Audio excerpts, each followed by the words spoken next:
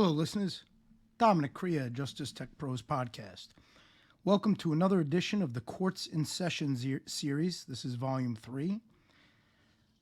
Today's episode, section of the series, I should say, for Courts in Session, is very long. It's extensive. It's going to follow lying informant Frank Pasqua, who, as some may be aware, he was one of the main supposed witnesses on the trial of Stephen Crea, Matthew Madonna, Terrence Caldwell, and Christopher Londonio. This individual was a lying informant who testified in front of the grand jury, basically lying about these individuals and making a lot of claims that were inaccurate on the grand jury level, which then obviously caused the indictment, or was part of. He was an integral part, I should say, of the indictment. And I won't get too deep into that aspect. That's going to be covered actually in the appeal we'll be filing on that case. But I wanted to, what's important to me, and one of the reasons I started the podcast and started We Push Back, is to really educate the public into what these lying informants are all about. They'll go into the courtroom, they'll claim to be changed men. They'll claim that everything that the government writes about them in that 5K1 letter, which, as I spoke about in the past, is a letter that the federal government gives on the behalf of an informant, kind of like a rave review, so that the judge goes easy on sentencing. So just like in everybody else's letter, Frank Pasqua's letter was filled with, how he just wants to be with his kids. And I was going to read the letter as part of this episode, but to be honest, the audio is so long, I didn't want to make it even longer by me reading the letter. So I may do a follow-up episode just where I read a lot of different informants' 5K1 letters so people could see what was said on their behalf doesn't really match up to the actions or their behavior as they moved on. They supposedly moved on with their life. So it's important that, I think it's important to show that, compare and contrast, show their behavior, show the claims made by the government about them being changed men, and then spotlight their behavior. So in the 5K1 letter, this individual, of course, said he just wants to take care of his family and this and that, right? Okay, sounds good, right? Well, the issue is, he's beating his family. He violated his supervised release by domestic abuse with his wife and with his son. And I'm going to let the audio speak for itself. So this is it's a long episode, so you'll probably have to hear it maybe in a couple parts. But it's worth a listen. We're going to now step inside the courtroom, and we're going to have a listen of a 2-day event where lying informant Frank Pasqua III has been charged with domestic abuse and violated his supervised release. Because he made the deal with the government, he had terms of the deal as honoring the supervised release and not breaking it and whatnot. Let me just pull up a document just so we know what we're looking at. Today, this was a December 7th, 2022 hearing in White Plains Court, Southern District of New York. And it's the United States versus Frank Pasqua. And that's what we're going to have read today on this episode. So sit back and enjoy. This is going to be, I think it's going to be entertaining. I did a little visual that I believe the public may find amusing. Now, I'm a bit of a perfectionist, so if I really wanted to do this the right way, I would have had different images to represent the different people talking on the tape. But I didn't want to do that. I didn't have the time, to be honest with you. That takes a lot of time to sync that up and do all that. So I think what I did do, you're going to find amusing and entertaining, and just add a little bit of creativity to this episode, give you something visually to look at while listening. So without further delay, sit back and enjoy the presentation of Courts in Session, Volume 3, presented by justicetechpros podcast. United States District Court, Southern District of New York. United States versus Frank Pasqua, defendant. Before the Honorable Nelson S. Roman, District Judge. Appearances: Damian Williams, United States Attorney for the Southern District of New York. Benjamin Klein, Marjorie Feinzig. Marjorie Feinzig, Assistant United States Attorney. Avram Shame Moskowitz, Attorney for Defendant. Christina M. Ahrens-Dieck, RPR, RMR, CRR. The Deputy Clerk. Docket number 16, CR 591, United States of America v. Frank Pasqua. Will counsel please note their appearance for the record, beginning with the government? Mr. Klein. Good morning, Your Honor. Ben Klein and Marjorie Feinzig for the government. With me at counsel table is Special Agent 𝐏𝐬𝐬 of the FBI. The Court. Good morning. Mr. Moskowitz. Good morning, Your Honor. Abraham Moskowitz on behalf of Frank Pasqua, who's seated to my left. The Court. Good morning. Mr. Moskowitz. Your Honor, before we begin, Mr. Pasqua has advised me that he would like to handle this hearing pro se. First of all, he has to be arraigned on the amended violation circumstances. Is he aware of that? Yes, Your Honor. Okay, and if he's going to proceed pro se, then I have to have a hearing. Understood. Is that what he wants to do? Yes, Your Honor. Okay. It would have been nice if somebody would have given me advance notice. Me too, Your Honor. But you should have told me that before we went on the record. Let me just take a brief recess. I'll have to get some more documents, and then we will proceed from there, provided that I make a determination that Mr. Pasqua is making a knowing and intelligent decision. Understand this. If I grant your application, there's not going to be a hybrid situation, meaning where you have your attorney jump in from time to time. He could give you advice, but you will be handling the proceeding yourself. And also, I need to be clear. Are you asking to proceed pro se going forward on all matters? The defendant. Just for this matter, sir. Mr. Moskowitz. Just for the hearing, Your Honor. The Court. Just for the hearing. Give me 5 minutes. Thank you. I'll conduct a hearing. Recess. The Court. I want to make something clear to Mr. Pasqua. Counsel has represented to me that Mr. Pasqua wants to proceed pro se in this matter. Understand this. There's no such thing as a hybrid representation, so the question is whether or not going forward, for all purposes, you're asking to represent yourself. Because we can't have a situation where you have counsel coming in and out of the picture. So you're either represented by counsel, or you're going to represent yourself going forward. You must wear the mask properly, sir. I know that other courts don't require masks. I do. In which case, I would be relieving your current counsel from further representing you. I may appoint him as a standby counsel, but there's no such thing as hybrid representation. So do you want a minute or two to speak to your current counsel to decide what you want to do? And the other thing that I'm going to tell you is that the proceeding is not a trial. We're not going to be conducting a trial. It's going to be a hearing. Different standards of proof and different rules of evidence apply. You need to know this going forward. Counsel conferred with the defendant. Mr. Moskowitz. Judge, I have discussed the matter again with Mr. Pasqua, and he continues to desire to handle the hearing on his own. The Court. No, it's not a question of handling the hearing. I understand that. Understood. There's no such thing as a hybrid representation. Yes, I understand, Judge, and so does Mr. Pasqua. He understands. So he's asking that you be relieved from further representing him in this matter, and he will be representing himself going forward. That's provided that I find that it's appropriate following a Ferretta hearing. Counsel conferred with the defendant. That is what he wants, Your Honor. Mr. Klein. Your Honor, I just want to note for the record that this is a supervised release revocation hearing that involves numerous specifications relating to domestic violence. We're planning to call as part of our case in chief the defendant's spouse, and so it appears to us that this idea is going pro se is in part based on a desire to intimidate, harass, and bully her, consistent with the specifications in the violation report. I just want to bring that to the court's attention. The Court. I understand that. He will be required to proceed as if he's an attorney, and the way I handle hearings in this courtroom is that all questions will be posed from the desk, from that very desk where you're seated. You will not be allowed to stand up, approach the witness, or anything to that effect. You must ask appropriate questions just as if you were an attorney. If there's an objection, I will sustain the objection.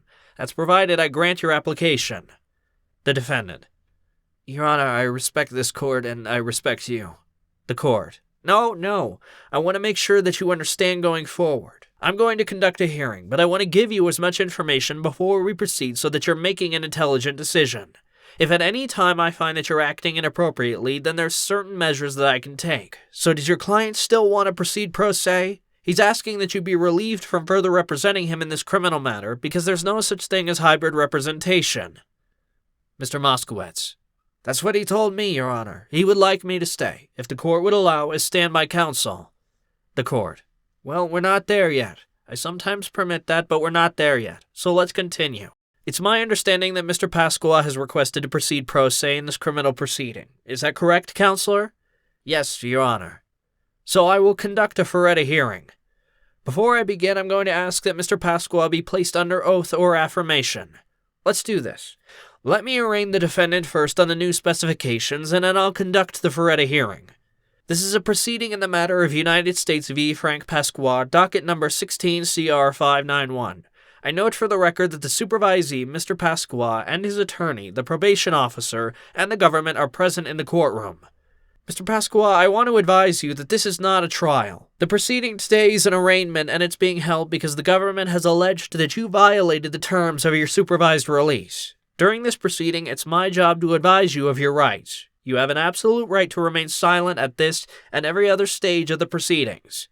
Any statement that you do make may be used against you. You have this right to remain silent even if you have already made statements to law enforcement officers, and you're not required to answer any questions that law enforcement officers ask you from this moment on.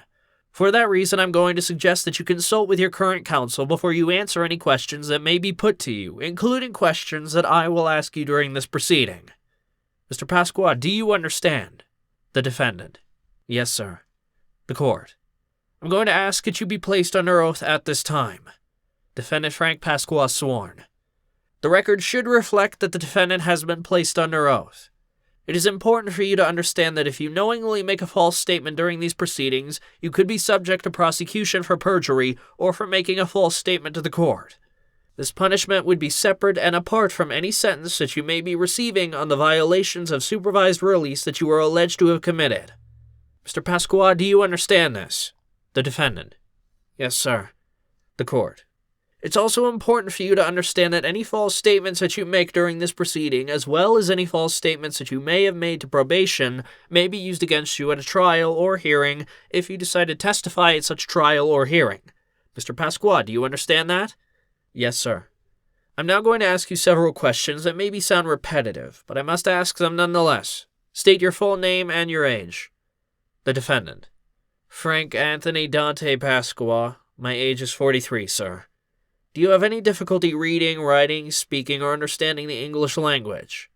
I'm slightly hard of hearing, sir, and the mask makes it a little difficult for me. I'm sorry? I'm slightly hard of hearing, sir, and the masks, sometimes I can't hear anything, but I'm hearing you well right now. Do you have any difficulty reading, writing, speaking, or understanding the English language? No, sir. How far did you go in school? I graduated high school. Have you ever been hospitalized or treated for narcotic or alcohol addiction?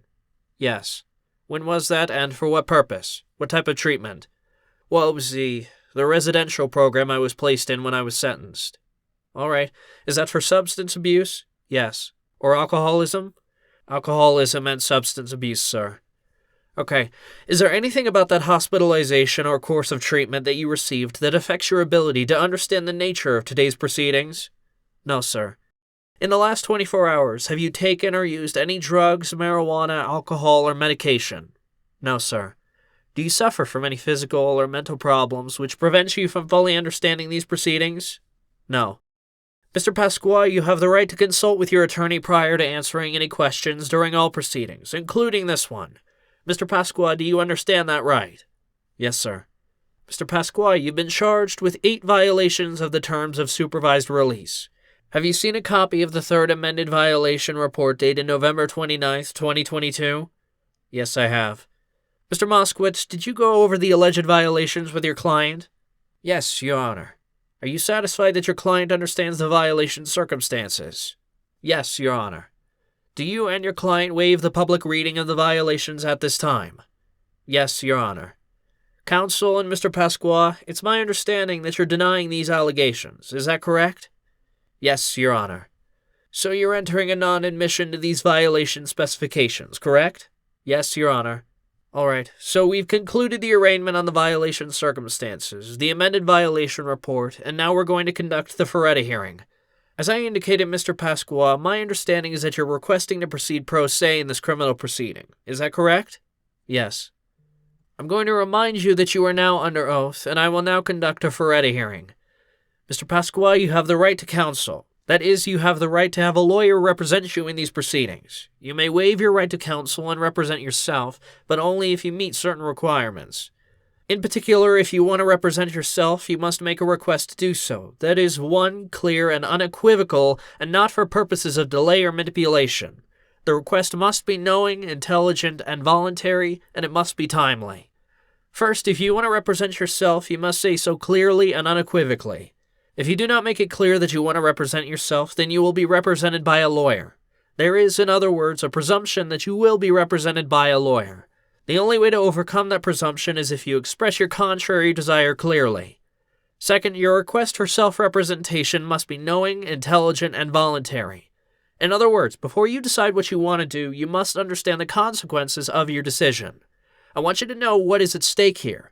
Although you need not be a lawyer or have the skill and experience of a lawyer, in order to decide to represent yourself, you must be aware of the dangers and disadvantages of proceeding without one. I will now try to explain to you the difficulties and dangers of self-representation.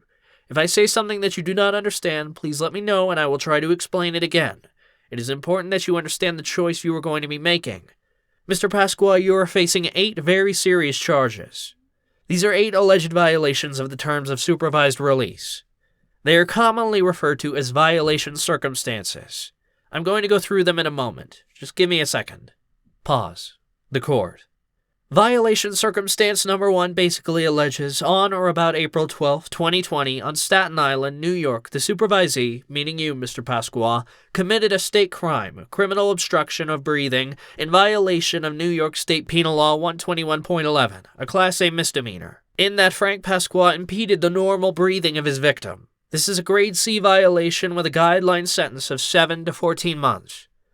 Violation circumstance number 2. On or about April 12, 2020, in Staten Island, New York, the supervisee committed a state crime, aggravated harassment in the second degree, in violation of New York State Penal Law 240.30, a Class A misdemeanor, in that Frank Pasqua did send a threatening text message to the victim, causing fear and alarm. This is a Grade C violation. The guideline sentence for that violation is 7 to 14 months. Violation circumstance number 3. On or about April 16, 2020, in Staten Island, New York, the supervisee committed a state crime, assault in the second degree, in violation of New York State Penal Law 120.05, a Class D felony, in that Frank Pasqua intended to cause serious injury to his victim. This is a Grade A violation. The guideline sentence for that violation is 46 to 57 months.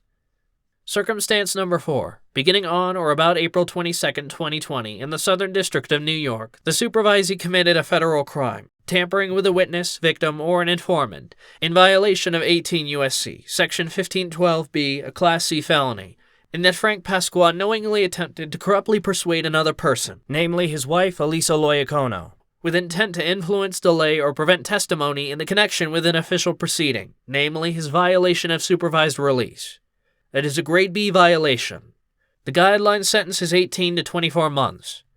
Violation circumstance number 5 alleges, in or about March 2022, in Brooklyn, New York, the supervisee committed a state crime, assault in the third degree, in violation of New York State Penal Law 120.0, a Class A misdemeanor, in that Frank Pasqua, with intent to cause physical injury, repeatedly struck the victim with a closed fist, causing her to be injured.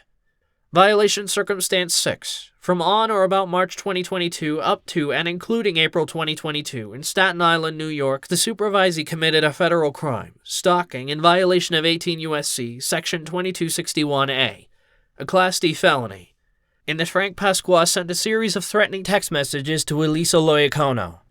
That is a Grade B violation. The guideline sentence for that is 18 to 24 months.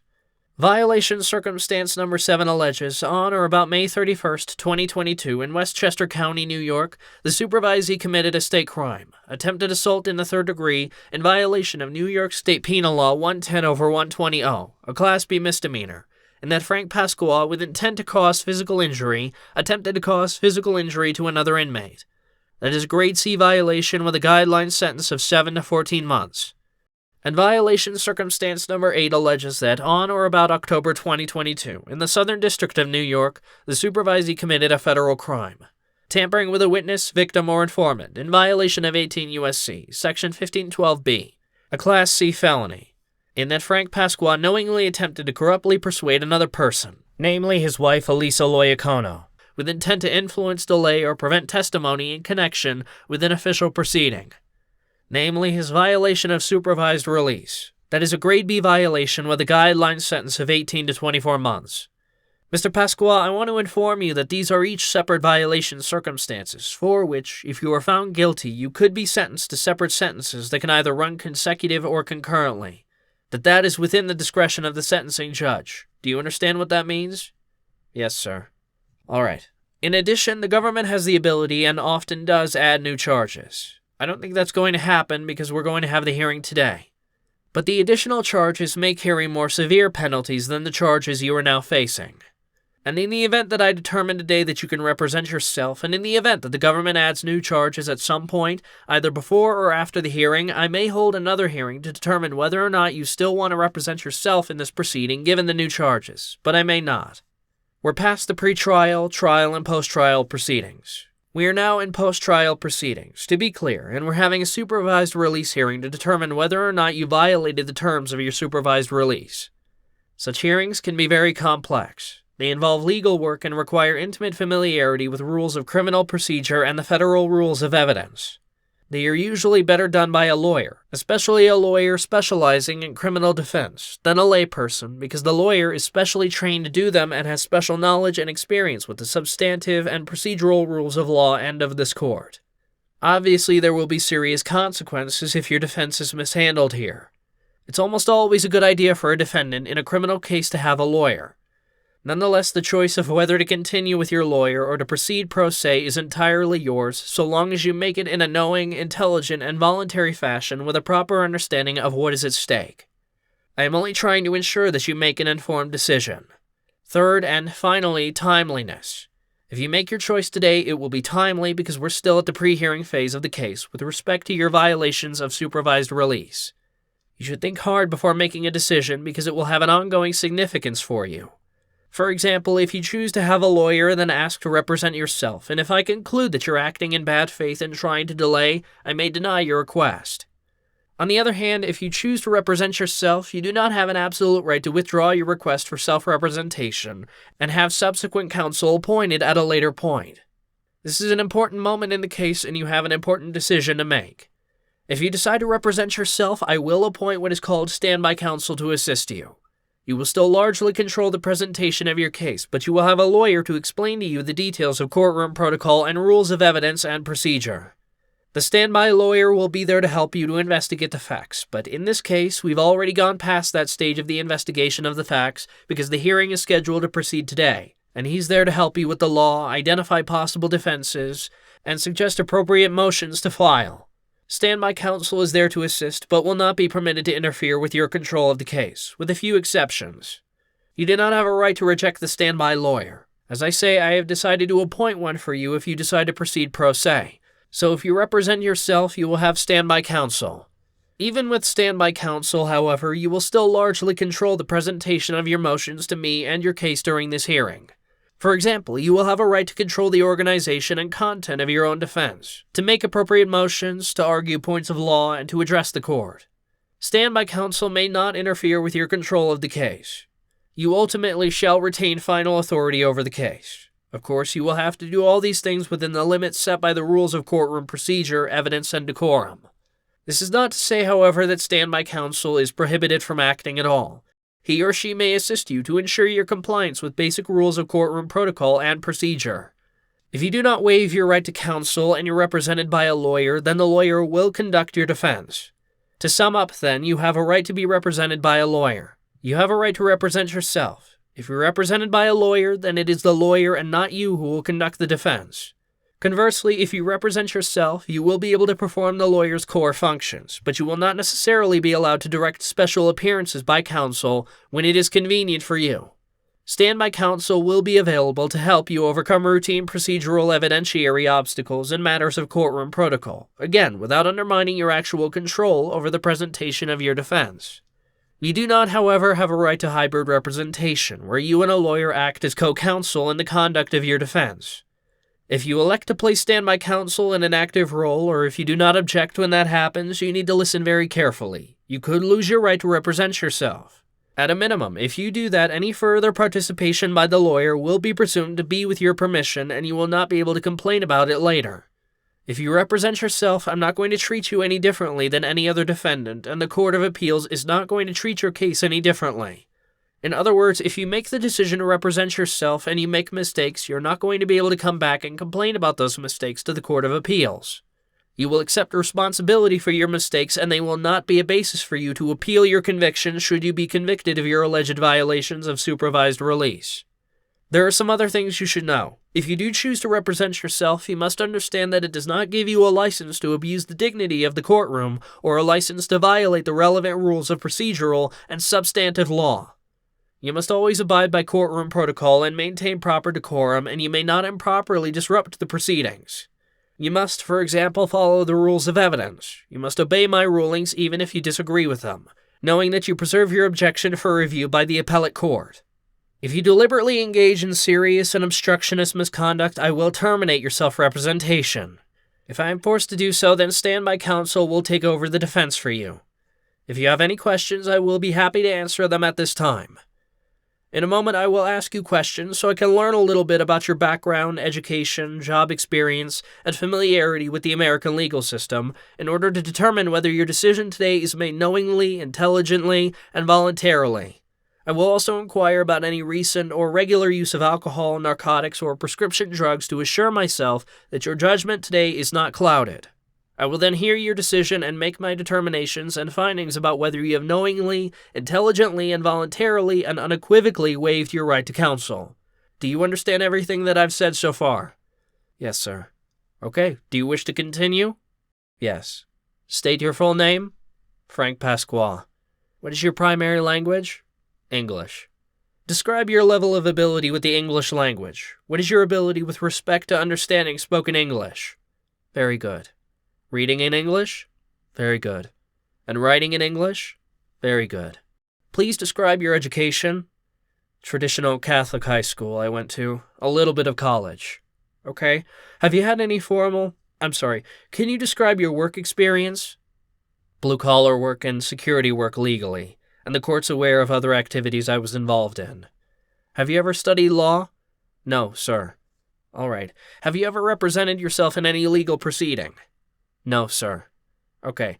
Are you familiar with the United States Constitution? As much as your average person, yes. Okay. Are you aware that you have a Sixth Amendment right to counsel? Yes, sir. Are you aware that you also have a Sixth Amendment right to represent yourself? Yes, sir. Are you familiar with the rules of evidence? No, sir. That is the federal rules of evidence. No, sir. Are you familiar with the federal rules of criminal procedure? No, sir. Mr. Pasqua, are you feeling well enough to proceed today? Yes. Have you recently taken any medication or consumed any alcohol? No. You mentioned this. You've received treatment for alcohol and/or drug addiction, correct? Yes, sir. That was some time ago? Yes. All right. Have you received any treatment for any type of mental illness? In the past, yes. Okay. Does that course of treatment affect your ability to understand today's proceedings? No. Mr. Pasqua, while you have the right to represent yourself, the court must decide for itself whether your waiver of your right to counsel is knowing, intelligent, and voluntary. Do you understand this? Yes. Do you understand the nature and the purpose of today's proceeding? Yes.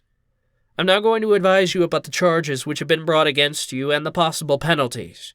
And I just want to go back to earlier today when I reviewed all of the specifications, the 8 specifications. Do you recall that? Yes. All right, I'm just going to summarize this. Specifications 1, 2, 5, and 7 are each Grade C violations, and the guideline sentence range for each of those Grade C violations is 7 to 14 months. Specification number 3 is a Grade A violation. The guideline sentencing range for a Grade A violation is 46 to 57 months. Specifications 4, 6, and 8 are each Grade B violations. The sentencing guideline applicable to a Grade B violation is 18 to 24 months. That's 18 to 24 months on each violation circumstance. Do you understand that? Yes, sir. All right. Mr. Pasqua, I want to make this clear. If you are found guilty of violating each alleged specification, the maximum exposure is 185 months in the event I sentence you to consecutive sentences. Do you understand this? Yes, sir. Mr. Klein. Your Honor, I'm sorry to interject. May I just note that I believe the statutory maximum is 27 years? I believe that's the guideline maximum. The maximum for violating each one of these is 27 years? I believe so to the extent that the court imposes a non-guideline sentence. The statutory maximum, I believe, is the summary on page 6 of the violation report. The various statutory maximums for the 7 counts. All right. Thank you, Counselor. Mr. Pasqua, did you just hear what counsel just said? He corrected me. I'm sorry. Did he just say that my exposure is 27 years, sir? The maximum exposure, should you be convicted of each of the 8 violation specifications, is 27 years. Yes, sir, I understand. Do you understand the charges which have been brought against you and the maximum possible penalty should you be found guilty of said violation circumstances? Yes, sir. Please tell me in your own words the maximum possible sentence which the court can sentence you should be found of violating each individual violation circumstances. 27 years, sir. All right. Do you understand that your sentence will be in part governed by the United States sentencing guidelines? Yes, sir. Have you discussed the sentencing guidelines with your attorney? Yes, sir. If you choose to represent yourself, you must stand by yourself, Mr. Pasqua. The court cannot advise you how to present your case, nor can it help with your case. Do you understand this? Yes. For example, if, during the hearing, you ask a witness a question to which the government objects and I agree with and sustain the government's objection, you will need to rephrase the question to comply with relevant rules of evidence and procedure, and I will not be able to advise you on how to appropriately revise your question. Do you understand that? Yes, sir. Mr. Pasqua, do you understand that you have a Fifth Amendment right to remain silent and not testify against yourself? Yes, sir. Do you understand that if you choose to represent yourself, because you may have to speak in the course of representing yourself, you may waive your Fifth Amendment right to remain silent, and anything you say in the course of representing yourself can be used against you?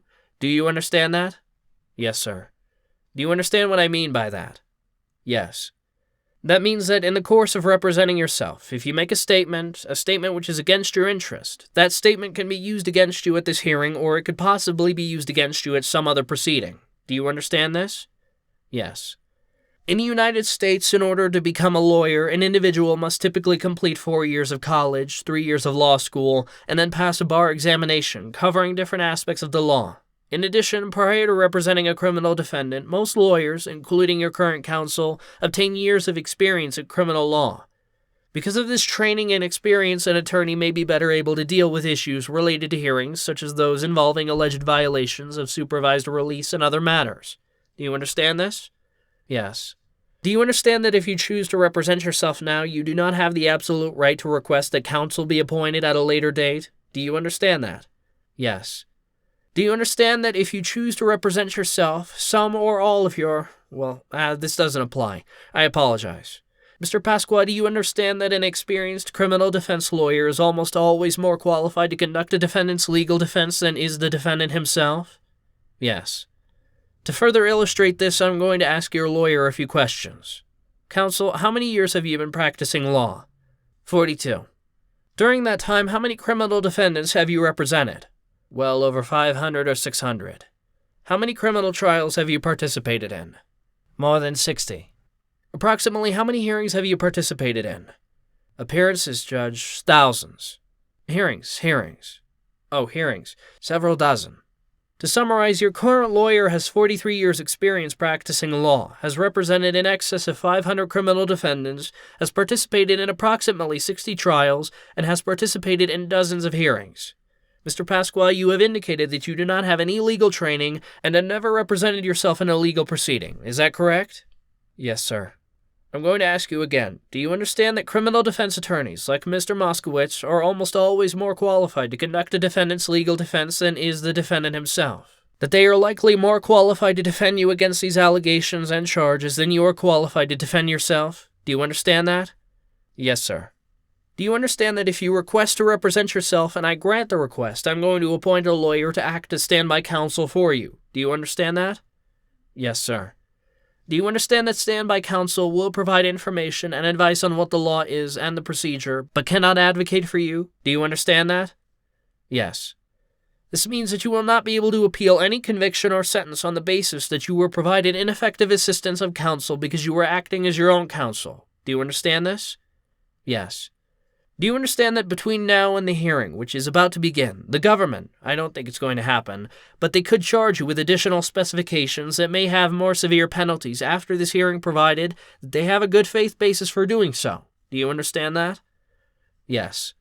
Do you understand that if you represent yourself and make mistakes, you will not be able to use those mistakes as a basis for an appeal of your conviction or sentence? Do you understand that? Yes. Do you now waive any claims of ineffective assistance of counsel on the basis of your self-representation? Yes, sir. I want to warn you that representing yourself at a hearing such as this one, dealing with alleged violations of supervised release, is unwise, and that, in the court's view, you will be far better represented by an experienced criminal defense attorney. Do you understand that? Yes. In light of the penalties you may suffer if you are found to have violated the terms of your supervised release, and in light of all the difficulties of representing yourself, in light of the potential sentence that you face if you are found to have committed each of the 8 violation circumstances, do you still want to represent yourself and give up your right to be represented by counsel? Yes, sir. Are you making this waiver voluntarily? Yes. Has anyone threatened you in order to get you to waive this right? No, sir. Has anyone made any inducements or other promises to get you to waive this right? No. Is there anything from the government? Mr. Klein. Your Honor, I would only note that the conduct in the violation report may be the basis for additional charges. This is a somewhat unusual circumstance because it is a violation of supervised release. There are charges in here, including multiple federal charges of stalking and witness tampering, and only allocute the defendant to make sure that he understands to the extent he makes statements as part of this proceeding. He may well have additional federal exposure and state exposure to substantive charges. Did you understand what was just said, Mr. Pasqua? Yes. To be clear, I went over the violation circumstances, and some of those violation circumstances allege that you violated certain federal laws. What the government has just indicated is that they may proceed to charge you with those federal criminal offenses separate and apart from this proceeding. All right? If they do so, that would be a separate action for which, if you are found guilty, either as a result of a plea or following a trial, you could be sentenced separate and apart from what I may sentence you, should I find you guilty or to have committed the violation circumstances alleged in the case that's presently before me. Do you understand what I'm saying? Yes, sir. What the government attorney also said is, to the extent that you make statements during this proceeding, and those statements have any type of bearing on those potential criminal charges, those potential federal criminal charges that they may bring in the future, that any statements that you make during these proceedings that are either directly or indirectly related to those potential criminal charges, those statements could be used against you at a later prosecution. Do you understand that? Yes. All right. So, based on what I've just said, is it your wish to represent yourself at today's hearing? Yes. All right. It's the court's determination that the defendant is competent to proceed at this criminal proceeding, that he understands the nature of today's proceeding and has the ability to consult with counsel and assist his counsel should counsel remain to represent him. Further, it's the court's determination that the defendant understands his right to an attorney and also understands his right to represent himself. It's the court's determination that the defendant's competent to waive his right to counsel and that the defendant's waiver of his right to counsel is made knowingly, intelligently, voluntarily, and unequivocally. Counsel, I'm going to appoint you to remain as standby counsel in this proceeding. Mr. Moskowitz. Thank you, Your Honor. The court. Anything further? Mr. Klein. No, Your Honor. The court. All right, we are ready to proceed to the hearing? Mr. Klein. We are, Your Honor. Before we do that, there are 2 individuals in the audience. I don't know who they are. This is a public proceeding. I want to make sure that they're not potential witnesses. Mr. Klein. No, Your Honor. The court. In this case, they're not from the government. All right. Mr. Pasqua, are you ready to proceed? The defendant. Yes, sir. You have a pen and paper? Yes, I do. All right. The government bears the burden in this proceeding, so I'll have the government call their first witness. Mr. Klein. Your Honor, may we open? The court. If you're going to open, I'm going to ask you to make a 5-minute opening statement. I read the violation circumstances. We've gone over them, so I'll ask you to be brief. I'll be brief, Your Honor. I will briefly highlight for the court that this is an extremely serious domestic violence/obstruction case. I won't go over the charges, but as you know, they're serious. They relate to abuse of the defendant's wife and his son, as well as efforts to tamper with these proceedings. Our plan today is to call both the defendant's wife and his son to give you an opportunity to hear from them about the abuse that he's committed. I will note that there is substantial evidence in this case to support their claims. Among other things, we're going to show you photographs of the victim's injuries.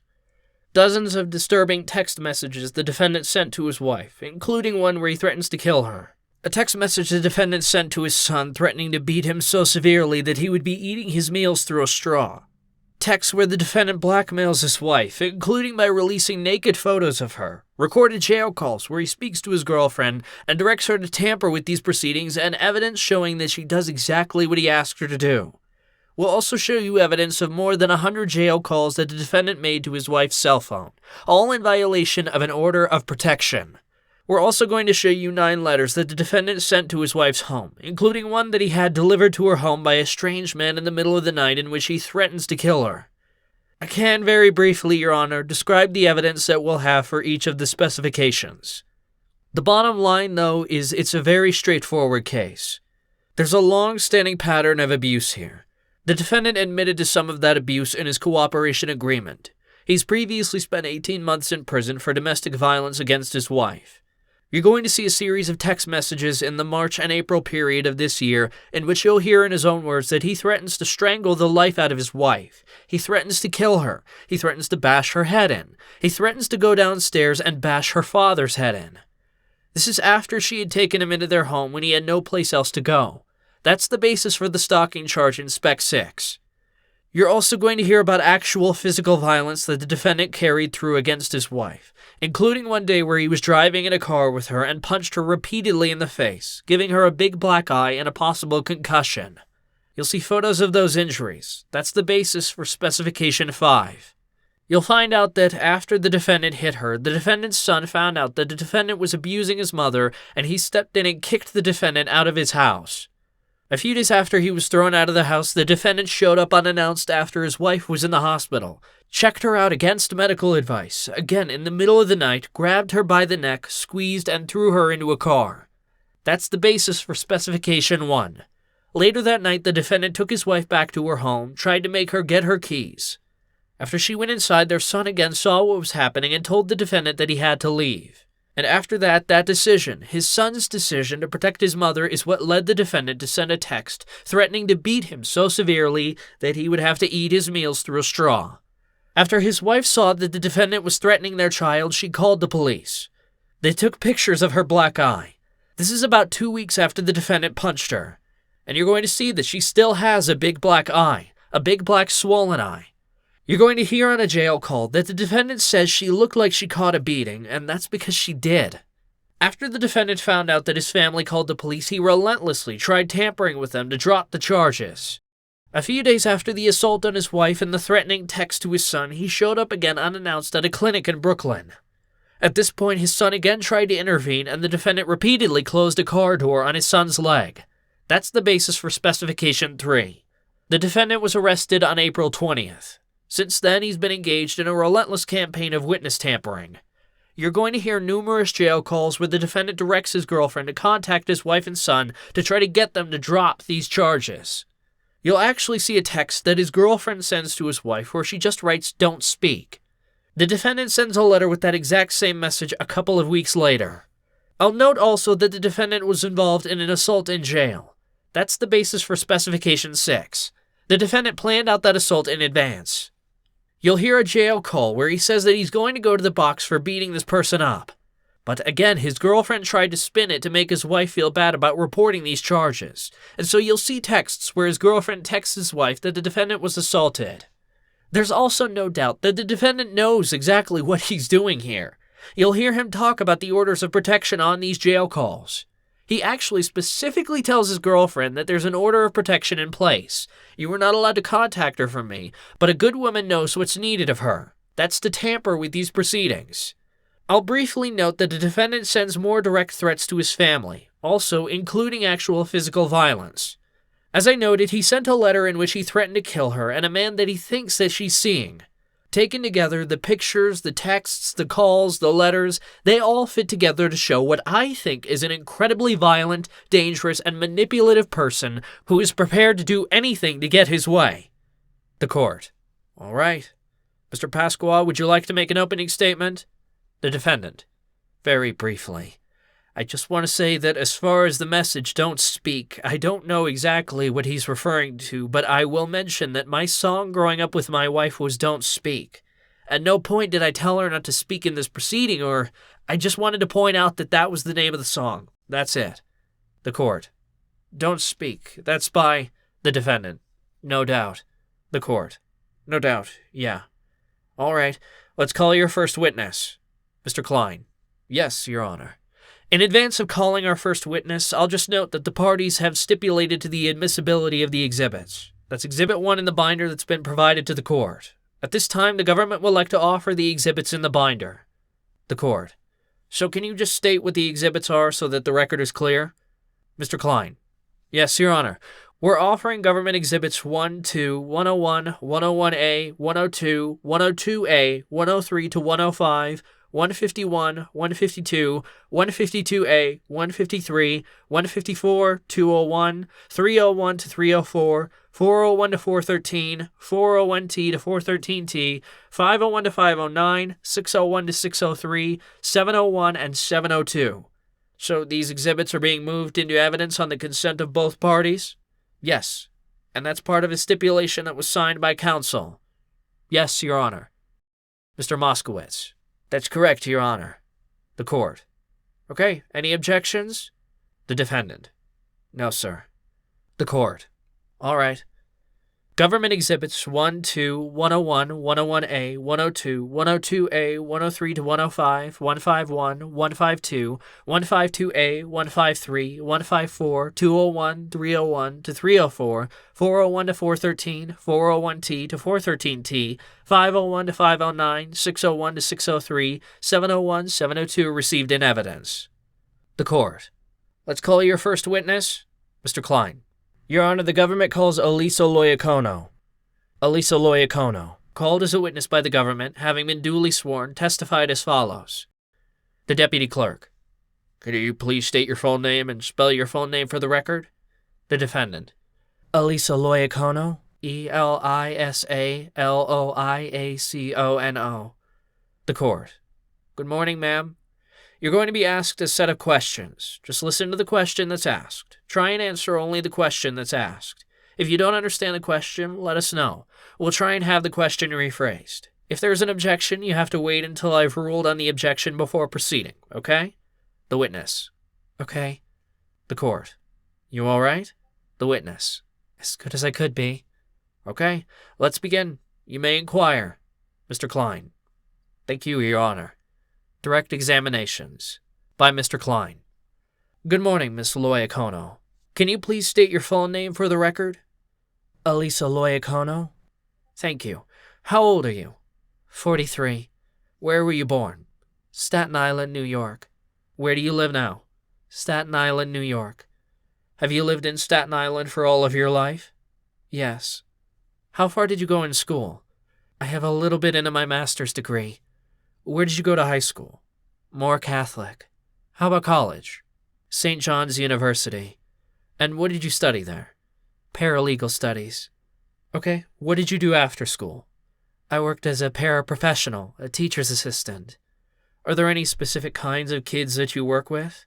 Autistic and emotionally disturbed. Okay, so you work with special needs children?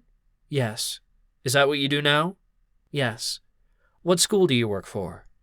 PS 373R on Henderson Avenue. And that's in Staten Island? Yes. How long have you been there? 17 years. How old are your students? They're in the 4th grade, so they're 8. Have you worked with students of other ages? Yes. Is that a full-time job? I'm sorry? Is that a full-time job? Yes. Ms. 𝐿𝐶𝐲𝐢𝐬𝐞𝐬, are you married? Yes. To whom? Frank Pasqua. Do you see Mr. Pasqua in the courtroom today? Yes, I do. Can you please point to him and identify an item of clothing that he's wearing? He's over there, and he's wearing a grayish-blue shirt. Thank you. About how long have you been... The court.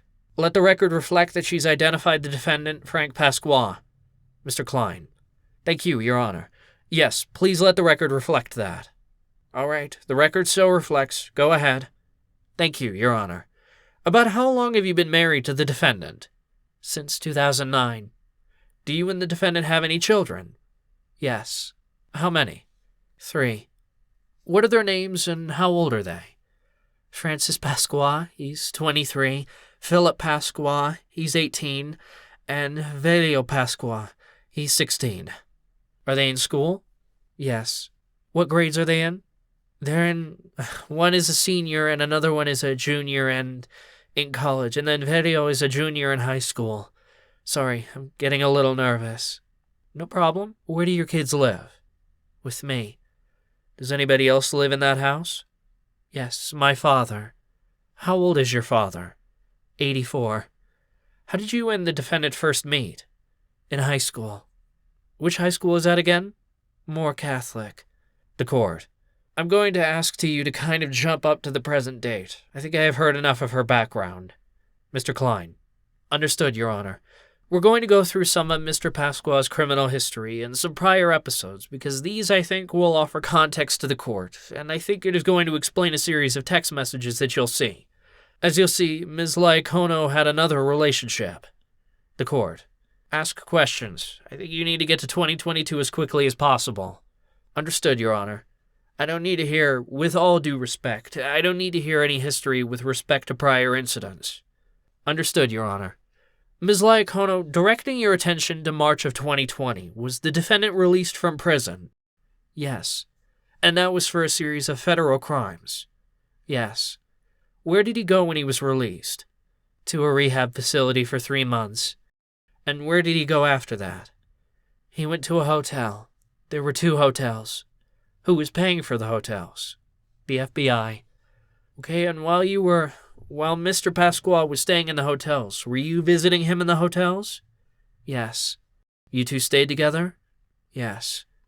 Did there come a time... Who was paying for the hotels? The FBI. Did there come a time when the FBI stopped paying for the hotels? Yes. When would that have been? I don't remember the exact date. Would it have been around the beginning of this year? Yes. Okay, and so where did the defendant go when he stopped living in the hotels? He came to my house. Okay? Well, my father's house. Your father's home. Why did he go there? We wanted to try to be a family, and there was no other option. Okay? How did things go once he got there? It started out okay, and then things got a little rough. Okay? How did he behave towards you? During day, he would be fine, but at night, he would be like a different person. What do you mean by that?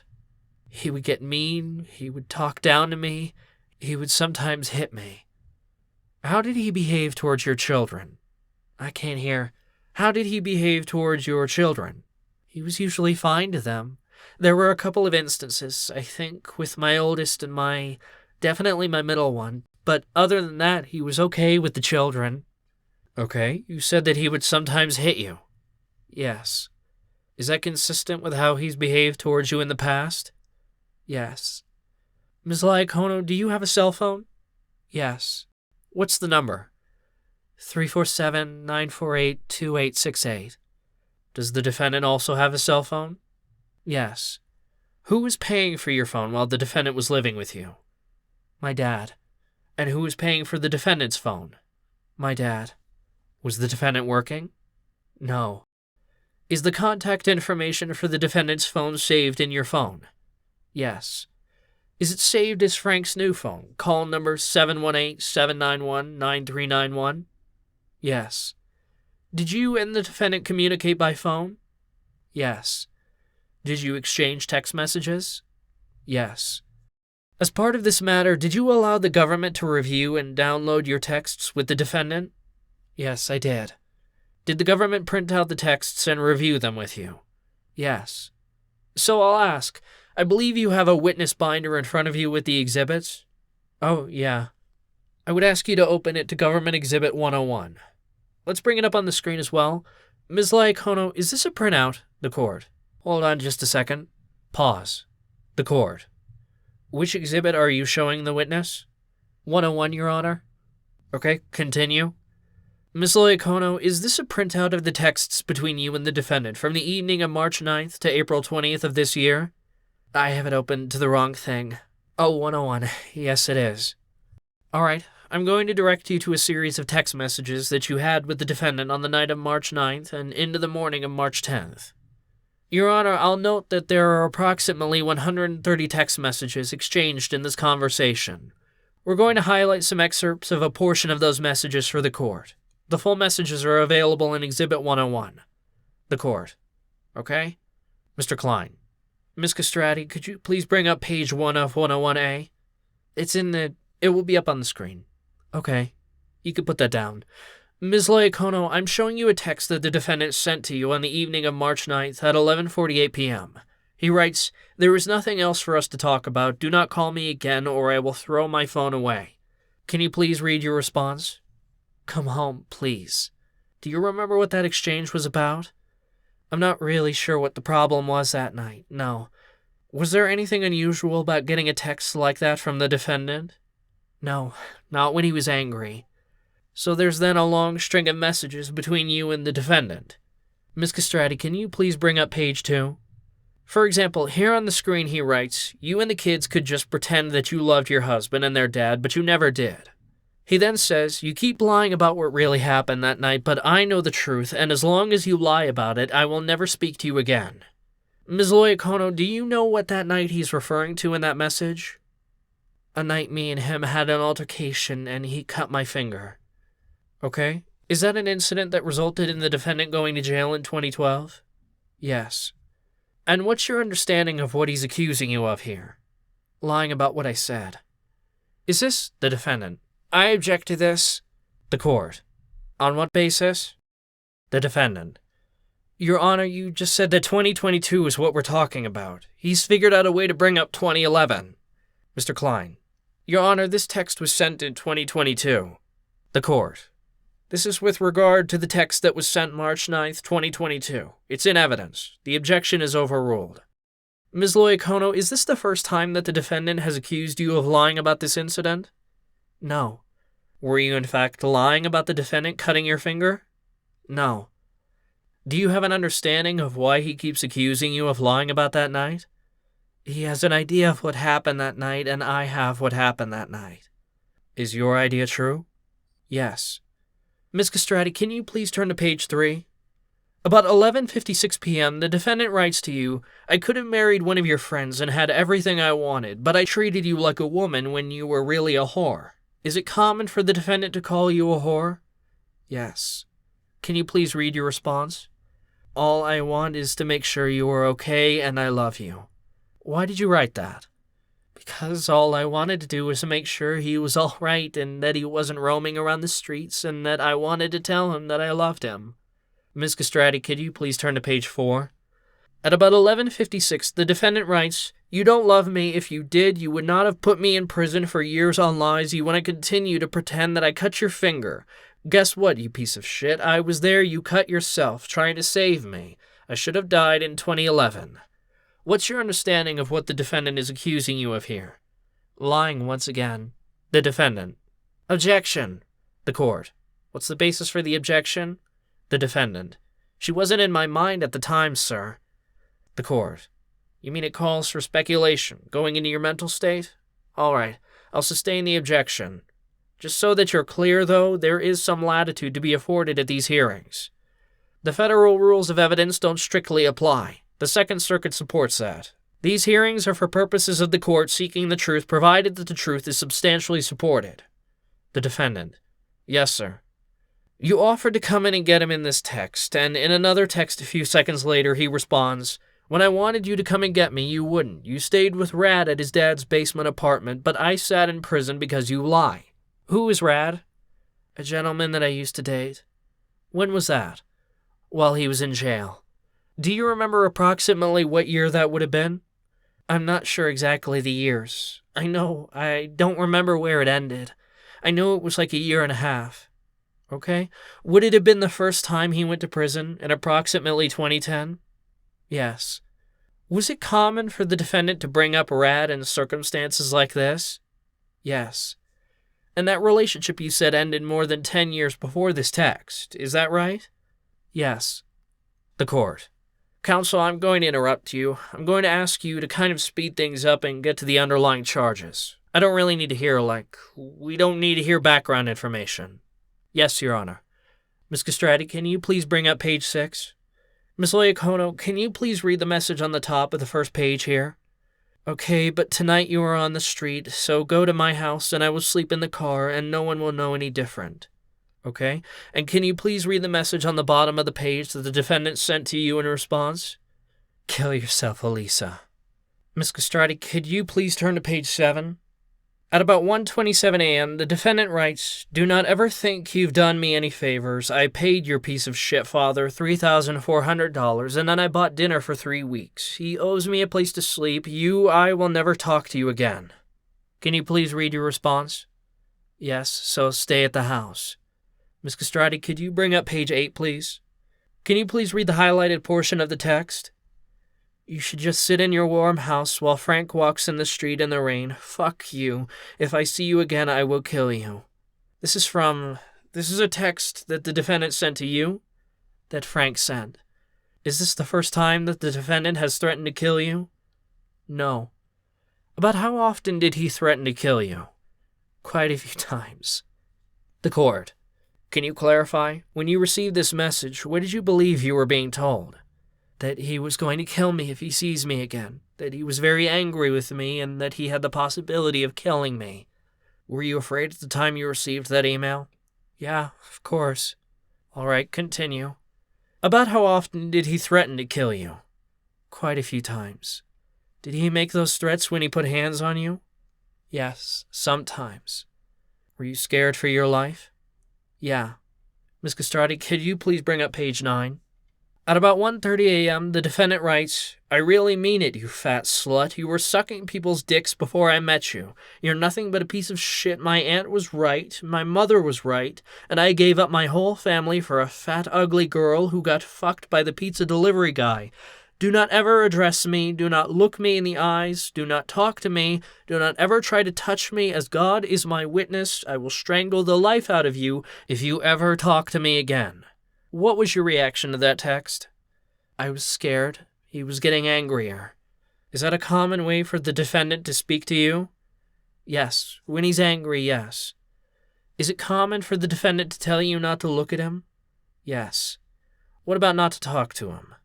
Yes. Do you have any understanding of why he says that? He wants to control and try to intimidate me and scare me. Are there other things that the defendant does to try to control you? Just the way he speaks to me and how he treats me when he's angry. The defendant. Object, sir. I'm sorry, I would like to object to that. The court. What's the basis of the objection? Earlier you used the word speculative, and that's what I think this is. All right, but she's talking about how she perceived these messages, not how you perceived them or what your thought was. Objection overruled. Mr. Klein. Ms. Castrati, could you please bring up page 10? Ms. Loyacono, can you please read your response to the defendant's message? I have a car. You don't go into the house, please, and be warm and safe. Do you remember why you wrote those messages? Yeah, because I didn't want him roaming the streets, and even though he was being, threatening and stuff, I wanted to de-escalate the situation and have him home in a safe place. Ms. Castrati, could you please bring up page 11? Less than a minute later, about 1:31 a.m., the defendant writes, "Fuck you, erase my number from your phone, don't ever call me again, I'm done with you, do you understand? The same way all the other guys who dump loads in your mouth fucking disrespected you. Now I have no respect for you, I hate you, do not ever speak to me or call me again." Could you please read your response? Frank, I know you hate me, but I don't want you out. I don't want you cold and without a place to lay your head. Please just go to my house tonight so you are safe and warm. I love you. Why did you write that? Because it's exactly what I meant. Ms. Castrati, could you please turn to page 12? The defendant. Your Honor, I object. The court. What's the basis for the objection? We've seen enough of the examples of the way I behaved. This has got to be, well, this has to be embarrassing for her, and I don't want that. I'm sorry? I feel like this is embarrassing for her. I was wrong. Could we just leave it at that? He's getting his point across at her expense, not mine. This is in evidence, sir. Okay. This exhibit is in evidence. If an exhibit is in evidence, they can read from it. I could agree with whatever he's saying. The things I said were out of control. She doesn't have to hear it again. There's an objection. It's overruled. You can continue. Mr. Klein. Ms. Castrati, can you please bring up page 12? At 1:30 a.m. he writes, "If we're ever in each other's presence, you do not look me in the eyes. I swear to you, Elisa, if you look in my eyes again, we are both going to die. Don't look at me. Don't act like you know me. You are the piece of shit that ruined my life." What did you understand the defendant to mean when he said, "If you look at him in the eyes, you are both going to die"? The defendant. Objection. Speculating again? Mr. Klein. Your Honor, this is... The court. The question is, when you read that, what was your understanding? The objection is overruled. I could answer? Yes. Oh, it was the same thing that he did before. He's threatening to kill me, and he's trying to intimidate me and make me scared, and it was working. When he said you were both going to die, what did you understand that to mean? Well, that he was going to kill me and then eventually kill himself. Was it common for the defendant to threaten to murder you and then kill himself? When he got angry, yes. Ms. Castrati, could you please turn to page 13? Less than 5 minutes after threatening to kill you at 1:39 a.m., the defendant writes, "I'm at your house. I'm sleeping on the couch." What was your reaction? I was happy in one way and nervous because I didn't know how he was going to act. But I was happy that he was home and safe. Were you surprised that he was back at the house after sending those text messages? Definitely. In the same message he says, "Stay away from me, do not speak to me, do not look at me in the eyes, because if you do, we're all going to hell tonight." What did you understand him to mean by that? The same thing where he's threatening to hurt me again, or even worse, so kill me if I look at him. And I didn't. I listened. I walked straight into the broom, and that was it. Did you think he was serious? He could have been. What made you think that? Well, because he was really angry, and he was saying it over and over again. It's not like he just said it once and disregarded it. Once was too many. He then writes, "I want nothing to do with you. I don't care about these kids anymore. They can go call Rad, who took them to Disney World, if they want a father." What's he referring to when he talks about Rad taking the kids to Disney World? I went to Disney World, and I brought my friend with me, and he's been upset about that for years now. Is Rad a subject that the defendant commonly brings up when he's upset? Yes, it's always brought up. Okay, and you said that the relationship ended more than a decade ago? Correct. Were you with the defendant when you had a relationship with Rab? No, we were in the process of getting a divorce. Okay, and this is still something that the defendant brings up? Yes. Do you have an understanding as to what specifically about Rad makes the defendant upset? The court. Objection sustained. The defendant. Objection. How could she give? The court. I just said objection, sir. I just said objection sustained. The defendant. Oh, thank you. Sorry. All right, he goes on. I want nothing to do with any of you. The court. All right, counsel, I'm going to interrupt you. All of these emails are in evidence, so they're before the court. You've already established that the witness has, whenever she hears threats of physical violence or death, that she takes them serious and she fears for her life. Mr. Klein. Thank you, Your Honor. I believe these texts do give some context for the violence that comes shortly thereafter. May I just move briefly through the end of them? The court. I think you have to move quickly through the end of them. Mr. Klein. Thank you. All right, Ms. Castrati, could you please turn to page 17?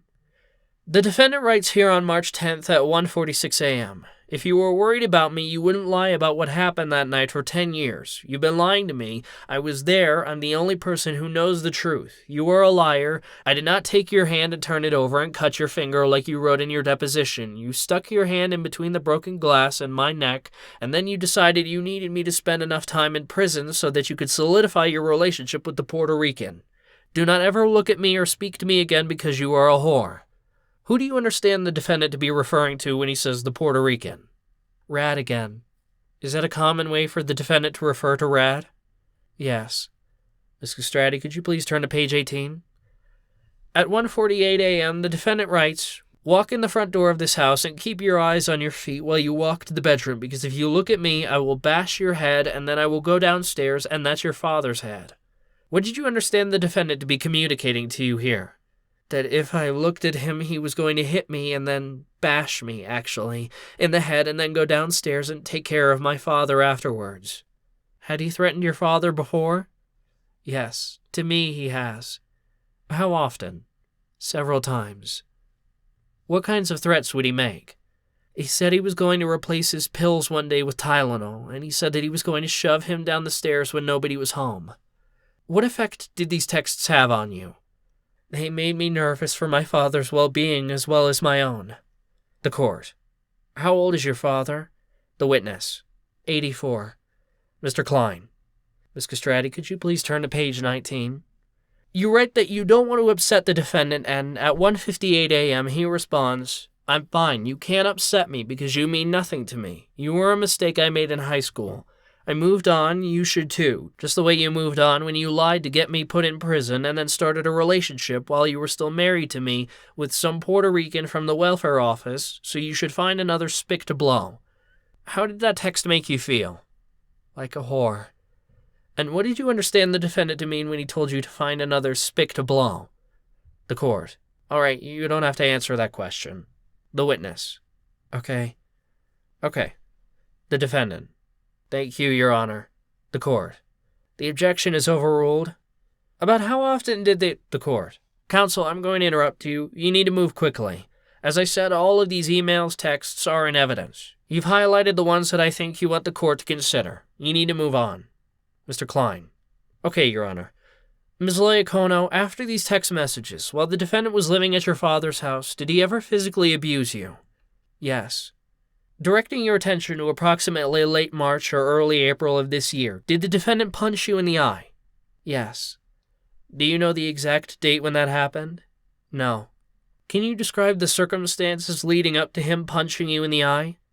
We were driving in a car to our methadone clinic, and he started to punch me in the face, in my eye, and then I tried to block him, and he got me on my hand, and he also punched me in my stomach. About how many times did he hit you? At least 3 times on the face, and like once or twice on the stomach.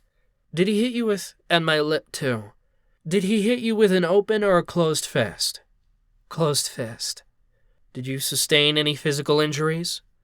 I had a black eye and a split lip. How about any internal injuries? Possibly a concussion. What made you think that you had a concussion? The next couple of days, I was more tired than usual, and I was really, dazed. The court. I'm going to interrupt you for a second. Ma'am, how tall are you? The witness. Me, I'm 5'1". 5'1"? Do you know how tall the defendant is? He's 5'11". Do you know how much he weighs, approximately? He was 340.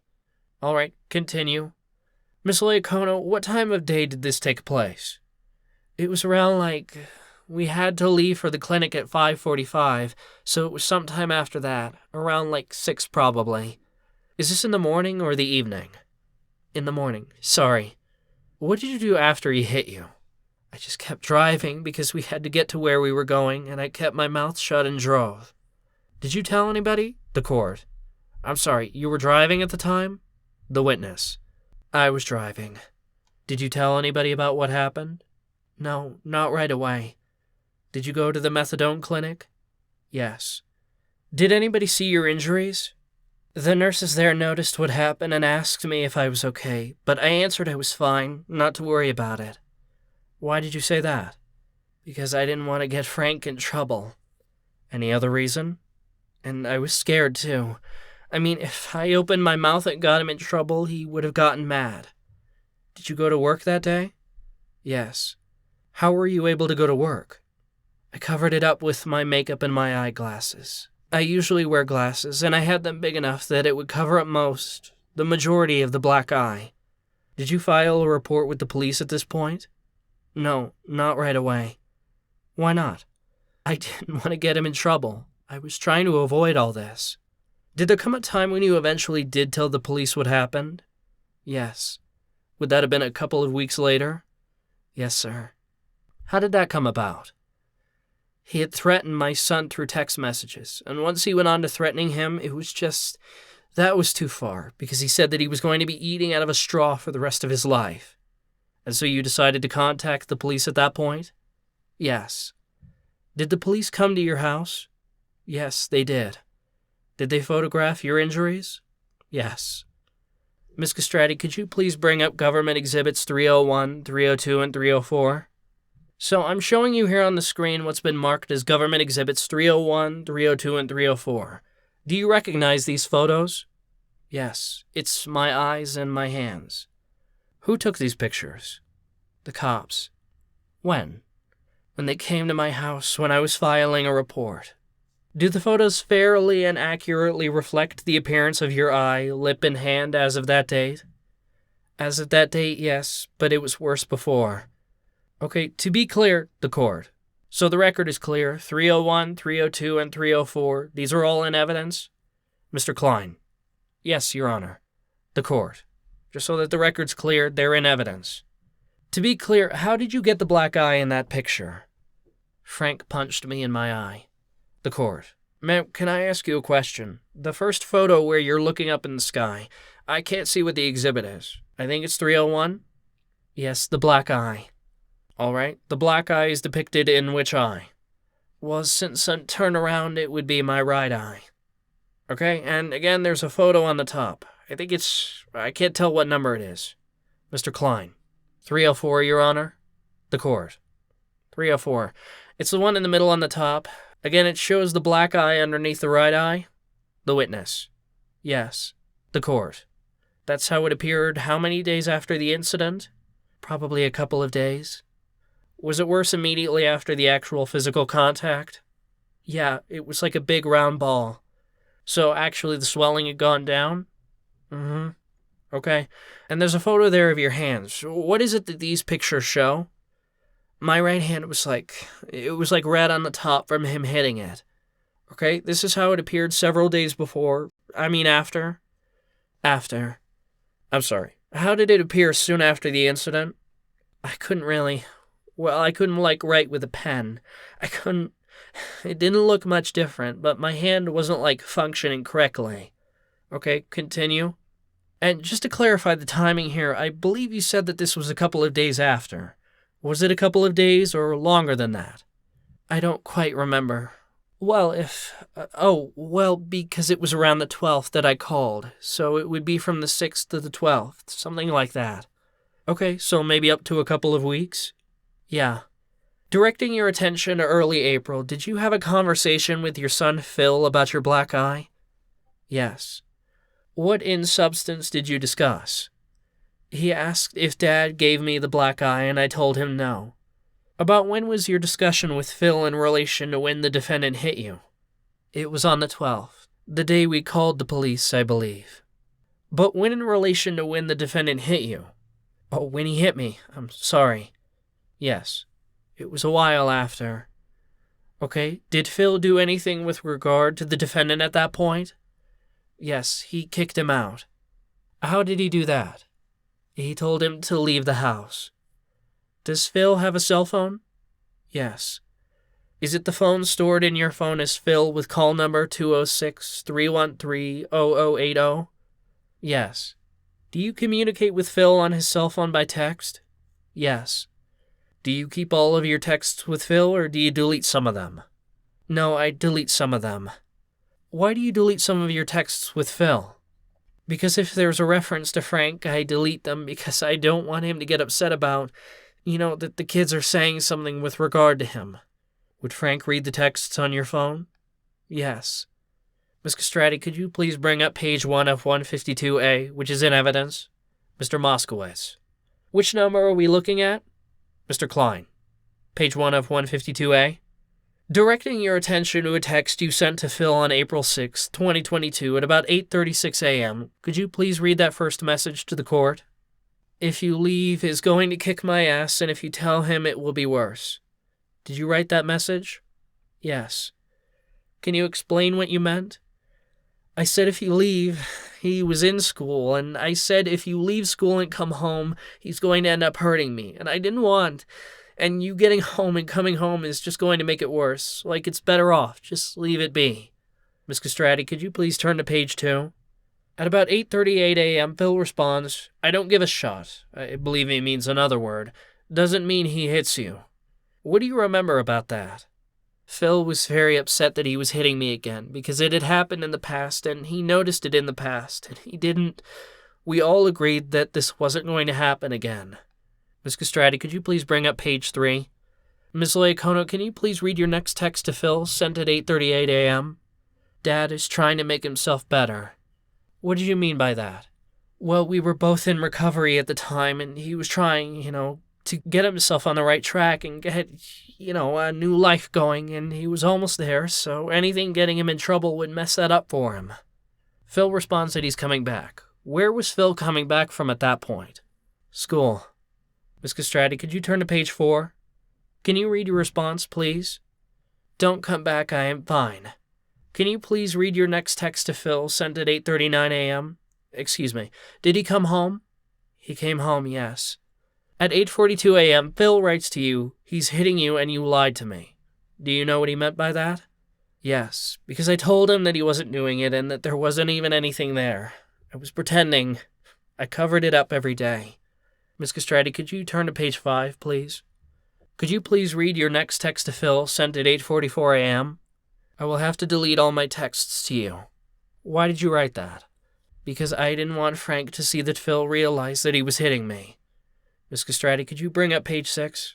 Also at 8:44, Phil sends you a series of texts saying, Mom, this isn't flying. He's gone.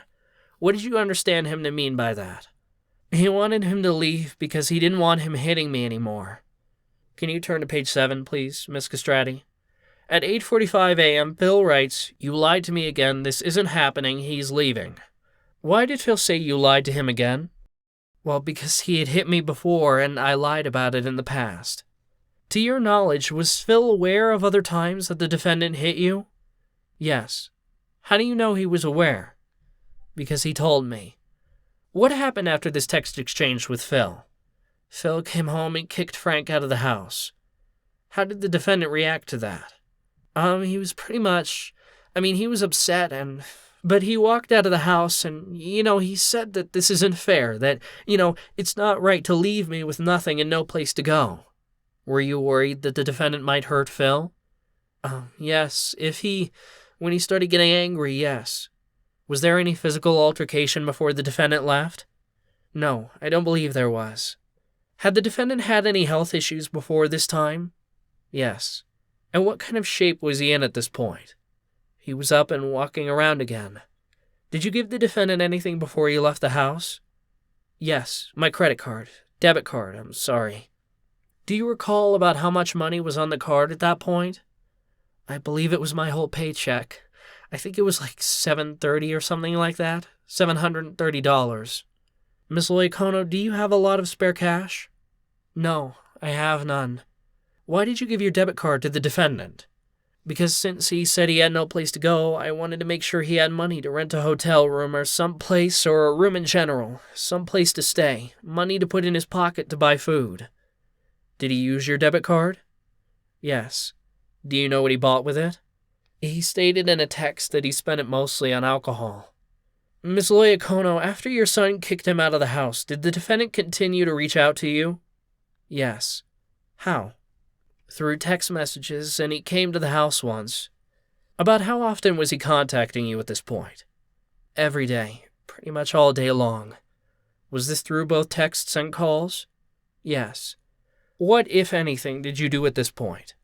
Got restraining orders. How was the defendant reacting when you weren't responding to him? He doesn't like that at all. One of his biggest, rules is that you don't not answer the phone or text messages. Did he threaten you?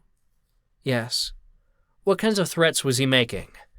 He said that he was going to put naked pictures in my school where I work and tell them that I do drugs and that I'm a prostitute. And he also, I don't remember what else there was. Did he make any threats relating to your custody of your children? Oh, yes. He threatened to call ACS on me, which he did.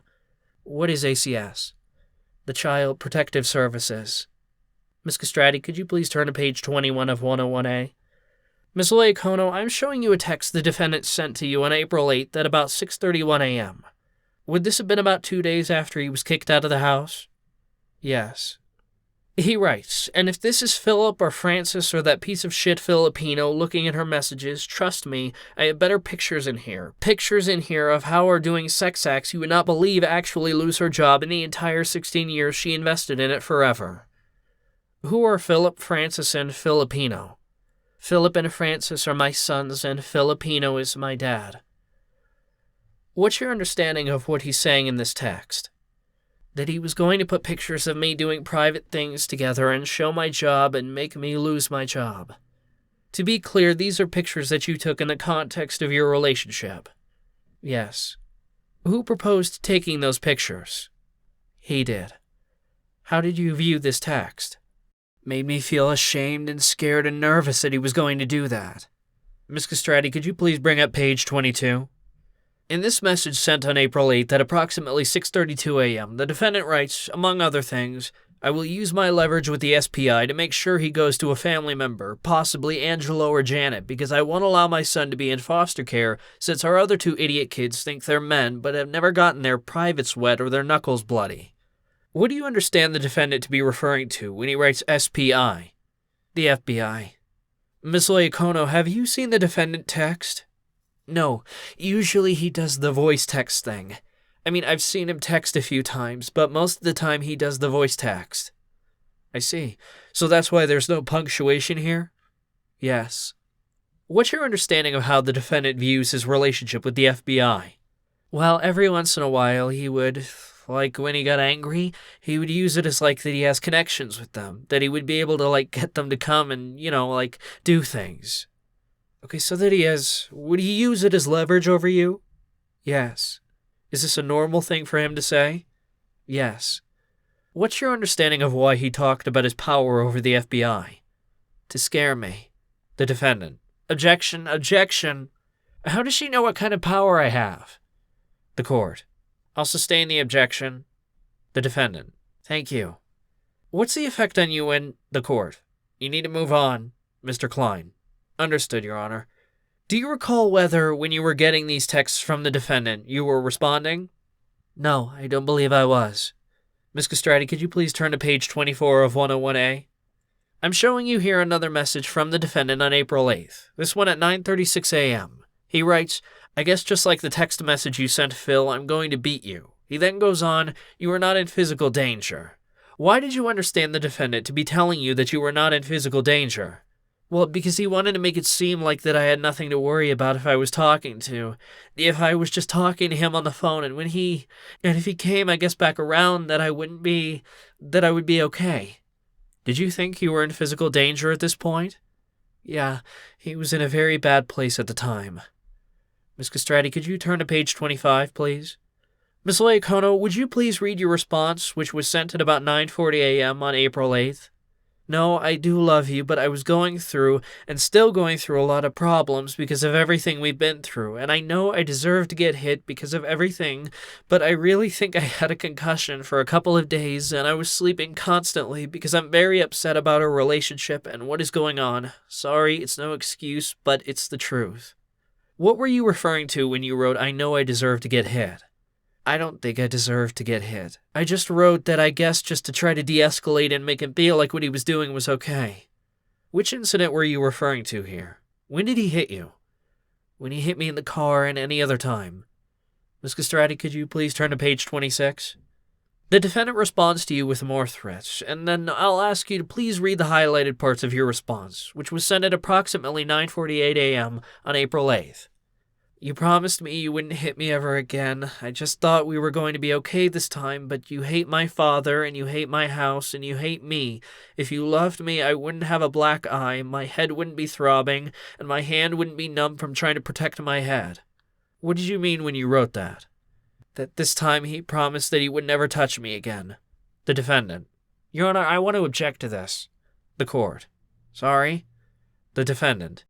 I want to object to this. She wrote these text messages after she had already started proceeding against me and knew we were going to be in court today talking about them. So what's the basis for the objection? He's asking what her meaning was. Okay? She wrote, Overruled. You can finish your testimony. I was saying that... I forgot what I was saying even. So you were talking about your hand getting hit. Are you indicating that the reason why your hands were injured is because you were protecting yourself? Yes, I was protecting myself. All right. But he also had promised at that point that he would, before we got together, back together, that he wouldn't hit me again. Okay? Ms. Castrati, could you please bring up page 27? Also on April 8th at approximately 9:52 a.m., the defendant writes, "These text messages hurt because you would rather not speak to me. No reason I can't hit you over the phone." What did you understand the defendant to mean when he wrote, "I can't hit you over the phone"? Because I wasn't answering his phone calls, and he was saying how he can't hit me over the phone, so why was I scared to talk to him on the phone? Later in that same text, the defendant writes, "The only reason I ever shook you awake by your head was because you were jugging vodka and your eyes looked glassed over." Miss 𝐏𝐫𝐞𝐬𝐞, did you get a black eye because the defendant shook you awake by the head? No. How did you get a black eye? He punched me while we were driving. Ms. Castrati, could you turn to page 28? Could you please read the highlighted part of your response, which was sent at approximately 10 a.m.? You yelled and got me up, then hit me to make me get there, but you also hit me because of all the things I did wrong to you and called me a fat, I guess something, loser whore I guess I am. But you say you love me. I don't want you to be on the street. I wanted you to be here on the couch with all of us, but you were miserable here and all we did was fight, so how can we stay in the same house together? Miss 𝐏𝐫𝐞𝐬, was it common for the defendant to yell at you? At night, yes, and whenever he got upset about certain things from the past.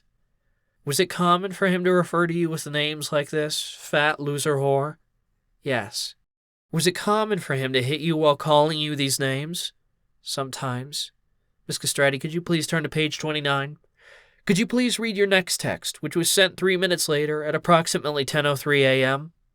I'm going to the hospital myself as well in a little while, but I can't feel my right hand at all. Ms. 𝐏𝐫𝐞𝐬𝐞, why couldn't you feel your hand? Because he had punched me in it. Ms. Castrati, could you turn to page 30?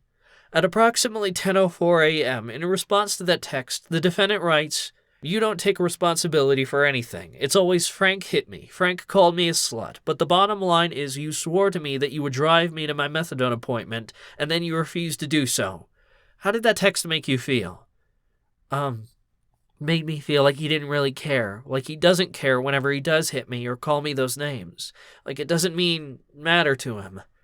Ms. Castrati, could you please turn to page 32?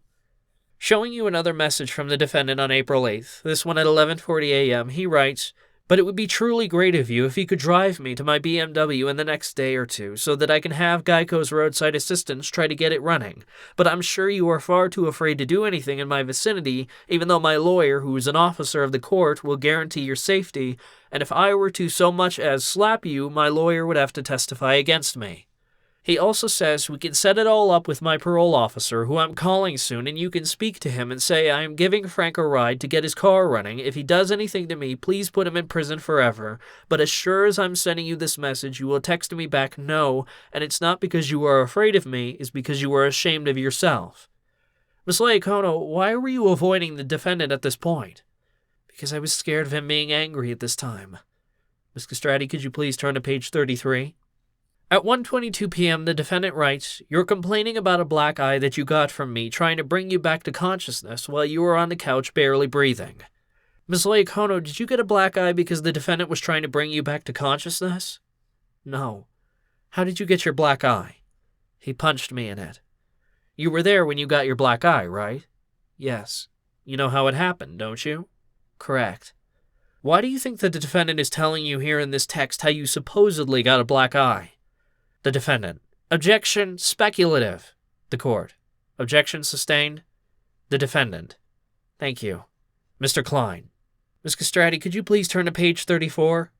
The next day, on April 9th, the defendant writes to you at approximately 7:22 p.m., "I'll take a polygraph. You got a black eye from me doing mouth-to-mouth and slapping you to wake you up."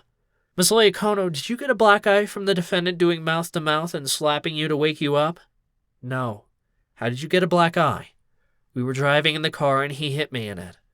Over the next few days, did the defendant keep contacting you? Yes. How? Through text and letters. Do you know if he was being advised at this point not to talk to you? Yes. How do you know that? Because his attorney told me that, and there was texts. And also, I have an order of protection, so I know that he was aware of it. Okay.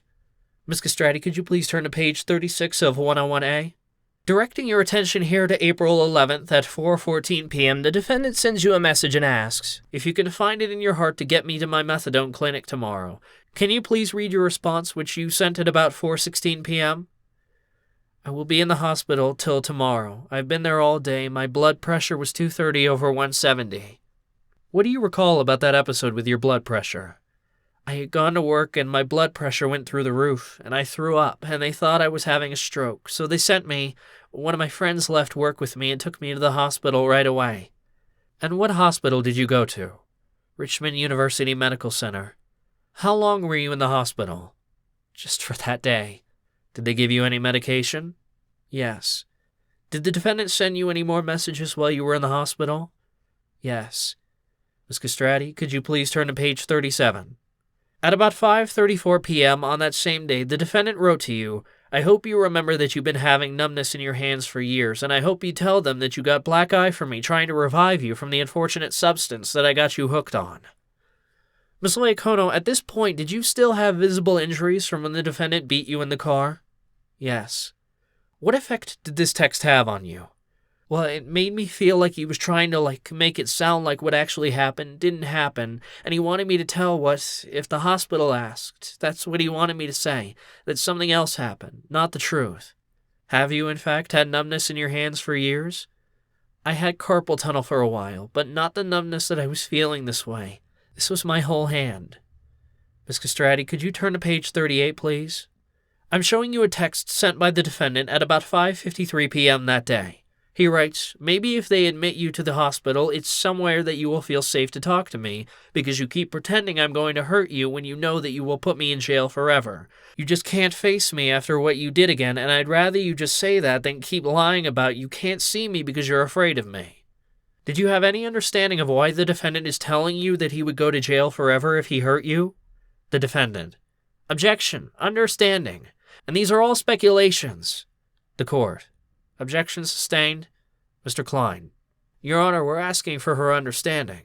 The court. I see the text. Move on. Mr. Klein. Understood, Your Honor.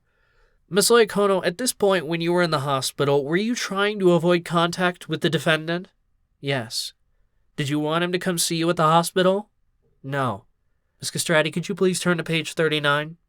I'm showing you a text that the defendant sent to you at 6:02 p.m. He writes, I'm not going to go anywhere where you are unless you ask me to. I can't risk going to prison, so don't think for a minute that I'm just going to show up at your house or show up at your hospital.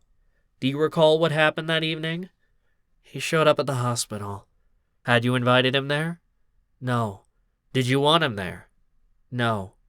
Later in that same message, the defendant wrote, now I gotta hear all these lies from Philip about how your hands are messed up from blocking punches from me. You know I hit you in the hand with the back scratcher to try to get you to wake up. You know I didn't punch your hand. Was your hand hurt by the defendant hitting you with a back scratcher? No. How was your hand hurt? From him punching me in it. What happened after the defendant got to the hospital? He handed me a bottle of a 𝐏𝐫𝐞𝐬𝐴 mixed with some type of alcohol and told me to drink it, and I drank it. And then he also said that the hospital wasn't doing anything for me and I should leave. What were the doctors telling you to do at this point? That they were going to admit me and make me stay to observe the blood pressure. And what did you end up doing? Leaving. Why did you leave? Because I was listening to what Frank had to say. Do you remember approximately what time that was? I'm not quite sure. What happened after you left? He started getting angry because I couldn't figure out how to call an Uber, so I was getting nervous that it was going to escalate to something worse. So I tried to run back into the hospital, and when I tried to run back into the hospital, he grabbed me by my neck and my arm and shoved me in the car. When he grabbed your neck, did he apply pressure? Yes. Did it hurt? Yes, somewhat. Was he doing it on purpose? Yes. Were you able to breathe? Yes. Did you have any injuries afterwards? It was sore and slightly bruised. How did you feel at this point? I was getting nervous at this point because he was getting more and more angry as the time went by. Did you get into the car? I got into the car, yeah. He put me in it. Did the defendant get in after you? Yes.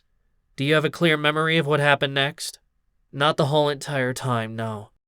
Ms. Castrati, could you please turn to page 8 of 152A? I would like to show you a text that was sent from your phone to your son Phil's phone on April 12th at approximately 7:02 p.m. Please take a moment and look at it. It begins, Philip. This would have been several hours after you left the hospital, is that right? Yes. It's a lengthy message. I'll highlight some parts of it. Regardless of how you feel about your father, he is still your father, and if you think he's such a dickhead, you should just tell him that to his face. What I need is my medications, and he's the only person who is willing to go get them for me, and I do not want this to become a legal issue, and it is very quickly going in that direction. So none of this is a threat, we just want to get where we want to go in our lives, which is 2 separate directions, and in case you don't know it, I owe him more than a $20,000 car and far more money than I can earn in the next 10 years, and he has not asked me for a penny. Later on down he says, if you choose not to honor my wishes, then what's your excuse for that? Then I'm a dick and you shouldn't answer my calls. If your father was a dick, there would have been several agencies at our house already, and everybody would be living in separate foster cares, but your father is a stand-up guy, and I caused as much of this as he did. Miss 𝐏𝐬𝐞𝐬, did you send that text to your son Phil? No, I did not. Do you know who sent it? Frank did. How do you know that? Because it's his wording. I don't talk like that. I don't say the bad language that he puts in there. I don't talk to my children like that, and I don't use the word like stand-up guy. Okay? Did you give him permission to use your phone to send that text? No.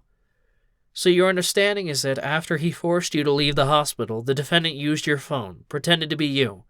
The defendant. Objection, and sent the text to your son about what a good father he is. The court. Ma'am, when you say that, you're indicating that he used your phone? Yes. On what basis do you believe that he used your phone? Well, because this isn't my... I don't write like this. This isn't my language, like how I text. What day was this message sent? Mr. Klein. April 12th, Your Honor. The court. Show her the exhibit if you need to. Refresh your recollection. The witness. It's the 12th, I think it says. The court. Okay, approximately what time? It says 19. Do you recall? I don't know. It says 1900 hours. I don't know how that works. So let's say that it's 7 p.m., okay? Do you recall that day? I don't recall exactly the whole entire, taking my phone exchange and... No. Do you recall where you were that day or what might have been happening that day? That's the day after, the day he took me out of the hospital. So that's the day where you were led, that he gave you Gatorade with alcohol. Yeah. When the doctors were asking you to remain in the hospital, he took you out? Yes. And did he have access to your cell phone at that time? Well, he could just take it. Where was your cell phone? In my pocketbook, or in my pocket, or my jacket, whichever. Did he drive you home, or did he accompany home? Yes, he did. Okay. Do you recall how you were feeling that day once you left the hospital? What was your state? No, I definitely felt like groggy and like out of it from the medicine that they gave me in the hospital. And then after the drink, it really, it didn't affect me too well, but I just know that that's not my text. All right. Miss 𝐏𝐬𝐞𝐬, do you recall getting home on the evening of April 12th? Vaguely. Did the defendant go with you? Yes. Tell us what happened. We tried to walk into the house and Phil stopped him. They let me in, but they stopped Frank. Later that night, do you recall learning about a text message that the defendant sent to your son Phil? Yes. What did you learn about the text? That he said that he was going to be eating through a straw for the rest of his life. Did you report that incident to the police? Yes. How did you report it? I called up the police and they came to my house. What is it that prompted you to contact the police at this point? Because he was now threatening my children. It wasn't just me. At this point, did you also report the defendant's assault on you during the prior evening? Yes. Did the defendant eventually find out that you filed a police report? Yes. How did he react? Not very well. Did he continue? The court. Counsel, can we take a step back? With respect to the message that was sent where he allegedly threatens the son, is there a copy of the email? Yes, Your Honor. It's in evidence. I believe that it is 151. I'm happy to bring it up on the screen. Is that where there's discussion about eating through a straw? That's correct, Your Honor. Okay. That message is in evidence, and we plan to bring it up. I'm sorry, text message. That's correct, Your Honor. The exhibit itself is in evidence? It is, Your Honor, and we'll highlight it for the court. You just did. Okay. Ms. 𝐏𝐬𝐞𝐬, after the defendant found out that you had filed a police report, did he continue sending you threatening messages? Yes. Ms. 𝐏𝐫𝐞𝐬, could you please bring up page 40 of 101A? Showing you a message from April 13th at about 9:38 a.m., the defendant wrote, "So after my parole officer just called me and told me that I might have to spend 3 years in prison because of law, which I assume is lies, that came from Philip Francis and possibly you. He wasn't certain if you were lying. Also, you don't answer the phone. Do you really think I'm going to go back to prison without speaking to you? I'm letting you know now I would appreciate a phone call at some time today, because before I turn myself into custody, what you promised me I would never have to do again, I am going to Child Protective Services and the New York City Board of Education." What effect did that text have on you? I was scared for my kids and my job. Ms. 𝐏𝐫𝐞𝐬, could you bring up page 41 of 101A? Showing you a text now dated April 14th at 9:08 a.m., the defendant wrote, "Do I have to walk over to the house and knock on the door with the FBI?"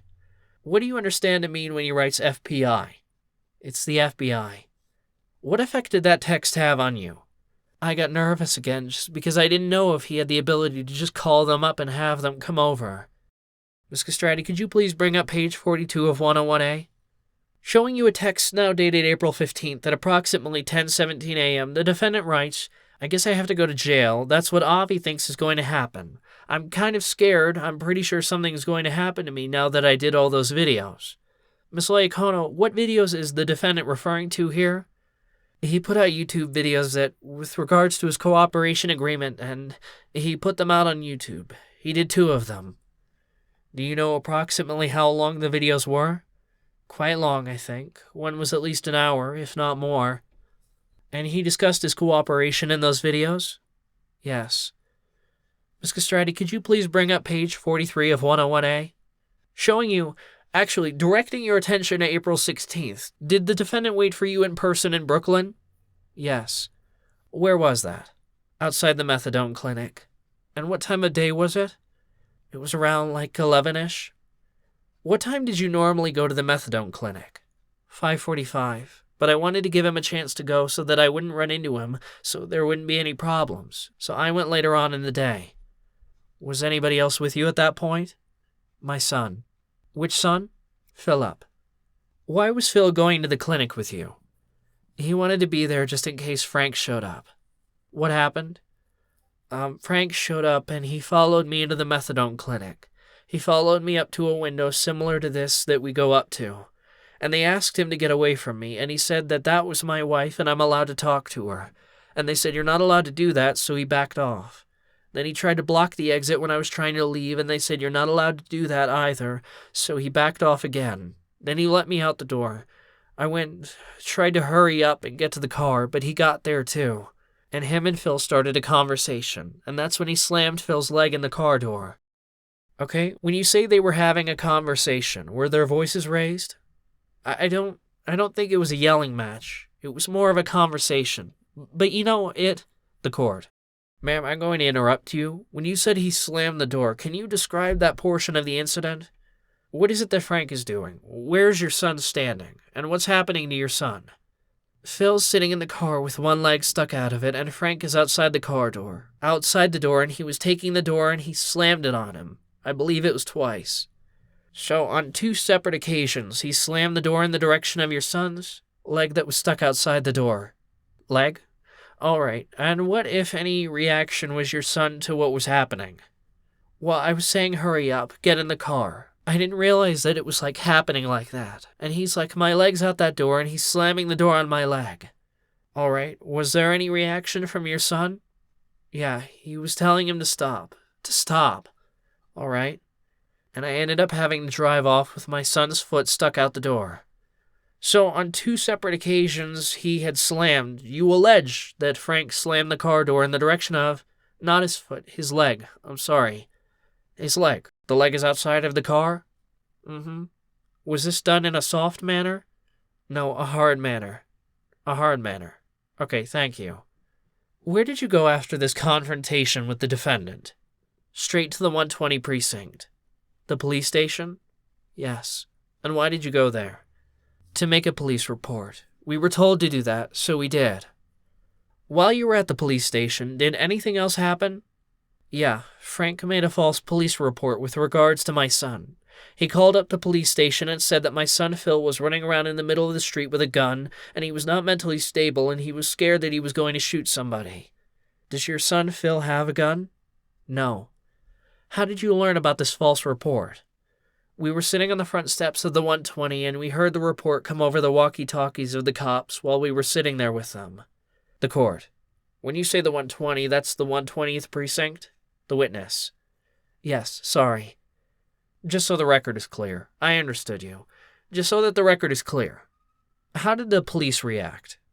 They were actually kind of laughing because they said that, like, how could we have the young man right here? They said it's impossible, but they ended up sending 10 squad cars to my house thinking that there was a young man out. Well, thinking that my son was outside waving a gun, and if, God forbid, he was outside and just so happened to stick his arm in his jacket, they could have shot him. So that's another way he's putting his life in danger. Okay, so your understanding is that right after he slammed the car door on your son's leg, he filed a fake police report? What was that? I'm sorry? Your understanding is that right after he slammed the car door on your son's leg, he filed a false police report? Correct. The court. Can you clarify, did he file a false police report or did he call 911 and make false allegations? I believe he just called 911 because the sergeant took the phone call. The sergeant called Frank himself and had a discussion with him and asked about the situation. Ms. Castrati, could you please bring up Exhibit 102? I'm going to show you some messages with somebody saved in your phone as Emily. Ms. Iacono, who's Emily? Frank's girlfriend. Do you know her last name? Kassler. Where does she live? Mississippi. Do you know how long she and the defendant had been dating? Not too sure. Have you ever met her in person? No. Have you spoken to her? Yes. In what context? Over the phone with regards to Frank's, well-being. Him getting better, and when he was sick, him getting better from his drinking and whatnot. And also just discussions on whether, to tell her that I was scared about what Frank was doing. Have you heard the defendant speak to her? Yes. In what context? He would call her up and make fun of me and call me names and berate me over the phone to her and say how he can't wait to be with her instead of me and that I'm just a fat loser whore that he got stuck with and he can't wait to be with a better woman like her. Why would you stay in the room for those conversations? Because I wasn't allowed to leave. What do you mean by that? He told me to stay on the couch and not to move and to listen to what he had to say. After you and Phil threw the defendant out of the house, did his girlfriend contact you on his behalf? I'm sorry? After you and Phil threw the defendant out of the house, did his girlfriend contact you on his behalf? Yes. How? She texted me. Ms. Castrati, could you please bring up page 1 of 102A? Ms. Iacono, I'm showing you here a text that Ms. Kassler sent to you on April 14th at about 9:59 a.m. She wrote, I'm sending you $200 with a message that said for Frank on it. Can you please send that money back through Cash App or give it to Frank? Can you please read your response 2 days later on April 16th? The blue numbers is the deposit from Venmo onto my card, but it's supposed to be he has the money. And what did you mean by that? I had sent the money back, loaded it up onto my debit card, which is the same debit card I gave to him when he left, when he was kicked out, and that it had the $200 that I just loaded. So you had given him the debit card and you're passing along the money? Yes, correct. Ms. Castrati, could you please turn to page 2? Around 1:40 p.m. she writes, okay, thank you, and asks, are you okay? Could you please read your response? No, he just slammed my son's knee in the car door and called the cops on him. Which incident are you referring to here? When Phil's leg was slammed in the car door and when he called the cops and said that he had a gun outside the house. This is written on April 16th. Is that the day of the incident? Yes. Do you remember how long after the assault you wrote that text? I'm not positive. It's at 1:40 p.m., and you said that the assault occurred around 11? Yes. Had you already been to the police station by that point? Yes. Ms. Kassler then writes to you, he called the cops on your son? Why in the world why? Can you please read your response? He also said that he would be drinking out of a straw for the rest of his life, as in my son, so let's just leave it at that. What are you referring to here? When Frank texted Phil that he would be drinking out of a straw for the rest of his life. I mean eating out of a straw. I keep saying that. Did Miss Castler express any surprise here that the defendant would slam your son's knee in the door? Not here, she doesn't. Well, she said why, oh why, but that was more towards the cop call, I think. Did Miss Castler continue sending you messages? Yes. Did those messages include trying to get you to speak to the defendant? Yes. Miss Castrati, could you please bring up page 3? On April 17th at approximately 9:33 a.m., Miss Castler appears to have texted you. Please respond to this. He's wanting to call ACS tomorrow. All he's asking for is for you to pick up the phone and talk to him for 2 minutes. What did you understand her to mean? That if I didn't call him, he was going to call ACS, which he already did. Could you please read your response, beginning he will get? Oh, he will get everything he needs when we have them together and we can drop them off or give them to his lawyer or the FBI rep. He already called ACS. Between dealing with ACS and my son's leg right now, it can't happen right this second. He will have everything. We told him numerous times he will get everything he needs. What were you conveying to Miss Castler here? That I told Frank several times that he will have everything he needs as soon as I had the time to get it together. It's just that there was a lot of craziness. We were dealing with ACS coming to the house like every other day and, the cops coming to the house, and there was a lot of stuff going on. So your understanding is that the defendant called ACS? Yes. How did that investigation turn out? It was unfounded. The court. All right, counsel, I'm going to interrupt you at this time because it's approximately 1, so we're going to have to recess. So, ma'am, I'm going to ask you to step down. Okay. I'm going to ask you to put on your mask before you step down, and we're going to come back at 2 to continue with the hearing. You can't discuss what you already testified to with anyone else. If you could step down. Okay. The witness left the courtroom. The court. Before we recess, is there anything that anyone wants to put on the record? Mr. Klein. No, Your Honor. The defendant. No, Your Honor. The court. Okay, so I'll see everybody here at 2 so that we can continue with the hearing. Thank you. Lunch and recess. Continued on next page. The court. Everyone can remain seated. All right, Mr. Pasqua has entered the court. Government wants to address Mr. Pasqua. I'm telling Mr. Pasqua that the government attorney, Mr. Klein, wants to address the court. Mr. Klein.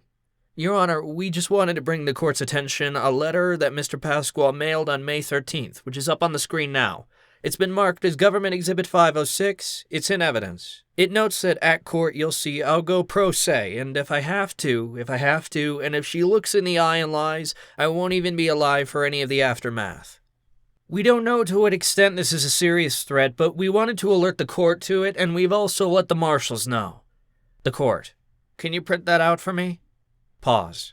So the record is clear. The government is calling the court's attention to Government Exhibit 506, which is in evidence, and is referencing page 6. This appears to be, at least the envelope indicates, that it's a letter that was coming from Mr. Frank Pasqua, who's the defendant, and is addressed to a Holly. Mr. Klein. Yes, Your Honor. The letter is addressed to Miss Holly Sternagel. It's sent, however, to Elisa Loyacono, the defendant's wife. The address. The court. Why are you calling the court's attention to the portion where it's highlighted where it says, at court you'll see I'll go pro se, if I have to, and if she looks me in the eye and lies, I won't even be alive for any of the aftermath? Your Honor, we're just bringing it to the court's attention so that there's no surprise. This is in evidence. The defendant has now, in fact, gone pro se. There's a threat of suicide in this letter, which appears to be connected potentially to the proceeding in court, so we're bringing it to Your Honor's attention simply for safety consideration. Let's do this. Let's continue with the hearing. He's entitled to go pro se. Get a hearing to that effect. The defendant. Your Honor, the court. I guess the issue is... Hold on a second. The issue is, depending what happens at this hearing, obviously when we leave today, I actually have to tell the marshals that there's this letter that's in evidence, which on the surface, I don't know that it's an actual threat that he's going to hurt himself, or that he may hurt himself. But on the surface, it suggests as much. So I'll let the marshals know that they should tell corrections, or whatever facility he's at, that he's made reference to possibly hurting himself in the letter. The defendant. Your Honor, the court. Mr. Pasqua, you want to address the court? The defendant. Yes, Your Honor. I'm in no way going to hurt myself. I definitely do not need any of the repercussions that come in my custody. Mr. Pasqua, I understand what you're saying, but I'm an officer of the court, and when things come to my attention, I have to act on it. You are in the custody. You are in federal custody. It appears that this is a letter that you prepared. It looks like it's coming from... It has your name on it on the envelope, and liberally interpreting the letter and that particular comment, the defendant. Very liberal. The court. Suggests you making reference to possibly hurting yourself, so I am duty-bound to act on it. Sir, I'm referencing, just like I'm duty-bound to make certain decisions, certain determinations, and it would be negligent of me not to call the attention of the agencies for who you're in their custody. Sir, I never said I was going to hurt myself. I said won't even be alive because my heart will be broken because she lied to me in my face about it. You could explain that to whomever you want. Put me on suicide watch. You can explain that to whomever you want. I don't know you. I don't know what's going through your head. I only know that you're a defendant that appeared before me that took a plea for which I sentenced you. I know some of your background, and I can only interpret the letter and make a reasonable assumption of what it states. And it would be negligent of me not to act on it. I didn't create the letter. Why is it being? I did not create the letter, sir, so now I have to act on it. Yes, sir. Those are the implications that come with writing letters, sending emails, making phone messages, and so forth. The implications that follow. I didn't create it. You just made a statement that you meant something else which seems to indicate to me that you wrote this, right? Remember what I told you? Be careful when you ask to go pro se. You may say something that can implicate yourself. Yes, sir. So I am duty-bound to act. Let's have the witness take the stand and we'll continue. Elisa Loyacono resumes the stand. Directs examination by Mr. Klein. The court. All right, the record should reflect that the witness is back in the courtroom and has taken the stand. I'm going to remind the witness that she's still under oath. We're going to continue with the direct examination. I'm just going to say this. I've seen all the emails. They're in the record. You've highlighted quite a number of the relevant portions. There are 8 violation circumstances. I'd like to get to all 8 of them in a reasonable amount of time. All right? So try to get there in a reasonable rate. Mr. Klein. Yes, Your Honor. The court. Rate is speed or speed, whatever term you want to use. Yes, Your Honor. All right. We will move with alacrity. All right. By Mr. Klein. Ms. Loyacono, directing your attention April 20th, was the defendant arrested for assaulting you and threatening your son? Yes. Around the time of his arrest, did you take any legal steps to stop the defendant from contacting you? Yes, the orders of protection. Who got orders of protection? Me, Philip, and Velio. Did you already have an order of protection in place at this time? Yes. When was that order of protection from? From the last time he was away. I don't remember the exact date. Ms. Castrati, could you please bring up Government Exhibit 601? Ms. Loyacono, I'm showing you on the screen what has been marked as Government Exhibit 601. Do you recognize this document? Yes. What is it? It is the order of protection. To your understanding, is it the order of protection that you obtained against the defendant on April 20th, prohibiting him from contacting you? Yes. The bottom of page 3, above the judge's signature, there's a box checked about other conditions that the defendant must observe. Can you please read what's written in? No third-party contact. What do you understand that condition to mean? That means nobody else can contact me on his behalf either. Since the defendant has been in jail, has he abided by the order of protection you have in place against him? No. Has he tried to contact you directly? Yes. How? He's called. He sent letters. You answer any of these calls? No. How did you... Well, I answered. I didn't talk with him, but I answered them. How did you know it was the defendant who was calling you? I heard that you've received a call from a correctional facility, and he says his name, Frank Pasqua, and I hung up. About how many letters has the defendant sent to your home since his arrest? I think it was about 10. I'm going to show you what's been marked as Government Exhibit 501 to 508. We can go through them quickly on the screen, or you have them in the binder there. I'll ask, do you recognize these documents? Yes, they're all the envelopes of the letters that he wrote. Did you read the letters that he sent to you? No, I read some of the outside. He has stuff written on the outside of the letters, the envelope, and I read some of them, but I didn't read any of the letters. How did you know they were from the defendant? A lot of them say at the top from Frank Pasqua or just in case, or names that I know that he uses. Just in case is a name that he uses? Yes. Anything else on the letter suggest to you that they came from the defendant? Well, it's his handwriting and uses names like my nickname on the front of the envelope. And what's your nickname? Leela. What did you do with the letters? I gave them to the FBI. Okay. Since the defendant has been in jail, have any third parties tried to contact you on his behalf? Yes. Who?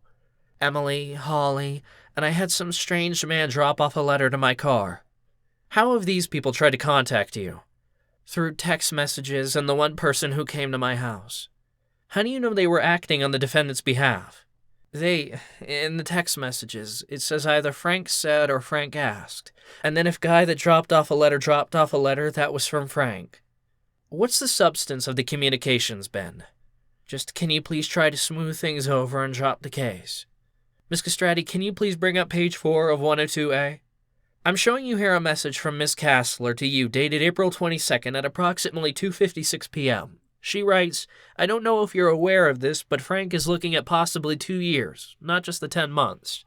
For the last 3 years, I thought you and I were both on the same team when it came to keeping Frank safe. I'm so scared something is going to happen to him in there. I don't know what all transpired, but if there's anything you could do to help smooth this over, I would be eternally grateful.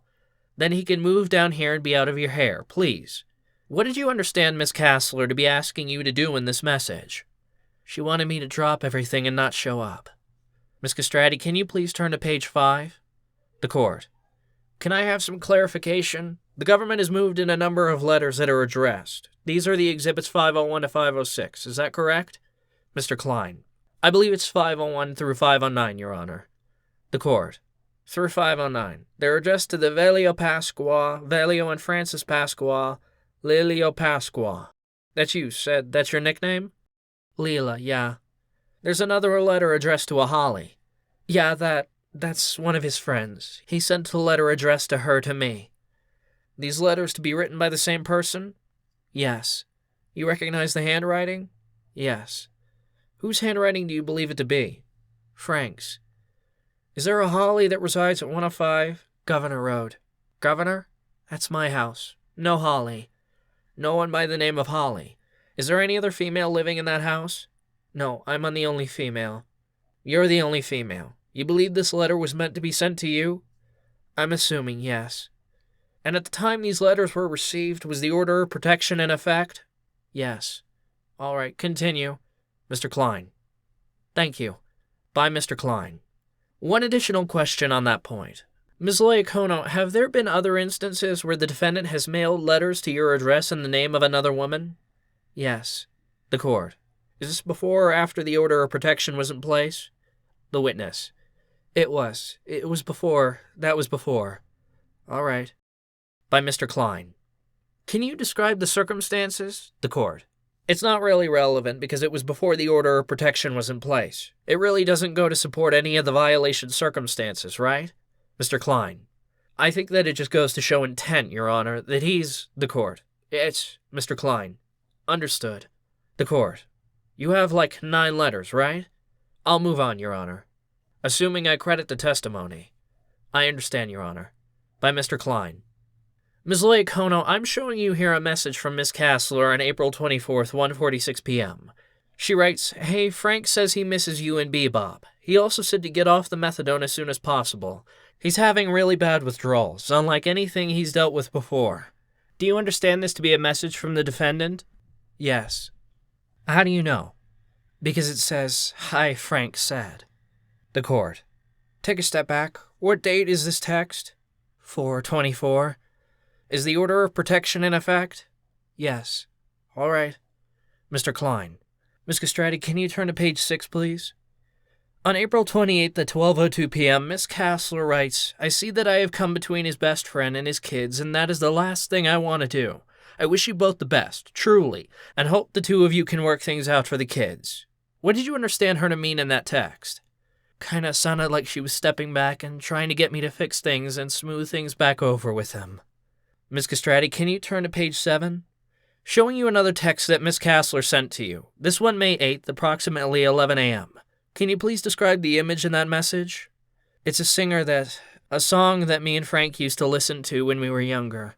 It's kind of like our song, And it also says don't speak, which is kind of implying like don't say anything. This message is being sent to you at a period when the defendant's already been arrested. Yes. And there's an order of protection in place? Yes. Ms. Castrati, can you please turn to page 8? Can you please describe the image in the message? This is just Frank waving and a side profile of Frank from jail. These are pictures that Ms. Castler is sending to you? Yes. Has anyone else either called or sent you text messages on behalf of the defendant? Yes, Holly does too. And what have they been saying? The same thing, like, why are you doing this? That's about it. There come a time when someone came to your house to hand-deliver a message from the defendant? Yes. What happened? The court. What day was it first? The letter said that was delivered to you. When did that happen? I don't know exactly the date. Approximately. Was it April? Was it May? Was it June? I really have no clue. I don't want to say. Was it between... It was recently. Not just recently, but it was when the orders of protection were in effect. Sometime after the order of protection was issued. Yes. Did you recognize the male that came to your home? The person? The individual, yes. No. When he came to your home, what, if anything, did he say to you? He didn't say anything. It's on video camera. He just dropped off the letter to the top of my car. He put it on the windshield wiper and then he left. He took a picture of it and then left. All right, and did you retrieve the letter? Yes. Who was the letter addressed to? I believe that one said Leela. And Leela is your nickname? Yes, from Frank. Did you open up the letter? I didn't read it. I just looked on the outside. Looked at the outside. It was in a black bag. It wasn't in an envelope. What did you do with the letter? I gave it to the FBI. Okay. Mr. Klein. Ms. Castrati, can you please bring up Government Exhibit 509? The court. So when referencing an exhibit, you should indicate whether or not it's in evidence. This way you have a complete record and the record is clear. Mr. Klein. Yes, Your Honor. Can you please bring up Exhibit 509 in evidence? By Mr. Klein. Ms. Laycono, is this the letter that was found on your car? Yes. After you found the letter, actually, when did you find the letter? At like 6 o'clock, like 5:45 in the morning? So what did you do after you found the letter? I just took it inside and I showed my son eventually and then gave it to the FBI. Okay. Did your son take any steps to ascertain who may have delivered the letter? Yes, he looked at the videotape to see if we could recognize who the gentleman was. Is the video from surveillance footage from cameras you have in your home? Yes. Ms. Castrati, can you please play Government Exhibit 701 in evidence? The court. Before we get to that, 509 in evidence, who is it addressed to? I don't have it on the thing. Can you put it on the screen? It's in evidence. It's addressed to Leelo. Leelo. Yes, that's me. Do you recognize the handwriting? Yes. Whose handwriting do you recognize it to be? Frank's. All right, you can proceed. Mr. Klein. Ms. Castrati, can you please play Government Exhibit 701? Videotape played. Ms. Laycono, is that the surveillance footage taken from your camera? Yes. Do you recognize the man in the video? No, I can't really make him out. What is he doing? He's putting something on my car underneath the windshield wiper. Does he do anything at the end of the video? He takes a picture of it. It's like proof. Is that the place where you found the letter the next morning? Yes. That's the letter from the defendant? Yes. How did it make you feel when you saw a strange man sneak onto your property to deliver a letter from the defendant? I get scared now even, because how do I know there's not another person lurking around? Every time I get in my car, I check the back seat. Your Honor, I have no further questions. The court. All right, you ready to conduct cross-examination? The defendant. I'm not going to get any more ready. I guess now's a good time. The court. I'm sorry? The defendant. Yes. All right, let's begin. Cross-examination by the defendant. Do you think that person is going to come and hurt you? I don't know who that person is. The court. You can't testify. I'm not. Mr. Pasqua, I'm asking a question. You have to ask in the form of a question. You can ask leading questions, but you can't ask multiple questions. You can't ask compound questions. So the question is, did you believe that the person that was in the video may come back and hurt you? The witness. There's always a possibility. The court. Next question. By the defendant. Do you think I would send a stranger to hurt you? It's always a possibility. You've said it before. Is that your answer? You've said it before. Yes, I would send a stranger to hurt you. You've said it before. Yes or no? Yes. The court.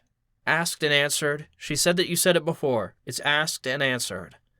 When you were asking for me to come home because it was cold out, if you were so afraid of me, why were you trying to get me to come back to the house? Because I didn't want any of this to be like this. I didn't want any of this to be like this. I wanted you to be happy at home and stay home. There's questions I have to ask to try to protect myself. It's not personal.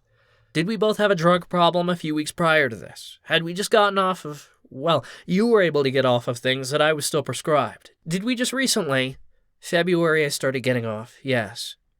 You did take care of that. Before that, did we have considerable confrontations with each other over the method that you wanted to use that particular substance? We had discussions. We didn't have confrontations. If I didn't want to help you with the specific way you like to do it, you could just say it. It's okay. Mr. Klein. Objection, Your Honor. What's the relevance of this? I'll allow him some latitude. I think he's trying to ask questions that goes to her credibility and / her motives. The defendant. I'm sorry, sir? The court. There's an objection, and I overruled the objection. The defendant. Oh. By the defendant. Was there a time we had an argument about me not wanting to administer something a certain way and it became physical where you demanded me to? No, that never happened. That never happened? I don't remember that at all.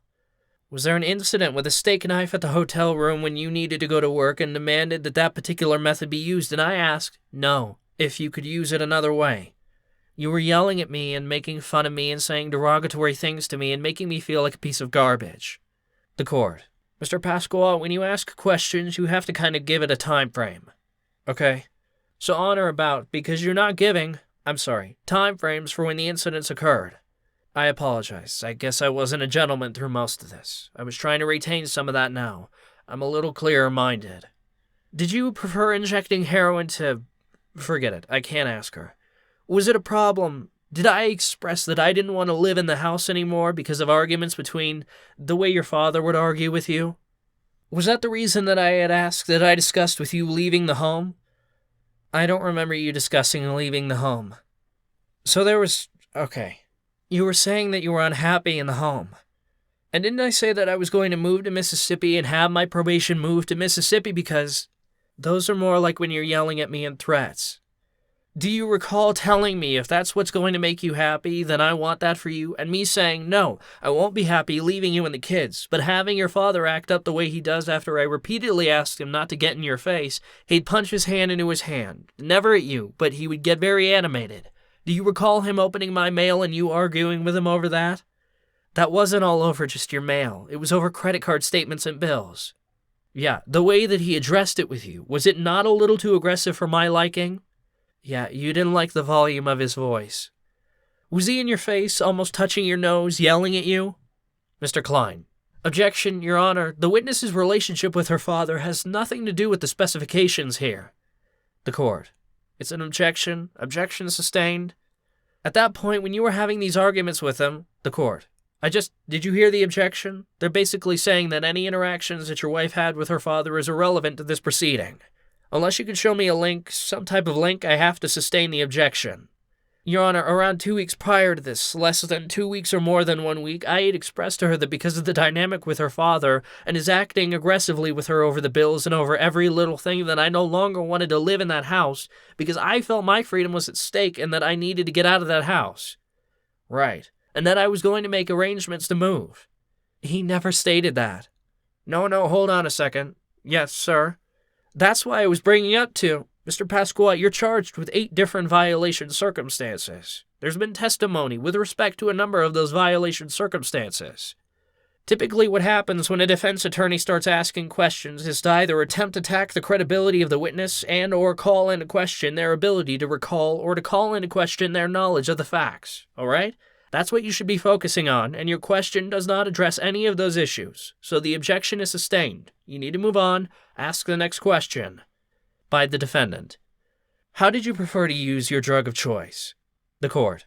I'm going to sustain. Mr. Klein. Objection. The court. The objection, but I'll allow you to rephrase the question. He's trying to elicit whether or not you used drugs. Yes, I used drugs. I already admitted that. The defendant. That's the court. All right, sir. The defendant. I'm sorry, I'm messing this up. The court. Next question. The night that Philip kicked me out of the house, did I leave without incident? Did I hit anyone, yell, or scream? I already stated that. Can you please answer against for my benefit? I'm having a hard day. I said you left fairly reasonably. You got a little bit loud, but that's about it. Is there a particular reason you didn't just tell me at that point that you wanted our marriage to end and for us to never speak again? Mr. Klein. Objection, Your Honor, again. The court. Objection sustained. The defendant. Because I would have never contacted her. Sir, objection is sustained. Okay. Did you ever tell me at that point our marriage was over and that you never wanted to speak to me again? No, and I couldn't speak to you because ACS wouldn't allow me to speak to you. Did you tell me that was the reason I couldn't speak? I wasn't allowed to speak with you. Mr. Klein. Asked and answered. The court. I'll let the answer stand.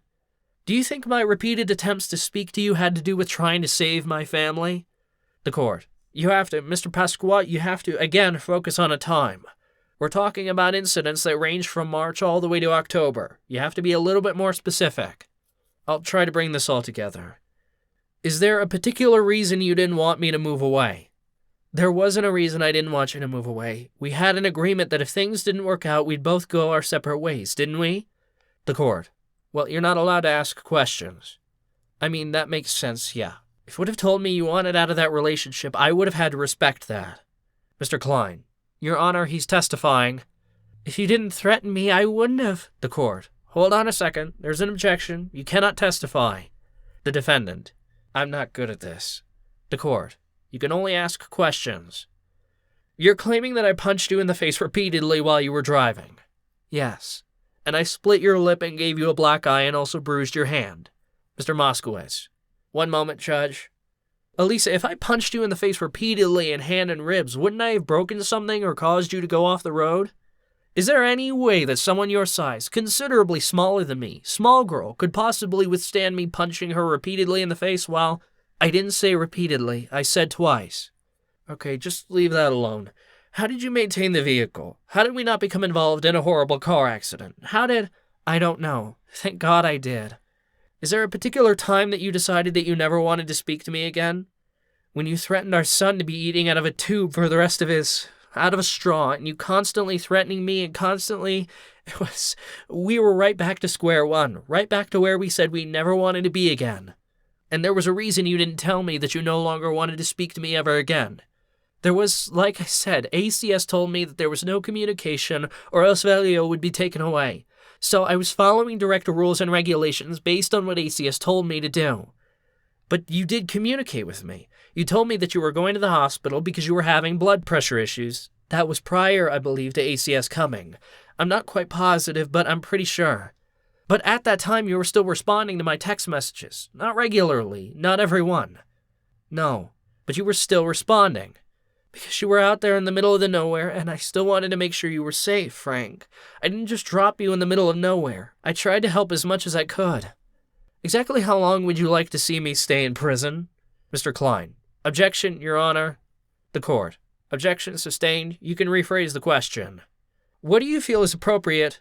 All right, objection. The question he's asking is, are you testifying this way so you could see him go to prison? No. Why did you refuse to let me have any of my belongings? I didn't refuse. I said I needed some time and you weren't giving me any. Again, Mr. Pasqua, you can't ask open-ended questions. We've covered a wide range of time frame, so you have to be a little more specific about what time frame you're talking about. That's number one. The defendant. Since my incarceration, the court. The questions have to be relevant to the proceeding. By the defendant. At the time, the week prior to me being kicked out of the house, was I still have mobility issues? Not that much, no. Did I still need assistance to get out of my seat sometimes? Sometimes, depending on how much you drank. Did I ever use the back scratcher you mentioned in your statements to reach you to wake up when it was difficult to wake you up sometimes? No, I recall you using it to hit me with it. Maybe that's what you call waking me up, smacking me with a back scratcher. I'm sorry, I'm all over the place right now. I'm just trying to get this together. This day that I came to the hospital, Mr. Moskowitz. One moment, Judge. You told the police that I came to the hospital and grabbed your neck at 3 o'clock in the morning, but then the text message that you're claiming So, at 3 o'clock in the morning I grabbed your neck at the hospital, is that correct? That's the time that I recall. But then at 7:30 p.m., I still had control of your cell phone to send that text message to myself or to Phil. Yeah, it was definitely your text message. I was no longer allowed in the house. How did I get your phone? You and I were together, so we didn't get to the house until the morning. Was I ever allowed back in a home after I was kicked out? No, but you were in the presence of me in my pocketbook. From 3 a.m. to 7:30 at night, so we basically ate together and slept together that day. I don't know what happened. Tell you the truth, for that moment in time, I was on medication from the hospital and you gave me stuff to drink. Okay, so is it possible that because of that you sent that text message yourself because you were unaware and incoherent? No. I definitely sent that text message. Yes, you definitely did. I was living under that roof when supposedly I threatened Phil to have him drinking his meals. Doesn't matter whether you were living there or not, you still did it? The court. I'm sorry, when he threatened Phil to the extent that Phil would be eating out of a straw, was the order of protection in effect, or did that happen before? That happened. That was the reason why I called the police, so that's before. Well, no, there was the other one. So there was a time before and a time after the order of protection? Is that correct, ma'am? Yeah. Okay. By the defendant. Would you say that you repeatedly asked the U.S. Attorney's Office to get that 2011 order of protection lifted? No, I actually did affirm that ACS found... Wait, what did you say? I misunderstood. I'll ask the question again. Over the 7 or 8 years we were meeting with the U.S. attorneys and the FBI, would you say there were multiple times you asked the U.S. attorneys to help get that old order of protection lifted so that we could be relocated? Yes, definitely. Mr. Klein. Objection. Relevance. This is years before the contact here. The defendant. Your Honor, you just asked about an order of protection. She referenced the old one, so I wanted to make... The court. No, I was referencing the most recent one. Yes, but then... I'm only concerned about the one that's relevant to this proceeding. Okay. By the defendant. Did you want to be relocated with me? Yes, because you had promised that our life would be different. And also, did you say that we would go to witness protection together? Yes. What happened when it came down to go to witness protection? Mr. Klein. Objection, Your Honor. Relevance. Again, the time period here. What's the relevancy, Mr. Pasqua? Relevancy is to show that there were times that I had the option to leave her. I chose not to, but when she wants to leave, I have to disappear to prison. I'll afford him some latitude. You can answer the question.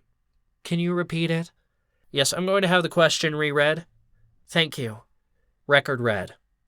We ended up not going. From what I understand, you didn't make the cut. Did you refuse to go to witness protection when it came time to go? No, you told me to stay home and be with my father. Did you tell me that you didn't want to? Did you tell me to stay home with my father? Did you express to me that since your father had passed, you didn't want him to be alone? Yeah, I said it was hard to leave my father now that my mother was gone. Yeah, but that didn't mean you couldn't go off and... We had plans set up. You were going to go off and come back. We had all these arrangements. It has nothing to do with that. It has to do with the fact that you weren't being the guy that you promised that you were going to be. You didn't need to have your hands on me no matter what. I mean, I can't even imagine. Like, why would you want to punch me? If you love me, if you wanted, if I'm your friend even, why would you want to punch me? I never wanted to punch you, Elisa. Mr. Klein. Objection, Your Honor. It's testifying. The court. That's a statement. Objection sustained. The defendant. Yes, I shouldn't. Was there a time I explained to you after multiple meetings with the U.S. Marshals that they had expressed that the program isn't for me to go get my new identity and then come back to this life? That I either had to take the people with me that were willing to come or be divorced from them so that there was no chance of me being brought back to court once I was in the program? Did I express that to you? The court. There's an objection. The objection is sustained. Relevancy. Your Honor, the relevancy is I'm trying to illustrate our plans kind of fell apart, mostly because of COVID, mostly because of me. Sir, I'm going to remind you what the specifications are. Your Honor, no, you don't have to remind me, sir. I'm sorry. Okay, so this is a hearing to determine whether or not the government can establish these... I understand. I'm sorry. These incidents occurred. If the incidents occurred, the question becomes whether or not they constitute violations of your supervised release, all right? There are 8 particular specifications. That should be your focus, sir. By the defendant. In the past, have we been through times as hard as these and then managed to make it back to each other? Yes. Is it possible that's why I was trying to contact you? Mr. Klein. Objection, Your Honor. Calls for speculation. What's the question? Is that the reason I was trying to contact her so we could make our family back together? I'll allow the question. Well, it's a little confusing when you're getting a text message 1 minute with a threat and then the next minute with I love you so much. The next minute with a threat. The next minute with please, I miss you. I want to be with you. The next minute, I want to be with Emily. The next minute, I want to be, I'm lying. The next minute. You were sending me text messages all over the place. So how do I know which one is the right, Frank? Is it in your nature to take somebody that's in your family and when they're going through a time like that, turn your back on them? Mr. Klein. Objection, Your Honor. Objection sustained. Do you believe I was trying to keep our family together as misguided as my attempts were? Mr. Klein. Objection, Your Honor. All right, I'm going to sustain the objection as to relevancy. Did we regularly take part in each other's health care? Yes. So is that why I came to the hospital when you told me that you were having blood pressure issues? Could that have been because my wife was in the hospital? It could have been, but the situation that we were under, that wasn't the best spot for you to be in. I was trying to keep you safe and not get this to happen. But once I was there, wouldn't it have been, why didn't you tell me? I did. I said, don't you think that you shouldn't be here right now? Why didn't you tell me that you had already called the police and that I shouldn't come around anymore? Mr. Klein. Objection, Your Honor. Objection sustained. Why did you drink what I gave you to drink if you were so afraid of me? I thought about that after the fact. Do you think I would have poisoned you? How do I know? You were in a really strange place. Why is it that my attempts to reach Valio haven't been met the way they have been? Mr. Klein. Objection. Because ACS... The court. What's the question? The defendant. The question is, why are my attempts to reach my minor child being met with this, with the legal actions that she's doing in family court? All right, there's an objection. The objection is sustained. Do you plan on ever having contact with me again or allowing the kids to have contact with me again? I'm not forcing the children not to speak with you. I'm not. You have me making me out to be some type of monster that's putting you. I'm not trying to make you miserable even though the situation is the situation. I left it up to. They're old enough to make their own decisions, and as of right now, that's their decisions. I've never argued with think of them except for that morning. Objection sustained. You can't make any statements, sir. You can only ask questions. Yes. What activity did we all engage in together as a family the night before Philip kicked me out? That's a good question. I don't know. You were sleeping. We were watching movies all day, all right? Mr. Klein. Your Honor, the question is, do you recall whether or not that we were watching? They were all watching movies? I don't recall if that's what we were doing. All right. I said goodbye to Valio. Why have I not been allowed to speak to him since? ACS. Okay. Earlier I asked, and I think you just forgot to answer, am I ever going to have contact with you or the kids again? Mr. Klein. Objection, Your Honor. By the court. Without court. The court.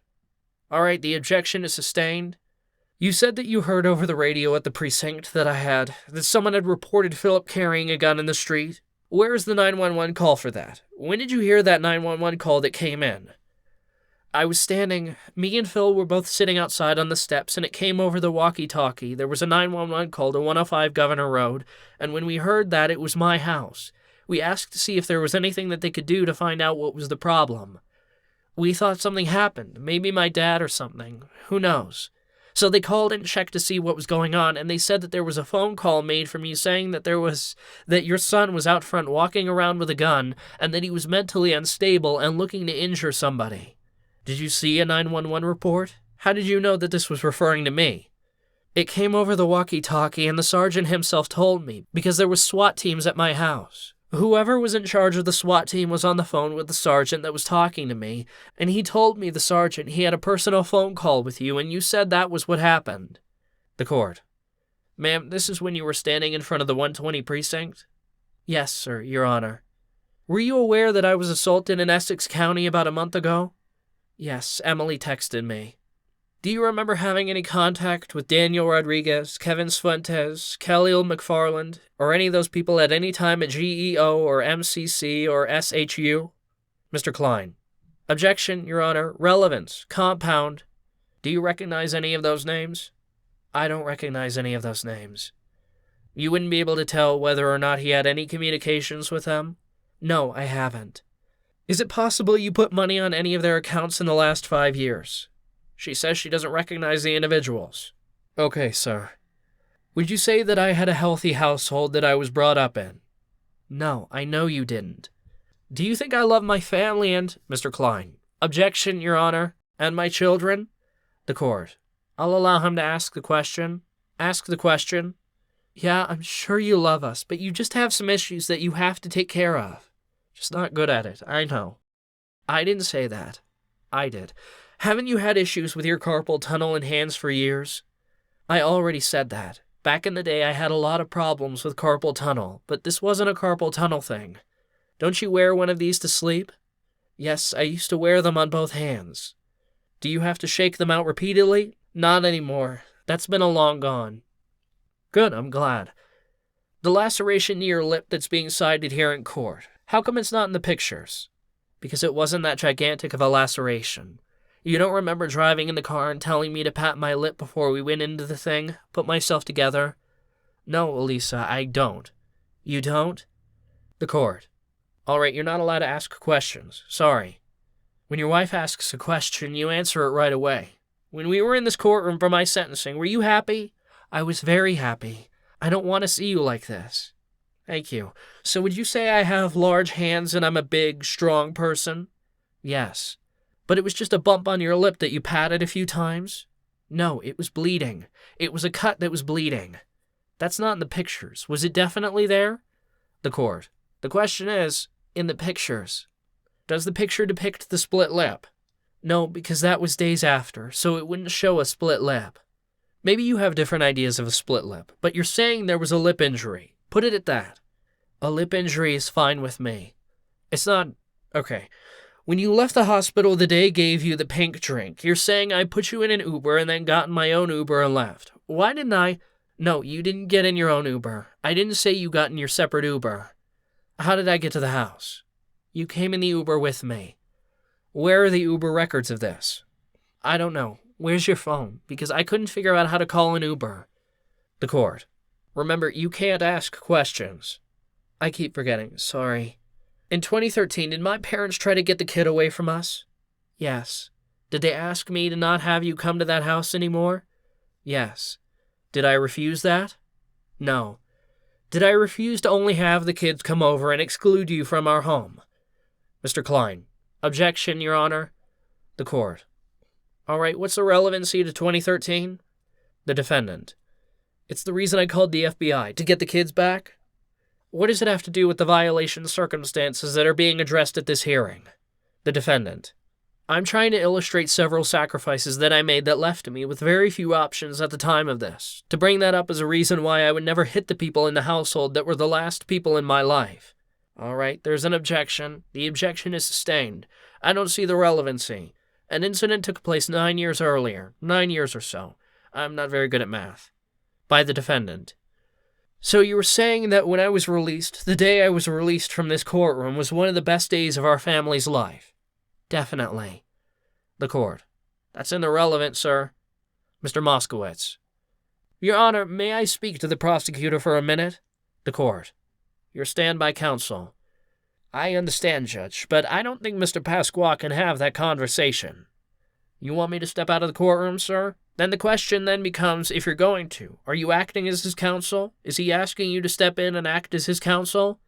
No, Judge, I'm trying. Do you need me to step out of the courtroom so that Mr. Pasqua can speak with the government attorneys?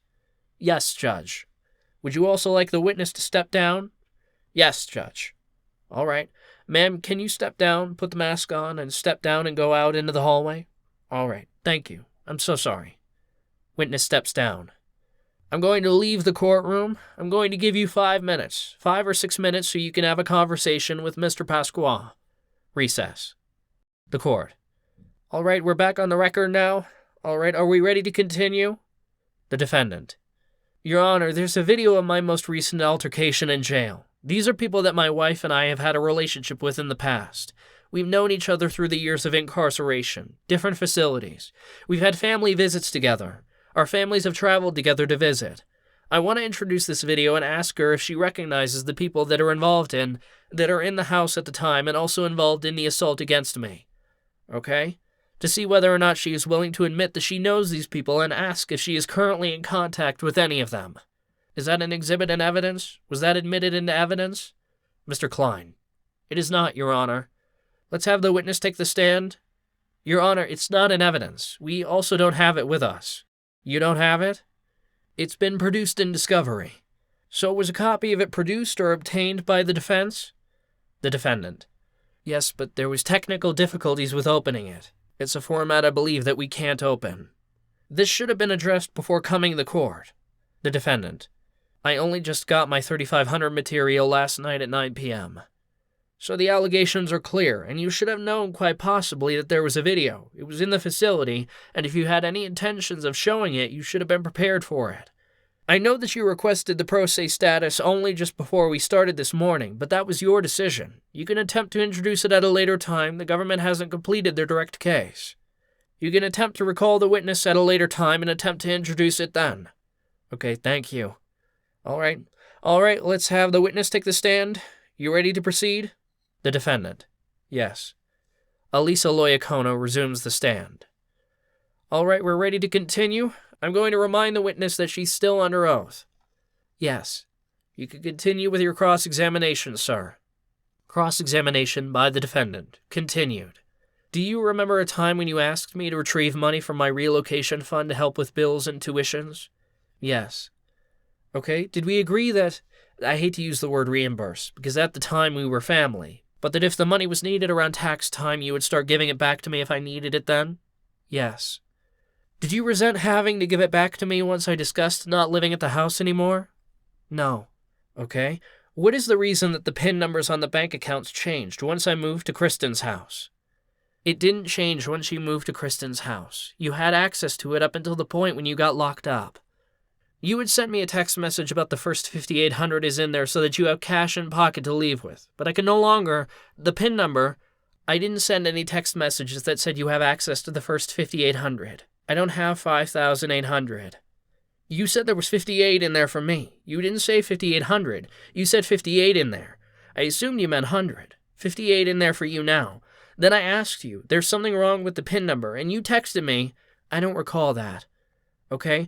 Did you ever text me, there's something wrong with the signatures? I hope you believe me. I promise you that money is going to be in there. No. You never texted me that. I don't recall. Let's put it that way. I don't recall. I might not have explained it correctly. Signatures on what? The court. Mr. Pasqua, what's the relevancy of this? The relevance is my financial resources were cut off at a time I had nowhere to go, and there was an indictment coming after me that I didn't know about. The court. What's the time frame we're talking about? This is after the 6th time when I was kicked out before the 20th when I was picked up. In that 18 days, you had access. The court. Hold on a second. Ma'am, there was a bank account or bank card that had some of the funds that he obtained, that Frank Pasqua obtained as a result of his release or cooperation? Oh, no, not at all. All right. And at any time did you agree that he lend you or give you money from the government funds that he received?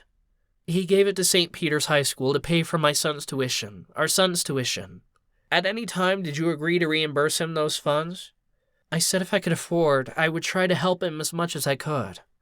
Okay, at any time did you agree to reimburse him? I said as much as I could, but I have no money. So the question that he's asking is it fair to say that part of the reason you're bringing these allegations against him is because he requested that those funds be returned to him? No, not at all. If I could give back the money today, I would give back the money today, but I don't have the money to give back. You know that we're financially strapped in our household. The defendant. I do. The court. Next question, sir. By the defendant. Did I give that money to St. Peter's, or did I put that money directly in your hands and you gave it to Philip to give to St. Peter's? You gave it to me to give directly to Christopher Federa. Thank you, I couldn't think of the name. I did give you that money? Yes, I said it several times. For family issues. And did you use the word reimburse when Cindy asked you what happens when he runs out of money now? I said I'm reimbursing him as much as I could with what I had. I have no... You don't have to tell me. We've been shit out of luck for a while. Sorry. Did you tell my lawyer that you wanted some type of legal action against the news outlets that were calling me a wife beater? Yeah, a while ago. This was a long time ago. Would you say about a year from now, a few months before this incident? No, I'm talking. 6 months? No. Much further? Much further back, like when you were in jail. No, when we were in the hotel. Do you recall this happening again where you addressed Avi saying, is there anything we could do about these wife beater? Yeah, because I don't need you. We were trying to be a family and forget about our past. Our past was our past. These people were blemishing our names across the internet. Perfect. At that time, though, you wouldn't characterize me as a wife beater. We were staying in the hotel together. I didn't say you beat me 24/7. I understand. At that time, that wasn't going on. No, as I said, there were good times and there were bad times. Did you tell my lawyer that you wanted to go to the newspapers and say that the U.S. Marshals, that the WITSEC program was breaking up a family, not keeping us together? Yes, because we were having a hard time. When we were away in Connecticut, that was a very hard time for us. They were all good times to me. Did we plan to relocate, possibly California, to Mexico, somewhere around there, and open a business after this probation was over, or after the home? Yeah, roundabout plans. I don't think they were set in stone. No, we didn't engrave anything. Did you go in the Staten Island DA's office and try to get the orders of protection dropped sometime between 2013, several times between 2013 and... Yeah, I didn't go several times. I think I went... I don't even know if I went or if I made phone calls. I think I just made phone calls. I was locked up. I'm going by what you told me. It could have been that I went. I don't know. But I definitely made strides to try to get it taken care of because it was going to run into a problem. Yeah, with the relocation. Did the U.S. attorneys, the FBI agents handling the situation, and Avi all express concern that you were going to get me arrested again during the case? All I know is that you told me Avi said that. I don't know about anybody else, but all I know is that you told me Avi said that specifically. Were you upset when, at times, when we had to drive from Staten Island to Connecticut to meet with the agent handling my case at that time, and you wouldn't be allowed to stop at his house when you dropped me off? No, I wasn't upset. You weren't allowed to come with me. You had... That was fine, though. I used to sit at a lovely restaurant and enjoy myself. Do you feel that that time period put an undue stress on our relationship? Not that time period. I don't think it was. I think you're missing the boat a little bit. Do you think that at some point in a decade I should try to get in touch with my kids or you again? Mr. Klein. Objection, Your Honor. The court. The question he's asking is whether or not you're making these allegations because you're trying to keep the kids from him? No, I stated before that the kids are free to do as they please. They're 25, 18, and 16. I think that they have... Velio has his own lawyer. He's going to be 17 soon. I know that. I think I know their birthdays. I'm going to be gone for a long time.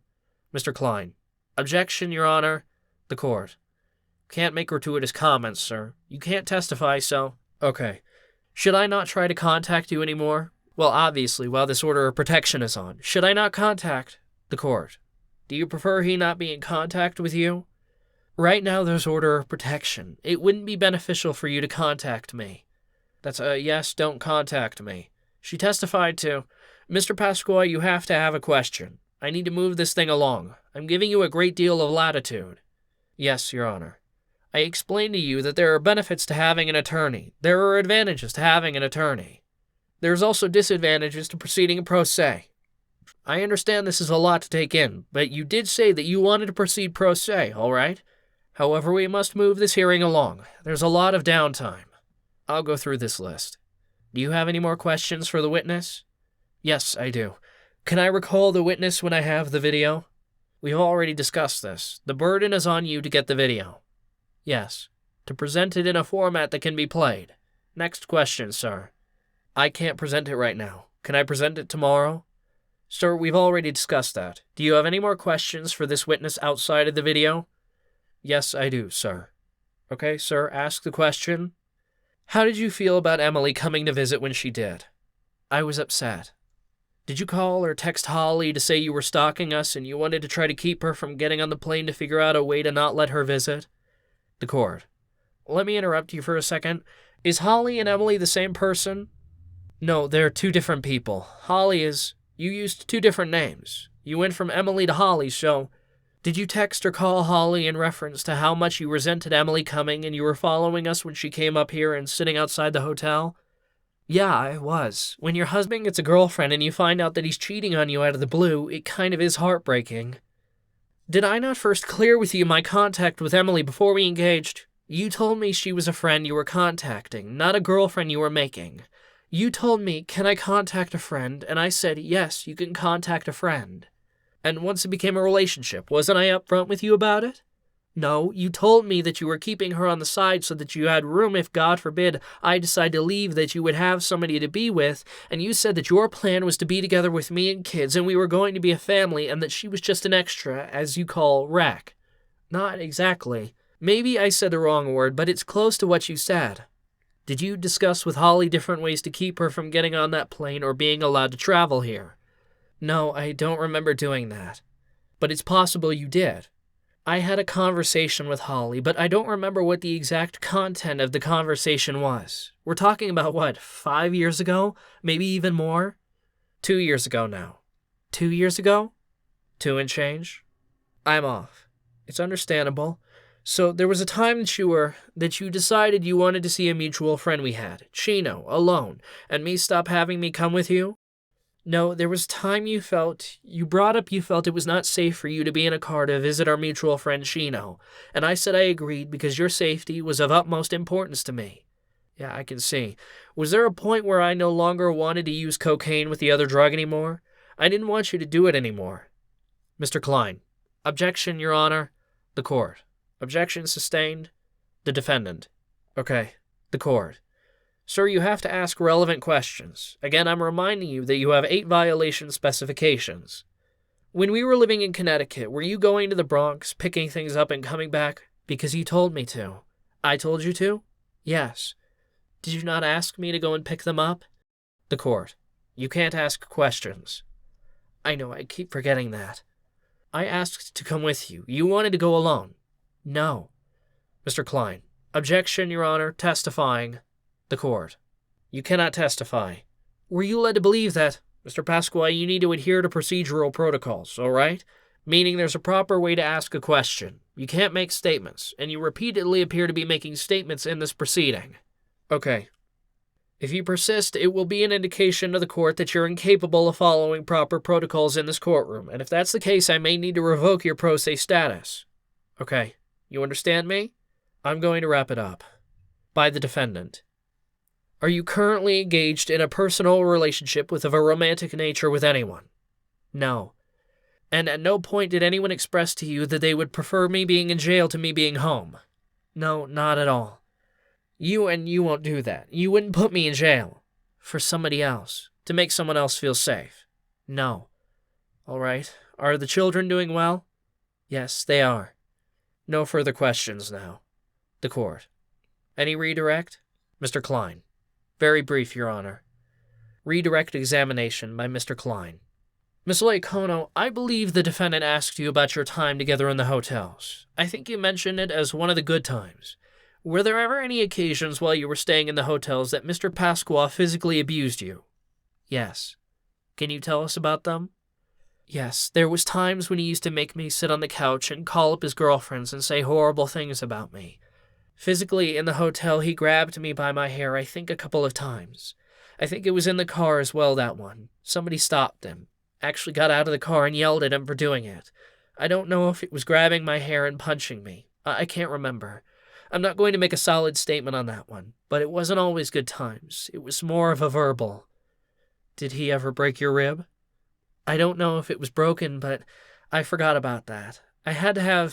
He helped me wrap my rib up to 2 weeks. He punched me in the side. And you went to get a brace? Yes, I went to CVS. I had to bear a double brace. It was a white one and black one.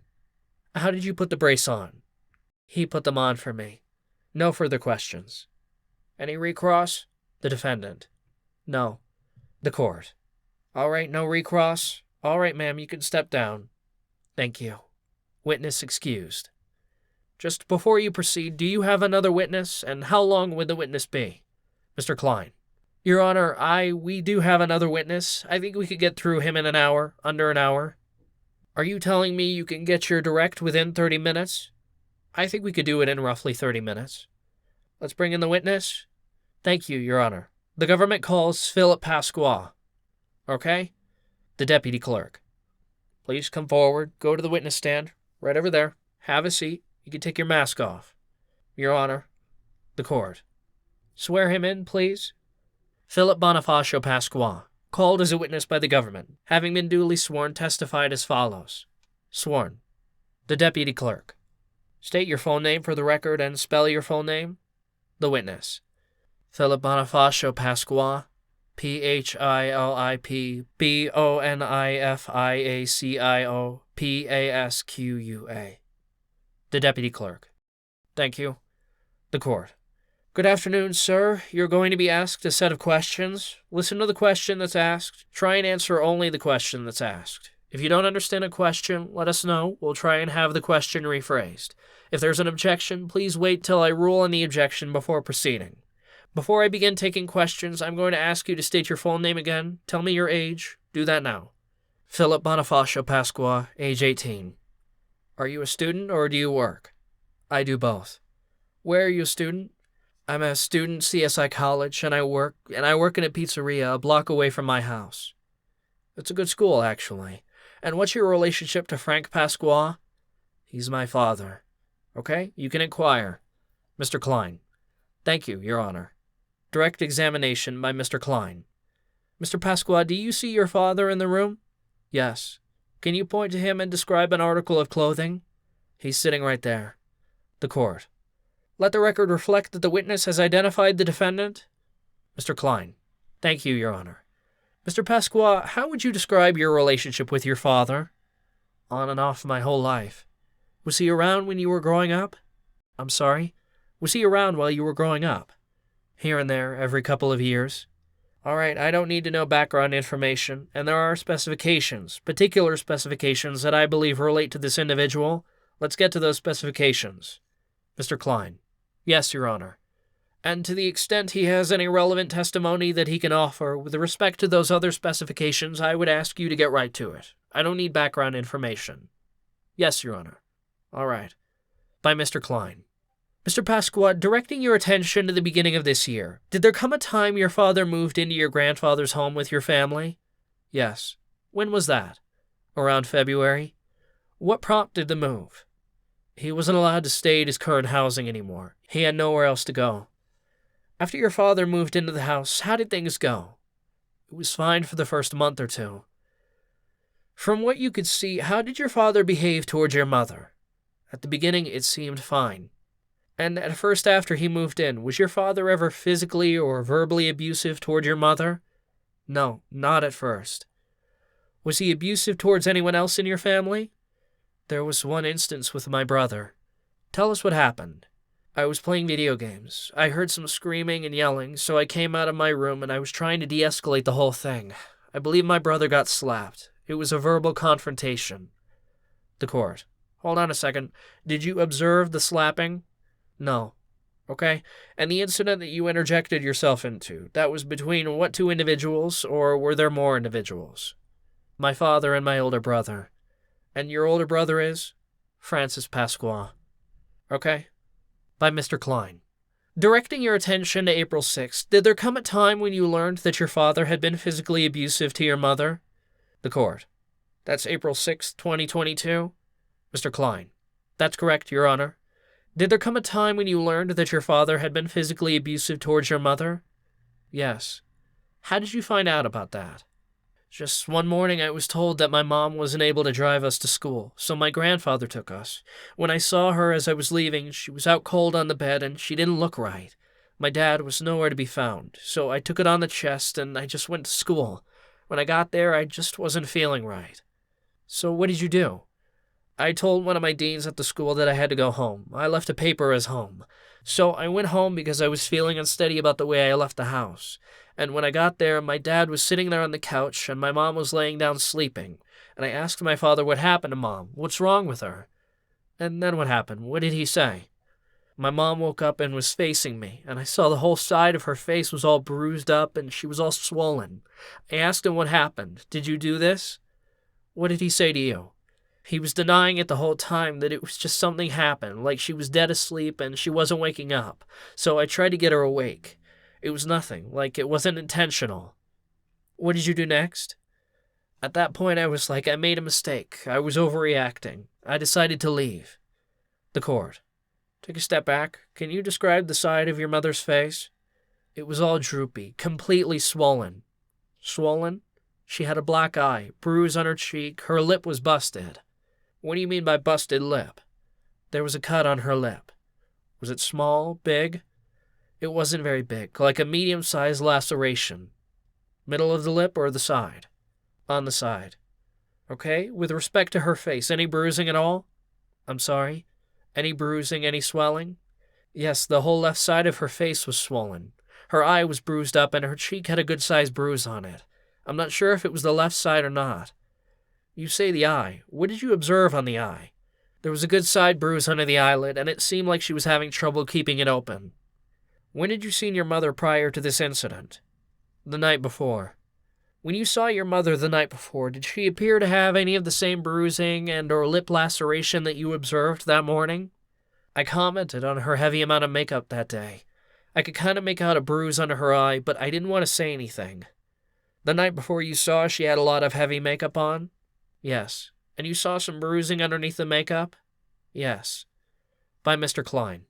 What did you do after your father denied hitting your mother? I had said, okay, I was overreacting. It was my bad. I decided to start walking back to school in the pouring rain. Miss Castrati, could you please bring up page 1 of 152A? The court. This is in evidence? It is in evidence. Excuse me, Your Honor. Mr. Pasqua, I'd like to direct your attention to 2 texts that your mother sent to you on April 6th, beginning around 8:36 a.m. Can you please read these 2 texts out loud? If you leave is going to kick my ass, and if you tell him it will be worse. This is all Pop's doing. Do you remember getting those texts? Yes. What were you doing at this point? I was walking back towards school. This is when you were walking back in the rain? Yes. What did you do after you got those texts? The court. What did you understand those texts to mean? That my assumptions were right and that me bringing it up was going to get her hurt and that my dad was going to do something. What do you mean by that my dad was going to beat her up and I left and I wasn't there to stop him? When you read, if you leave is going to kick my ass, what did you understand that to mean? That if I left, which I already had left, that he's going to beat her up. What is your understanding of this is all Pop's doing? That there was a lot of arguments and confrontation about money in the house due to spending on the credit card. So every time an argument like that would get up, I guess that would make my father angry, and he would use that as an excuse, and my mom... The court. Excuse to what? The witness. An excuse to hurt my mom. By Mr. Klein. Do you know what prompted your mother to send this text? Fear. The defendant. Objection. How does he know what she's thinking about? The court. What was the question? Do you know what prompted your mother to write this text? Do you know what prompted your mother to write this text? Objection sustained. Ms. Castrati, can you please turn to page 2? Mr. Pasqua, can you please read your response at 8:38 a.m.? I said, I don't give a shot doesn't mean he hits you. What did you mean when you wrote that? No matter what anything that was going on, it doesn't mean that he can lay hands on you. At this point, did you believe that your father had been hitting your mother? Yes. Why was that? Because she stated that if I left, he was going to hurt her. And you understood that to be a reference to your father? Yes. Why was that? Because she said, if you leave, he is going to hurt me. She was the only one in the house beside my grandfather, and she was sitting right next to him when I left. Miss Castrati, can you please turn to page 3? Can you please read your mother's response at the top? Dad is trying to make himself better. Can you please read your responses to her? I said, no, the F he's not. The court. You can actually say the word. I can say it? Okay. I said, no, the fuck he's not. I said N, but I autocorrected myself to not. I said, I'm coming back. What were you communicating to your mother in these texts? I'm sorry, I couldn't hear you. What were you communicating to your mother in these texts? He's not trying to make himself better. He's the same exact person he was when I was younger. Ms. Castrati, can you please turn to page 4? Approximately 8:39 a.m., your mother writes, don't come back, I'm fine. Just stay at school, please. Can you please read your response, sent approximately 8:42 a.m.? I said, he's hitting you and you lied to me. I don't care if he has nowhere to go. What did you mean when you wrote, he's hitting you and you lied to me?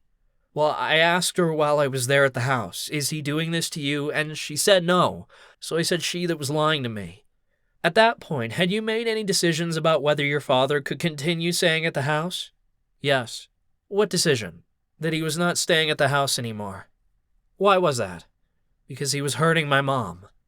Ms. Castrati, can you turn to page 11? At approximately 8:43 a.m., you write that you're sitting on the couch already. Were you, in fact, at home by this point? Yes, I was sitting on the couch. Ms. Castrati, can you please turn to page 5? At approximately 8:44 a.m., your mother writes that she will have to delete all my texts to you. Why would she have to do that? Because my father was with her phone all the time, and he had contacted her phone that she would use all the time. So she knew he was going in her phone, and he would be able to see it. Okay, did you ultimately confront your father? Yes. What happened?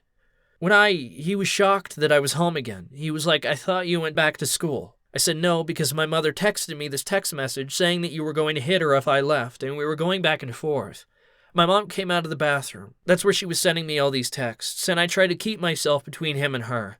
Me and him were just hand on each other's chests, keeping each other at bay, and we were just going back and forth. I was like, why? He was denying it the whole time and saying that, giving every excuse in the book. Did you say anything to him about whether he could stay at the house anymore? I said, you're leaving. And what did he say? He was like debating, like, no, I need to stay. I have nowhere else to go. Then at one point, when my brother and my grandfather came out, he was like, fine, I'll leave. And then he walked out the door, and my mom gave him her debit card with $700 on it, so he had somewhere to go. At this point, was he fully physically mobile? Yes, he walked out of my house just fine, walked away just fine. Just so it's crystal clear, why did your father get kicked out of your grandfather's house? Was he hitting my mother? After he was kicked out of the house, did your father continue contacting your family? Yes, phone calls and text messages. What did he want? At first, he was just like trying to make understanding of the situation, like is he ever going to be able to come back, or can he get his clothes or iPad or his walker? Did you make arrangements to get those things to him? Yes, I took Ubers to go bring him his walker. I brought him his iPad and earbuds, which was actually my iPad. Not even mine, my baby cousin's iPad that we bought for him that he used all the time. During this period, do you know if your father was trying to have your mother meet with him by herself? Yes, there was multiple phone calls, conversations between my mother and him with my dad trying to get my mother to drive him somewhere, bring him something. He was saying like, I don't need to be doing it for her, she's a grown woman. He was trying to get her to take him to his methadone clinic. Were you concerned about the possibility of them meeting alone? Yes. Why? I didn't want my mom getting hurt, and I didn't want to risk any chance of her not coming home. During this time, did you ever see your father around your home? Once or twice, just walking. I was assuming that's because he had nowhere else to go. He was just walking around. Directing your attention to April 11th into the 12th, did your mother go to the hospital? Yes. Tell us what happened. She went to work that day for the first time in a couple of days, and when she was there, her blood pressure went through the roof. She would not hold her stomach anymore. She threw up. She went to the nurse. She had very high blood pressure, something crazy like 270 over 110. I don't know the exact number, but it was high. The nurse drove her to the hospital, and I was told that she was in the hospital. I was at work, so there's nothing I could really do about it. Do you know if your father showed up at the hospital while your mother was there? Yes. How did you find out about that? While I was at work, I got a text message from my mother's phone. A very long text about how, like, if I hate my dad so much, I don't have to live at 105 Governor Road anymore, which I know my mother wouldn't say that. And certain words and the way the text was worded, it sounded like my father. I knew it was him at that point. Ms. Castrati, can you please bring up page 8 of 152A in evidence? I'm showing you a text here that was sent to you from your mother's phone on April 12th, approximately 7:02 p.m. Is this the text that you were just describing? Yes. You don't believe this came from your mother? No. Why not? It's not worded like she's saying it. My mom doesn't call me Philip. My dad calls me Philip all the time. He emphasizing the IP at the end for some reason. My mom always calls me Phil. All of this, my mom would never talk to me like this. Who do you believe wrote this text? My father. Would it surprise you if your father wrote that text? No, not at all. Why not? He knew the password to her phone. He was always in her phone when she was home. He had the full ability to do that. Do you recall when your mother came home from the hospital? Later that night. What happened when she got home? When she got home, she was with my father, and she was coming in the house, and she was trying to get the keys, and she wanted to leave with the keys. My dad starts walking away, and I wasn't letting her leave. I wasn't letting her have her kids. Me and my brother hid her keys. At that point, my father was gone. She was in the house. I locked the doors. I said, "You're not going anywhere. You're staying right here." Why wouldn't you let her leave with your father? I saw him. I was scared for her safety. She was in the hospital, and I know for a fact she didn't leave that hospital on her own accord. After you refused to let your mother leave with your father, did you get any text messages? Yes, I got one. Tell us what you recall. I recall a threatening message from my father. Ms. Castrati, can you please bring up Government Exhibit 151 in evidence? I'm showing you what's been marked as Government Exhibit 151. The top message here is a text sent to you by your father on the evening of April 12th at approximately 9:44 p.m. Is this the text that you're thinking of? Yes. Can you please read the text? Yes. You think you're some kind of tough guy. I remember when you got slapped by that fat N-word in public school and we had to send you to private school the same day you're a fucking faggot. If you had any balls you'd look at, you took all that fly shit. You talk to your mother, to me, to my face, because I won't even have to close its fist. I'll open hand slap you in the next week. Make sure you do not run into me or any one of my friends in this neighborhood, because you'll get instant life lesson on how to be a man and how to drink your meals through a straw. You're an 18-year-old virgin whose girlfriend tells him what to do. You're the laughingstock of everyone who knows you, and anytime you're feeling froggy like you want to take a shot at me, just let me know, because I'll let you punch me a good 3-4 times before I backhand you in the next week. I'll never close my hands and hit my son, but you bet when I slap you, it'll feel like you got punched. You're nothing to me, you'll never be anything to me, and it's not for the way you're treating me, it's returning value. He's trying to say Velio. On me, Velio had nothing to do with this, and you were lying to him. Your mother had a drug problem since we were 16 years old. God forbid I catch you walking to work. Mr. Pasqua, do you recall how you felt when you got that text from your father? Initially scared. What were you scared of? I walk to work all the time. I walk home from work. I try to make it easy on my mom and everybody as possible so that I don't need to be taxied around. He's out there. He has the full ability to come up on me while I'm walking. He straight up said he wanted to. What's to stop him from doing that? Have you heard your father use the kind of language that's in that text? Profanity and the racial connotation? Yes. What context? Like even when we're sitting down watching a movie, like he would be like, "Oh my god, this N-word has to be here right now, right?"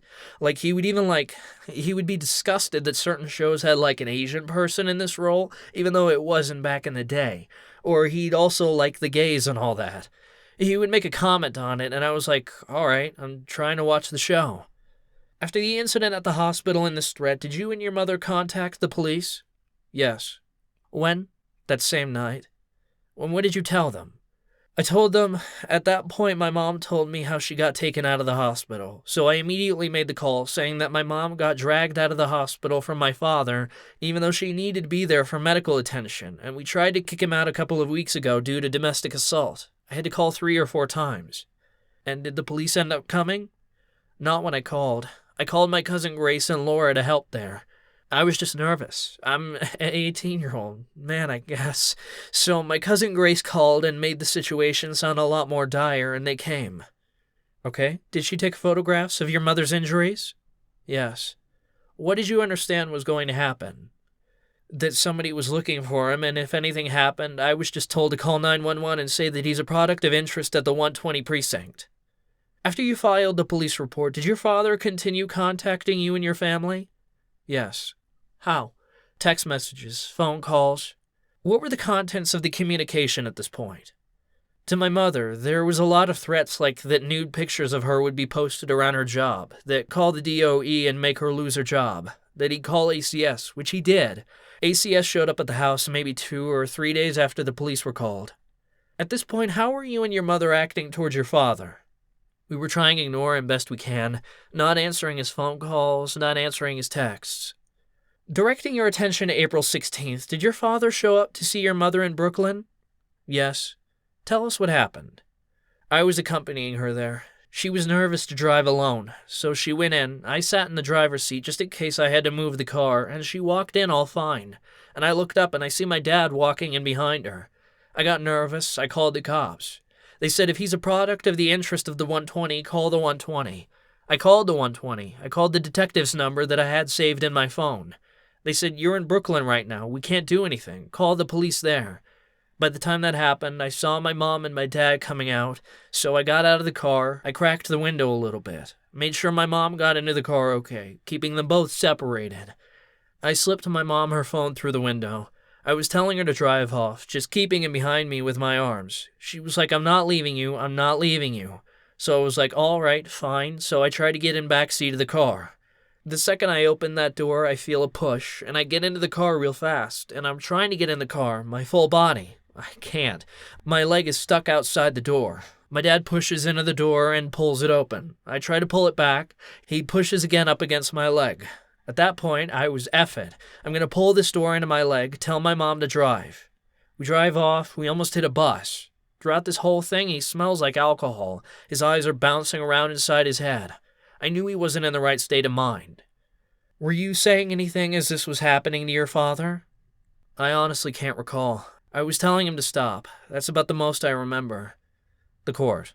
Can you back up? Tell me what it is that your father did while you were attempting to get into the car. Pushing the door up against my leg. Was it a gentle push, a medium push? Describe the push. He's a pretty big guy, so it's not really gentle. It hurt. It left a good yellow bruise. What was he pushing? The door? The door. What, if any, did the door strike a part of your body? Yeah, my leg. My knee and my calf area. How many times did it strike your leg? I'd say maybe 2 or 3 times before I just pulled it into my leg and kept it there. After this incident, did you take a look at your leg? Yeah, I was mainly worried. All the adrenaline. I didn't know if it was my good knee or my bad knee. When you looked after the incident, when you took a look at your leg, what did you observe? My leg was getting a little swollen and it hurt to touch. Did you notice any markings thereafter? There was a good yellow bruise when I was at the precinct. Was that bruise there prior to your father swinging or slamming the door? No. 2 or 3 times? No. This is a result of your father slamming the door? Yes. Did you seek medical attention? I guess, yeah, at the precinct. Once we got back to the Staten Island, we went to the 120 precinct to make a report. The ambulance there checked me out and I refused to go to the hospital. Okay, so you were checked out by an EMS? EMS. They gave me ice packs. All right, you can continue. By Mr. Klein. Just to be clear on the bruising, did you get a yellow bruise immediately or did it take some time? No, it took some time. While you were at the police station, did anything else happen? As I'm limping up the stairs to the police station, there's cops running out and I hear my address and my name over the radios, and there was a police call on my house saying that I was a deranged, 350-pound kid with a gun walking around my house, running around Governor Road causing havoc. How did the officers react? She ran past me and I said, I'm right here, and they turned around and they started laughing. Okay? I was like, yeah, I just had a whole altercation with my father. I came to make a report. I guess that's his way of him trying to make me not make a report. And they're like, all right, let's call it into the sergeant. The sergeant was already at my house with 10 police cars. Did you have any guns, Mr. Pasqua? No. At this point in time, had you ever held a gun? No. Are there any guns in your home? No. So right after he assaulted you, your father called the police on you? Yes. Directing your attention to April 20th, were you notified your father was arrested? Yes. Around this time, did you and your mother take any legal steps to prohibit him from contacting you? We had the whole ACS situation on, and ACS situation said we were fine, we were all good. The only thing we had to do was get an order of protection in the family court, so we were doing everything possible to get that parsed through. Did you get an order of protection? Yes. April 20th? Yes. Ms. Castrati, can you please bring up Government Exhibit 602 in evidence? Mr. Pasqua, do you recognize this document? Yes. What is it?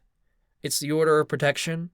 To your understanding, does the Order of Protection prohibit your father from contacting you directly? Yes. To your understanding, does it also prohibit third-party contacts? Yes. What do you understand that third-party contact prohibition to mean? He can't ask somebody else to tell us something or ask somebody else to do something for us. Like the text messages we received, it was like Emily texting us, and it said, Frank said, can you go here and get his identification paperwork? And Holly also said, Frank said if you can go get his suit and send it to him for court. Stuff like that.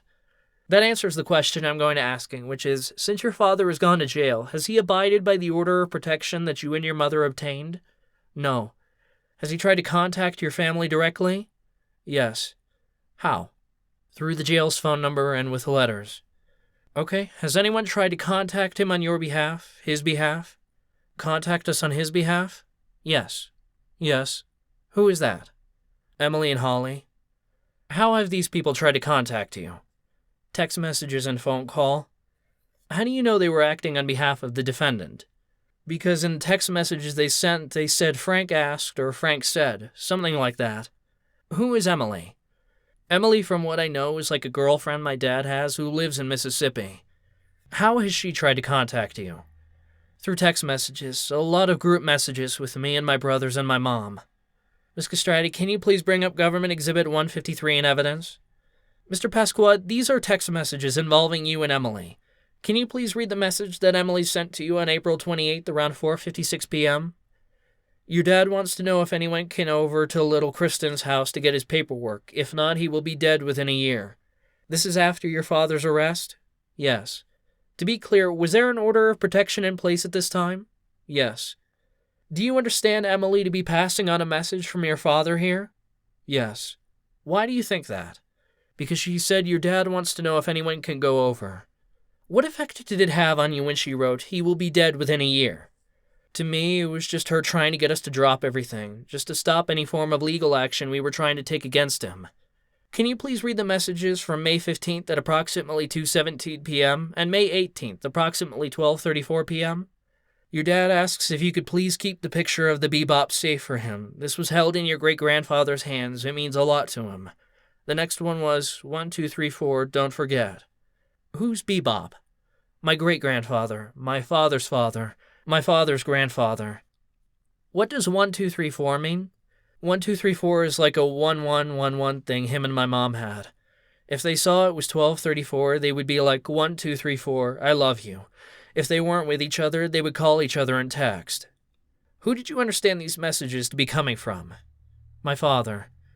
Would you please read the response sent on May 18th at approximately 12:42 p.m.? Please stop contacting us. Who sent that response? My little brother. Valio? Yes. Did Emily stop contacting? No. About 20 minutes after Valio told her to stop contacting you, Emily sends you another text. Can you please read it? Just a heads up, 𝐏𝐫𝐞𝐬𝐧𝐭 is wanting to interview Frank. He's not wanting to make a statement at this time. He wants to wait for a polygraph. However, I'm not about to stand by while and watch him take the blame for things he hasn't done and lies being spread out all over the internet. So I will be giving statements to his behalf. Oh, and Frank wants to get a polygraph now and take this all the way to trial. What effect did this message have on you? She's trying to scare us with the whole polygraph thing and the fact that my dad wants to take it all the way to trial. She just wants us to stop everything and drop all the charges. Ms. Castrati, can you please turn to page 2? This is another text from Emily, dated October 31st at 1:01 p.m. Can you please read the text? Just thought you all should know Frank got attacked again. He has a price on his head. What kind of family leaves one of its own in a situation where she can be killed? This is the second time he's been attacked. I pray there is no third time. What really amazes me is that after everything, you all kicked him out of a house days after getting out of the hospital and still needed his wheelchair and walker. After you took every last penny he had, after writing him off completely, he still has so much love and empathy. You want me to read that second part? Sure. Frank is out of the hospital. It was touch and go for a bit, but he pulled through. He was very lucky. Praying this never happens again. He sends his love to all of you. What effect did this message have on you? It's Emily trying to grasp at our sympathy, make us feel bad what's going on over there. Apart from Emily, have others been in touch with you for your father since his arrest? Me personally, no. What about your mother? Multiple texts from Holly. Directing your attention to morning of October 25th, which is a little over a month ago, did someone bring a communication from your father to your home? Yes. What happened? One morning my mom woke up and said somebody left a letter on my windshield, and she asked me to check the cameras, so I did. I saw 11:30-ish, 11:45-ish that same night, somebody left a letter from my father on my mom's windshield and took a picture of it. After your mother brought in the letter, did you open it? Yes. What kind of packaging was it in? It was just folded up into 3 in a Ziploc bag. You did read the letter? Not really, I just skimmed through it. Could you tell us who it was from? It was definitely from my dad. How do you know that? It was his handwriting and it said to Lelio. How did it make you feel to have a stranger sneak onto your property in the middle of the night to deliver a message from your father from jail? Just terrible. The whole situation, we had to get security cameras in the first place. And now, at least the security cameras did their job, but now I have to make sure I'm home certain time at night and check around my house to make sure nobody is hiding before I come into my house. When did you get those security cameras? I got the security cameras after we kicked out my father. Why did you get them? Just in case he came around or anybody came around, I could have video evidence. No further questions. The court. What's this young man's schedule like for tomorrow? My understanding is he works and goes to school. Tomorrow morning I don't have work, but I do have school at 4:40. The defendant. Your Honor, I can finish with him really fast. The court. Okay, you may cross-examine. Cross-examination by the defendant. How you doing, Phil? How you doing? At CSI, no culinary school? Not yet. Soon though, right? You still want to be a chef? At some point, I'm looking for a little more of a realistic point at first, and then I'll follow that dream later. You're good at that. You should do that. Mr. Klein. Objection, Your Honor. Have you ever seen me hit your mom? Yes. When did you see me hit Mom? When I was younger, in Nana's house. Exactly when? I don't remember exactly my age, but I remember peering my head outside of Nana's door because we were sleeping in her bed, and I watched you pull her up the stairs from her hair. That sounds just like something Francis said once. You sure you didn't just remember his... Francis wasn't even there. It was me and Helio sleeping in that house. All right, so yes, you've seen me hitting your mom according to your memory. How old were you when that happened? I don't remember my exact age. I know I was young. Less than 10? I honestly don't know. Around 10? Sure. 9 years ago, right? I guess. I think Tyler was around 16 still. I don't know. Do you think I would hurt you? Talking about at the time or now? Ever? After the text message you sent me, yeah. Did I ever hit you? No. Have you ever during an argument told me, go ahead, hit me, Dad? Have you ever told me that? I don't recall. Did I ever? No, you never touched me. Do you think you would have some stranger come and hurt you? You sent a stranger to my house to put a letter on Mom's windshield. Who told you I did that? It's your letter.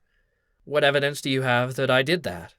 It's your letter with your handwriting. Nobody else knows Mom's nickname is Leela. Do I mail letters to the house all the time? Yes. You stopped for a while, too. Is it possible someone else did that?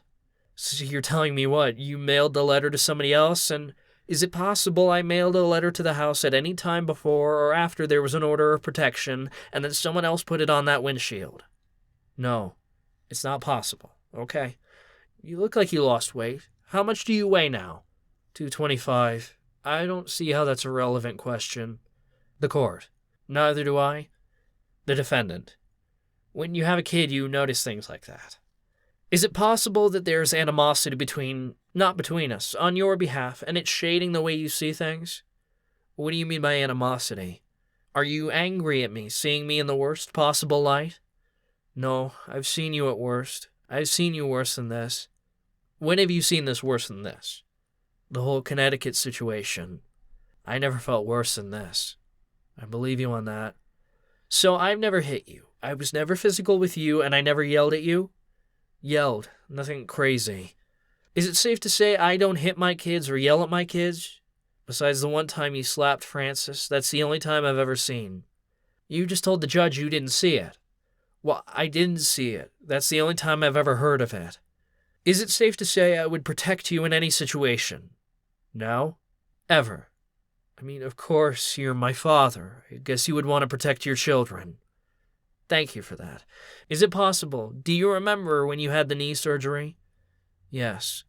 And do you remember how much that affected me? Yeah, affected you more than it affected me. Do you think I would hurt any part of you? I mean, you slammed the door on my leg. Do you think possibly in that situation I was trying to open the door and you pulled it closed because you were trying to protect Mom from me? It hit my leg. Let me finish. Just let me finish. I'm going to listen to everything you have to say. Every word you say to me is important. Is it possible that you were so worked up at that moment and I was trying to open the door because you guys were my family and I didn't understand how far that situation had gone already and you didn't want to talk to me anymore? I was trying to open the door to talk to you guys. You were pulling it closed on your own leg. Is the question finished yet? Can I give a response? Yes. That whole time when Mom was coming back to the car and I was sitting there, you were calling me fucking faggot, a pussy, all of that, saying that you'll take me anytime. I don't know if you remember because you reeked of alcohol. I was drunk, I called you a pussy. I never said I would hit you. Yeah, but then the door proceeds to hit my leg twice, and I'm sure as hell not going to let you come into the car after that. So yeah, I pulled the door into my own leg after the fact that it hit me twice. So first I viciously slammed your leg in the door. I was not in the car yet and you closed the door. I didn't touch the door handle. So I'm trying to get into the car, but I closed it with you in between. I closed it while I'm trying to get into it. Yes, that's it. You closed the door on my leg. The defendant. Asked and answered. The court. You can't argue with each other. The defendant. Asked and answered. I remember what it was like. I was his age. You hate your dad for anything. Now after that, when I was trying to open the door, you were pulling it closed on your own leg, right? Yes. Is your leg okay? Yes. When you had that surgery on your leg, it was about 5 hours, correct? I guess I don't know the exact time of surgery. Mr. Klein. Objection, Your Honor, this is irrelevant. The court. Ask the next question, sir. So, any bruising to your leg, is it possible that I didn't intend to hit your leg with the door and that it was from you pulling it yourself? No, I felt it was intentional. I love you and your brothers. The court. That's it. Any redirect? Mr. Klein. No, Your Honor. The court. All right, thank you, sir. You can step down. Witness excused. The court. All right, given the hour, we're going to recess for the day. How many more witnesses does the government intend to call in this case? Mr. Klein. We anticipate calling one additional witness at this time. One additional witness, and then we have to address the issue of the video. Who has the video? Mr. Moskowitz. Your Honor, if I know I'm not supposed to speak, but I can explain. The court. Who has the video? It's a simple question. I received a copy of the video. You have a copy of the video, which I couldn't, as Your Honor may know, sometimes you get it with players. I could not open the video. Does the government have a copy of the video? Mr. Klein. We do, Your Honor. Is it playable? It is playable. It's at the office. Okay, so do you have a way to play it in this courtroom? I think we would be in a position to be able to play it tomorrow. That's a yes. Simple response. Yes, Your Honor. Will you be able to have the defendant's wife here tomorrow morning, Elisa Loyacono? Your Honor, I would just note that we object to the relevance of this video. We don't understand why it's relevant. That's a good question. What's the relevancy of having her look at the video and testify as to whether or not she recognizes any of the individuals? The defendant. It's so that I can establish whether or not, first of all, she knew about this before it happened. What do you mean she knew about this? What is it that the video shows, sir? The assault. The alleged assault. The alleged assault. I'm trying to help you out, believe it or not. I'm sorry. There's a video of an alleged assault. That we've all had friendships. And this happened where? Essex County. These are all the people I was in GEO and MCC with. We all know each other. Our wives traveled to visits together. So let's say, hypothetically speaking, she looks at the video. She says that I recognize that person, that person, that person. What is the relevancy of that testimony to this proceeding? Well, sir, I really don't want to bring it up in front of... Can I approach it and tell personally? No. I don't want to speak in front of the prosecution. What is the relevancy? Does it go to her credibility? It goes to her credibility, the people she associates with, the bonds. Let's make it clear, you've already established that at one time or another, in her own words, that she used a controlled substance. There's also some evidence that she may have received treatment. That's already out there. What are the relevance? Does she have an association with these individuals in that capacity? This has nothing to do with drug use, and I tried to handle that topic as delicately as possible. That's already out there, so what is the relevance? This has nothing to do with that. The relevancy is whether or not she knew about it beforehand. About the assault? Yes. Was she present? Whether or not one of these people could have been the person who sent that letter to her, because I know one of those people also wrote a letter to her on his own, and he told me about it at a later... You could have asked her that question. I don't want to cue her into what I'm going to show her. You had her on the witness stand. You could have asked her whether or not she arranged to have someone draft a letter pretending to be you. That's what you're trying. That's not what I'm saying. So then what's the relevancy, sir, to the specifications that you're facing? The specifications I'm facing? Whether she had a way to get letters sent to her from my unit. From where? From the unit, prison unit I was in, housing unit I was in. Also, whether or not she had anything to do with something. Sir, are you alleging that some of those correspondence were drafted by your wife? No. They were not drafted. Are you alleging that some of those letters were written at the direction of your wife? No. So then I don't understand what the relevancy is. There are people in that video, the one who assaulted me and know my wife and those whose wives associate with my wife. One big happy family. Yes. So what does that mean with respect to the specifications that you're facing and to the extent that they support either your defense to those allegations or that it minimizes the government's case? There's a whole list of letters that are getting brought up, some of which I mailed, some of which I did not mail. I've mailed letters, never to my wife. I sent a ton of letters to my kids. What does that have to do with the specifications, sir? The government so basically presented, I would like to show her the people that she has contact with and find out if there's some type of connection between them and her. Let's assume that there is a connection either directly or indirectly. How does that go to either minimize the government's case or to negate the allegations that your wife is asserting against you?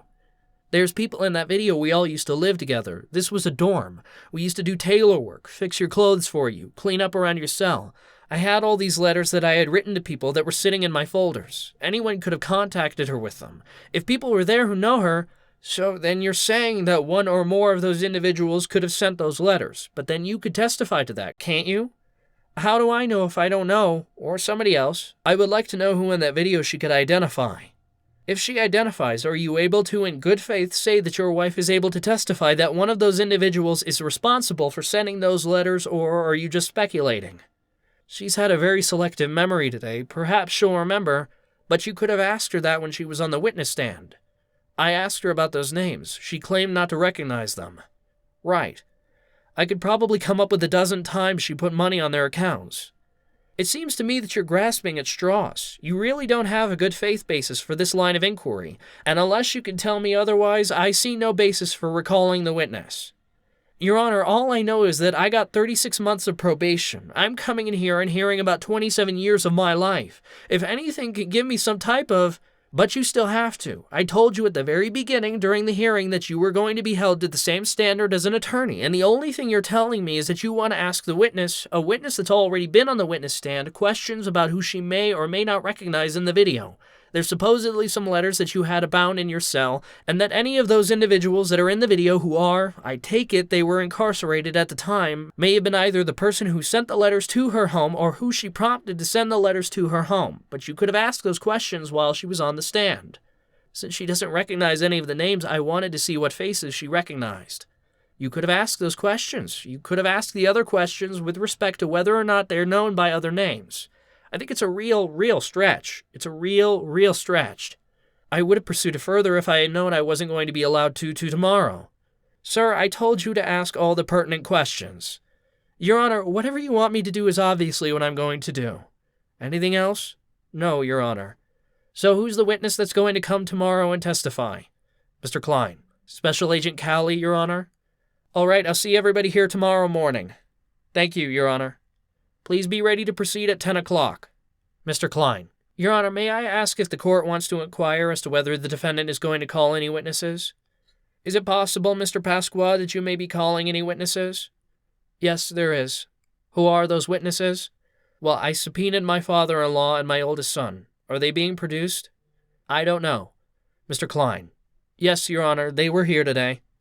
Okay. The defendant. Yeah, I'll be questioning them tomorrow. I'm also going to be questioning Emily and my friend Tom. So, 4 witnesses. Yes. All right, I'll see everybody here tomorrow, 10 o'clock. Be ready to proceed, please. United States District Court, Southern District of New York. United States of America v. Frank Pasqua. Defendant. 16 CR 591. NSR hearing. United States Courthouse, White Plains, New York, December 8, 2022. Before, the Honorable Nelson S. Roman, District Judge. Appearances: Damian Williams, United States Attorney for the Southern District of New York. Benjamin Klein, Marjorie Feinzig, Assistant United States Attorney. Abraham Shane Moskowitz, Attorney for Defendant. The Court. So, my understanding is the government's going to call another witness. Call the witness and let's have the witness take the stand. Mr. Klein. Your Honor, the government calls Special Agent 𝐏𝐫𝐞𝐬𝐬. The Court. Okay? 𝐏𝐫𝐞𝐬𝐬, called as a witness by the government, having been duly sworn, testified as follows. The Deputy Clerk. Please state your full name for the record and spell your full name. The witness. 𝐏𝐫𝐞𝐬𝐬, MICHAELCALI. Thank you. The Court. All right, good morning, Officer Cowley. You're going to be asked a set of questions. Listen to the question that's asked. Try and answer only the question that's asked. If you do not understand the question, let us know. We'll try and have the question rephrased. If there's an objection, you must wait until I rule on the objection before proceeding. Do you currently hold a title? Yes, I'm a special agent with the FBI. Okay, and how many years have you been with the FBI? 14 years. Have you held any other titles with the FBI? Yes, I was an intelligence analyst for 12 years. And how long have you been a special agent? 2 years. Okay, all right. You can inquire. Mr. Klein. Thank you, Your Honor. Direct examination by Mr. Klein. Good morning, Special Agent Cowley. Did there come a time when you became involved in an investigation of Frank Pasqua? Yes, around June of this year. Special Agent Cowley, has the scope of your investigation involved suspected violations by Mr. Pasqua of the terms and conditions of his supervised release? Yes. Did you obtain and review evidence? Yes, I did. What categories of evidence did you obtain and review? I received telephone calls from the Westchester County Jail. I received physical evidence from the residence, 105 Governor Road, and as well as downloaded text messages from the victim's cell phone. Did you also obtain letters? Yes, I have. Special Agent Cowley, when was the defendant arrested? Around April 20th, 2022. Since his arrest, where has he been housed? To my knowledge, he's been housed in 3 different facilities. The first one was Westchester County Jail, then Essex County, and most recently, to my knowledge, Hudson Correctional Facility. While the defendant was housed at Westchester County Jail, did he make any phone calls using the telephones available at Westchester County Jail? Yes. Were these calls recorded by Westchester County Jail in the ordinary course? Yes, they were. Is there notice to inmates that these calls are being recorded? Yes, and I believe to the people on the other end of the phone call as well. Have you listened to some of these calls? Yes, I have. Do they include statements that are relevant to the scope of your investigation? Yes, they do. Special Agent Cowley, I'm going to play for you an excerpt of Government Exhibit 403, which is a jail call between the defendant and Miss Emily Kassler on April 22nd at approximately 9:36 p.m. Before I play it, was that date approximately 2 days after the defendant's arrest in this matter? Yes, it was. Ms. Castrati, can you please play 403A in evidence? The Court. Just to be clear, Exhibit 403A, is that in evidence? Mr. Klein. Yes, Your Honor. The Court. Okay, so you should refer to it as the government's Exhibit 403A in evidence. And the reason for this is that you want to make the record clear in case it goes up to appeal. All right, so there's no question. Understood, Your Honor. Ms. Castrati, could you please play Government Exhibit 403A in evidence? Audio tape played. I'm going to now play an excerpt of Government Exhibit 406 in evidence, which is a jail call between the defendant and Miss Kassler 2 days later, on April 24th at approximately 1:46 p.m. Ms. Castrati, could you please play Government Exhibit 406D in evidence? Audio tape played. I'm going to now play an excerpt of Government Exhibit 412 in evidence, which is a jail call between the defendant and Miss Kassler on May 28th at approximately 11:35 a.m., more than a month after the prior call and after the defendant had seen the specifications in the violation report. Ms. Castrati, can you please play Government Exhibit 412A in evidence? Audio tape played. Special Agent 𝐏𝐬𝐬, what's the defendant doing in these 3 calls? Establishing 3 or 4 different stories as to how the victim sustained injuries. Special Agent 𝐏𝐬𝐬, based on your participation in this investigation, did the defendant make any statements and text messages about his wife's injuries before his arrest? Yes. Ms. Castrati, could you please bring up page 26 of Government Exhibit 101A in evidence? Special Agent 𝐏𝐬𝐬, this is a text that Ms. 𝐏𝐬𝐬 sent to the defendant on April 8th at approximately 9:48 a.m. Can you please read the highlighted portion? You promised me you wouldn't hit me ever again. I just thought we were going to be okay this time, but you hate my father, you hate my house, and you hate me. If you loved me, I wouldn't have a black eye, my eye wouldn't be throbbing, and my hand wouldn't be numb from trying to protect my head. Special Agent 𝐏𝐬𝐬, after Ms. 𝐏𝐬𝐬 wrote that she got a black eye from the defendant hitting her, how did the defendant respond? He responded via text message. Ms. Castrati, can you please bring up page 27 of Government Exhibit 101A in evidence? Special Agent 𝐏𝐬𝐬, can you please read the highlighted portion of the text the defendant sent to Ms. 𝐏𝐬𝐬 on April 8th at approximately 9:52 a.m., about 4 minutes after getting her text? These text messages hurt because you would rather not speak to me. No reason I can't hit you over the phone. The only reason I ever shook you awake by your head was because you were jugging vodka and your eyes were glassed over. Did the defendant send any more messages about his wife's eye? Yes. Ms. Castrati, could you please turn to page 33? The Court. Again, Government Exhibit 101 in evidence? That's correct, Your Honor. Government Exhibit 101A in evidence, I believe.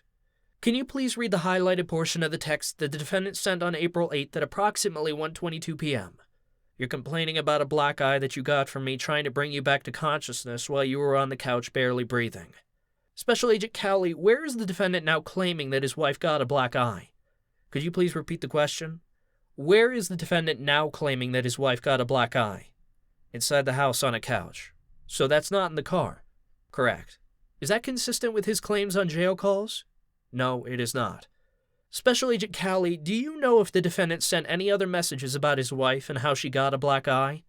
Yes. Ms. Castrati, could you please turn to page 34 of Government Exhibit 101A in evidence?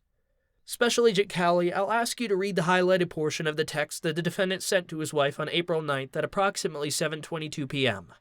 I'll take a polygraph. You got a black eye from me doing mouth-to-mouth and slapping you to wake you up. Special Agent 𝐏𝐬𝐬, is this message consistent with the 5 other stories that the defendant gave for his wife's black eye? No, it is not. Special Agent 𝐏𝐬𝐬, more generally, in the course of this investigation, have you seen any additional communications in which the defendant acknowledges putting his hands on his wife? Yes. Ms. Castrati, could you please turn to page 47 of Government Exhibit 101A in evidence? Special Agent 𝐏𝐬𝐬, I'll ask you to read the highlighted portion of this message, which was sent by the defendant to his wife on April 8th at approximately 10:45 a.m. All I'm asking is for my documentation to be brought to my lawyer. You could drive to Manhattan or you could call Avi to see if he can arrange for a messenger to bring the documents from you to him, and then he can meet me with them since poor Elisa is just so terrified of Frank. You have hit me and abused me more than I have hit you in the past year and a half. What's the defendant doing here? Admitting that he has hit his wife. Are there any similar communications in the jail calls? Yes, there is. Special Agent 𝐏𝐬𝐬, I'm going to play an excerpt of Government Exhibit 404 in evidence, which is a jail call between the defendant and Ms. Kassler on April 23rd at approximately 10:36 a.m. Ms. Castrati, could you please play Government Exhibit 404C in evidence? Audio tape played. Special Agent 𝐏𝐬𝐬, how did Mr. Pasqua characterize his relationship with his wife? As abusive. In the course of your investigation, have you seen any communications from the defendant about his son Philip's injuries? Yes. Ms. Castrati, could you please bring up page 2 of Government Exhibit 102A in evidence? The Court. Can I ask you a question, Counselor? Philip testified yesterday? Yes, Your Honor. And he testified regarding the circumstances surrounding his injuries? Yes, Your Honor. What's the relevancy of having these excerpts or communications presented if it's the defendant's version? Your Honor, I believe that it shows that the defendant acknowledges causing his son's injuries. He gives a different account about his intentions, but he acknowledges that he was there. He closed the car door. All right, I'm going to give you some latitude, but I think you're doing this, with respect to some of the other claims, you're kind of giving me the defendant's version of it. You've done it once, twice, 3 times, but it's like a little bit redundant, all right? Okay? All right, I get the message, or at least I get a sense of what it is that you're trying to do. I can move past it, Your Honor. Special Agent 𝐏𝐬𝐬, based on your investigation of this matter, do you know if the defendant has been contacting witnesses in this proceeding from jail? Yes. How has he been contacting them? He's been calling their mobile phones as well as landlines and writing letters to them as well as having third parties contact them. Your Honor, I'll just note for the record that there are 3 orders of protection in evidence which prohibit the defendant from contacting his wife and his son Philip, including through third parties. Special Agent 𝐏𝐬𝐬, I'm going to play an excerpt of Government Exhibit 402 in evidence, which is a jail call between the defendant and Ms. Kassler on April 22nd at approximately 10:12 a.m. Ms. Castrati, I'll ask you to please play Government Exhibit 402A in evidence. Audio tape played. Special Agent 𝐏𝐬𝐬, what's the defendant doing on this call? He's coaching Ms. Kassler what to write to his wife, as well as acknowledging that there is a restraining order of protection between the two of them. Ms. Castrati, could you please play Government Exhibit 402B in evidence? Audio tape played. Your Honor, I'm going to ask Ms. Castrati to pull up the transcripts of these calls to help us as we're going through. The court. Okay, are the transcripts in evidence? The transcripts are in evidence. It would be Government Exhibit 402T in evidence. Okay?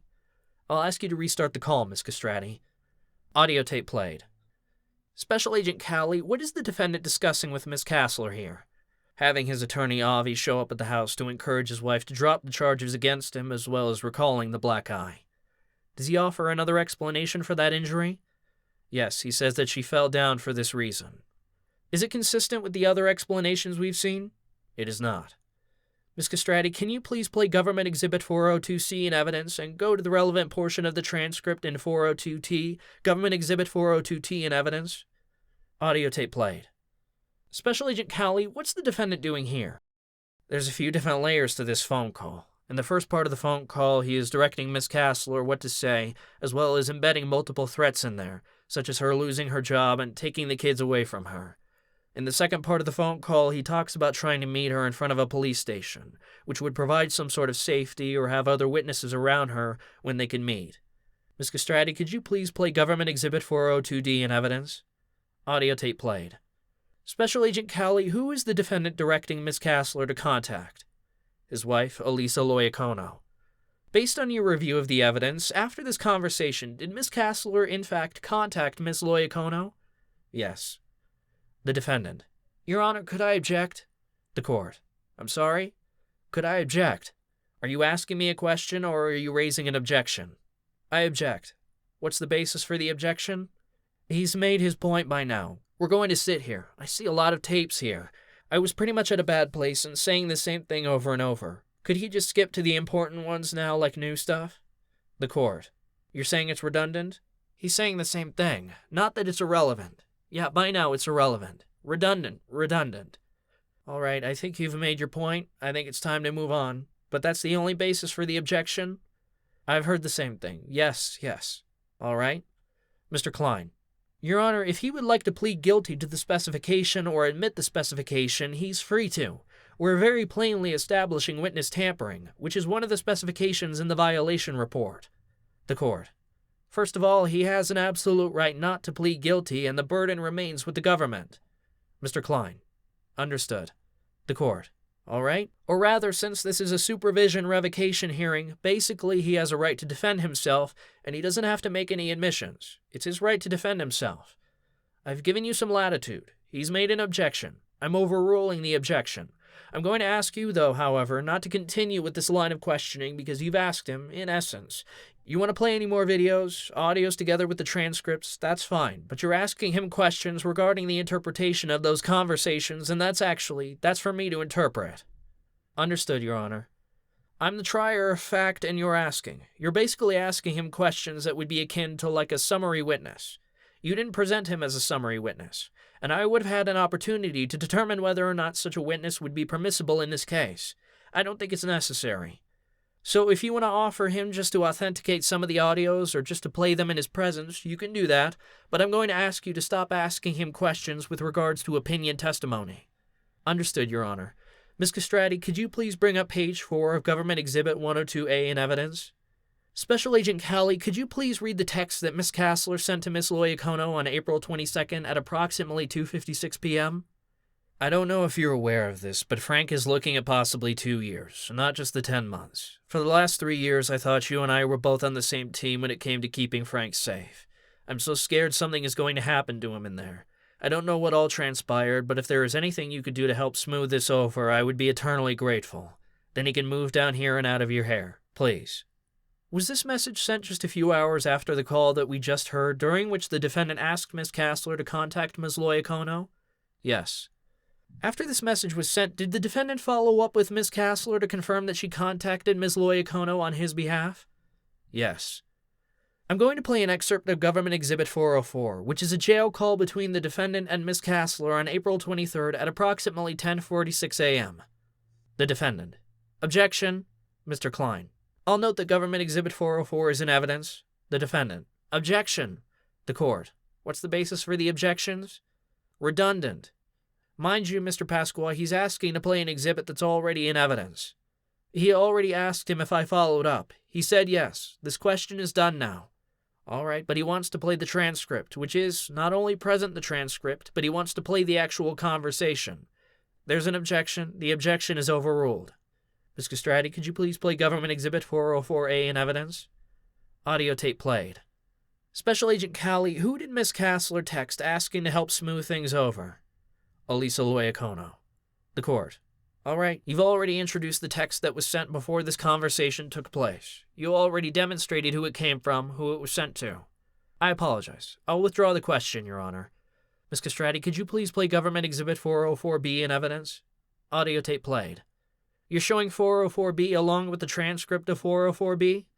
That's correct. That's 404T, Your Honor. Government Exhibit 404T in evidence, page 2. Okay. Audio tape played. Special Agent 𝐏𝐬𝐬, I'm going to play for you Government Exhibit 405 in evidence, which is a jail call between the defendant and Ms. Castler on April 24th at approximately 1:21 p.m. Ms. Castrati, I'll ask you to please play Government Exhibit 405A in evidence and put on the screen Government Exhibit 405T in evidence at page 1. Audio tape played. Ms. Castrati, could you please bring up page 5 of Government Exhibit 102A in evidence? Special Agent 𝐏𝐬𝐬, can you please read the text that Ms. Castler sent to Ms. 𝐏𝐬𝐞𝐬 on April 24th at approximately 1:46 p.m.? Hey, Frank said he misses you and Bebop. He also said to get off the methadone as soon as possible. He's having really bad withdrawals, unlike anything he's dealt with before. Was this text sent just a few minutes after the conclusion of the call that we just listened to? Yes, and it's almost verbatim. Ms. Castrati, could you please play Government Exhibit 406A in evidence and bring up 406T in evidence? Government Exhibit 406T in evidence. Audio tape played. Ms. Castrati, could you please play Government Exhibit 406B in evidence? Audio tape played. Ms. Castrati, could you please play Government Exhibit 406C in evidence and bring up page 2 of 406T in evidence? Audio tape played. Ms. Castrati, could you please play Government Exhibit 406E in evidence? Audio tape played. Ms. Castrati, could you please play Government Exhibit 406G in evidence? Audio tape played. Ms. Castrati, could you please play Government Exhibit 406F in evidence? Ms. Castrati, can you please play Government Exhibit 407A in evidence and bring up the transcript of Government Exhibit 407T in evidence? This is a jail call between the defendant and Ms. Castler on April 24th at approximately 9:52 p.m. Audio tape played. Ms. Castrati, could you please play Government Exhibit 409B in evidence and bring up Government Exhibit 409T? Audio tape played. Ms. Castrati, could you please bring up page 8 of Government Exhibit 102A in evidence? Special Agent 𝐏𝐬𝐬, I'm showing you a text message, images from a text message sent by Ms. Castler to 𝐒𝐮𝐲𝐢𝐬𝐞𝐬 on May 28, 2022 at approximately 7:46 p.m. Could you please describe the images in the text? There are 2 images of the defendant, Frank Pasqua. Ms. Castrati, could you please play Government Exhibit 409C in evidence and bring up Government Exhibit 409T in evidence on the monitor? Audio tape played. Ms. Castrati, could you please play Government Exhibit 409D in evidence? Audio tape played. Ms. Castrati, could you please play Government Exhibit 409E in evidence? Audio tape played. Special Agent 𝐏𝐬𝐬, I'm going to now play an excerpt of Government Exhibit 410 in evidence. This is a jail call between the defendant and Ms. Castler on April 26th, approximately 12:28 p.m.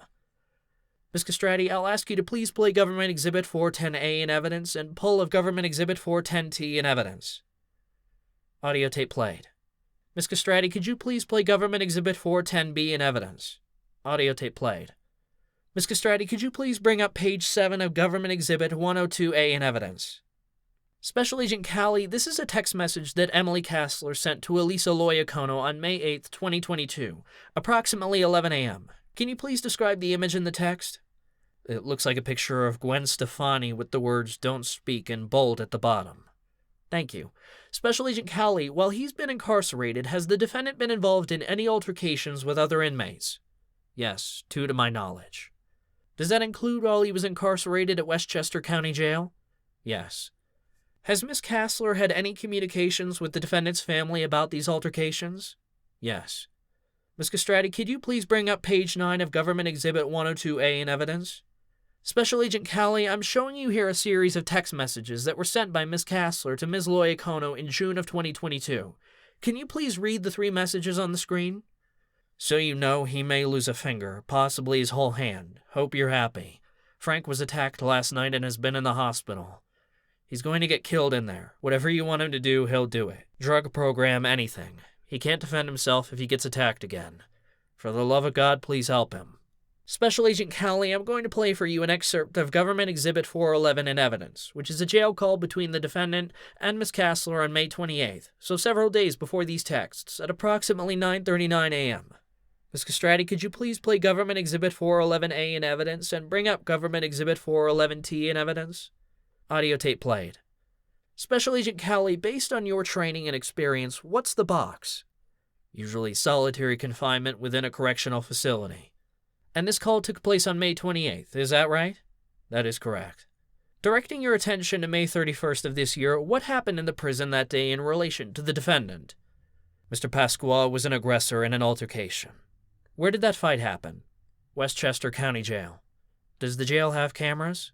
Yes, they do. Is there a video of that incident? Yes, there is. Ms. Castrati, can you please bring up Government Exhibit 201 in evidence at 5 minutes and 30 seconds? Special Agent 𝐏𝐬𝐬, is that the defendant there on the left side of the screen looking at the camera? Yes, it is, with his hands on his hips. Ms. Castrati, can you please play until 5 minutes and 40 seconds? Videotape played. Special Agent 𝐏𝐬𝐬, is that the other inmate involved in the altercation exiting his cell in the orange shirt and pants? Yes, it is. I'll note that it's on the left side of Mr. Pasqua on the screen. Ms. Castrati, could you please now play the video until 5 minutes and 45 seconds?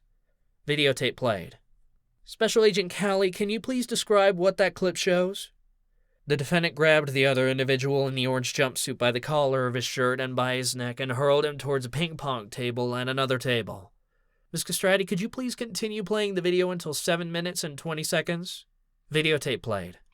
Special Agent 𝐏𝐬𝐬, can you please describe the clip that we just watched? It was a fight between Mr. Pasqua and another individual. They tossed around. It appeared Mr. Pasqua was offering for the person to hit him. He even dropped down on a knee at one point in time, but then he continued to push towards the other individual in the orange jumpsuit. They became locked up, and towards the end of the video, the other inmate in the orange jumpsuit was on top of Mr. Pasqua. Thank you. Special Agent 𝐏𝐬𝐬, in addition to all of the third-party contacts that we've been discussing, are you aware of any efforts by the defendant to directly contact his wife from prison?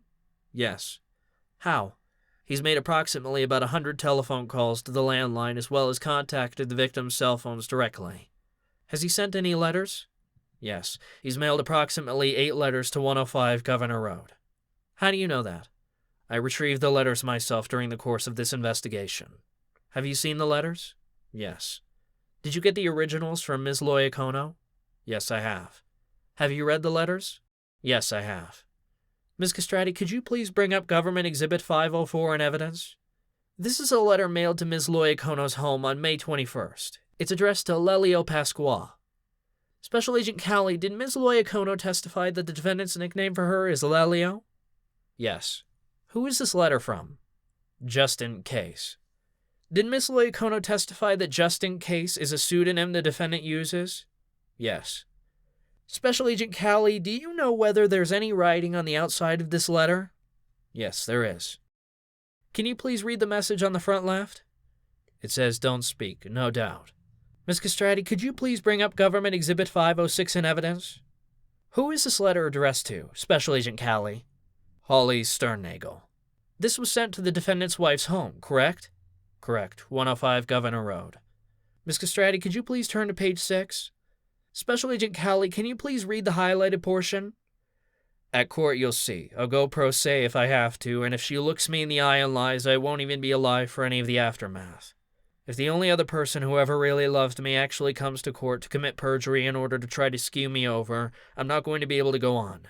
She won't get in any trouble for not showing up. They can't force her. And Avi says any prosecutor or DA who has to coerce a witness to show up won't trust them on the stand anyway. He says they never really charge witnesses because perjury is way more serious than refusing to back a false statement at trial. Hey, maybe we'll just end up as friends. I can live with that. She'll see the other guy's true colors if he tries to coerce her to come put me in prison. And I do time quickly anyway. So even 5 years if I have to do it, I will. As long as he and her are friends, I can do whatever.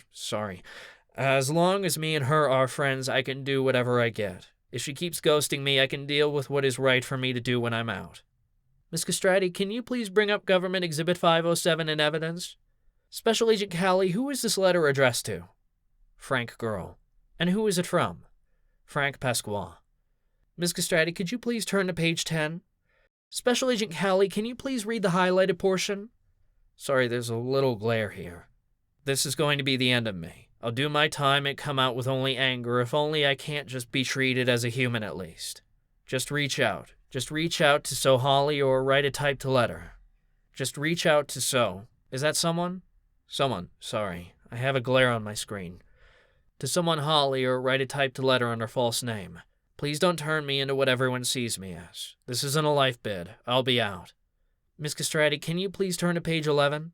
Special Agent 𝐏𝐬𝐬, I'll ask you to read the highlighted portion on the screen. We're going to see each other again. Only you can choose how that plays out. Ms. Castrati, could you please turn to page 12? Special Agent 𝐏𝐬𝐬, can you please read the highlighted portion on the screen? No one gets to pick when they're born or to whom, but every man can pick when he dies. I promised you get to be my widow. I always told the truth. I did everything I could to be part of this family. Now it seems the best way to make you all happy is to not be.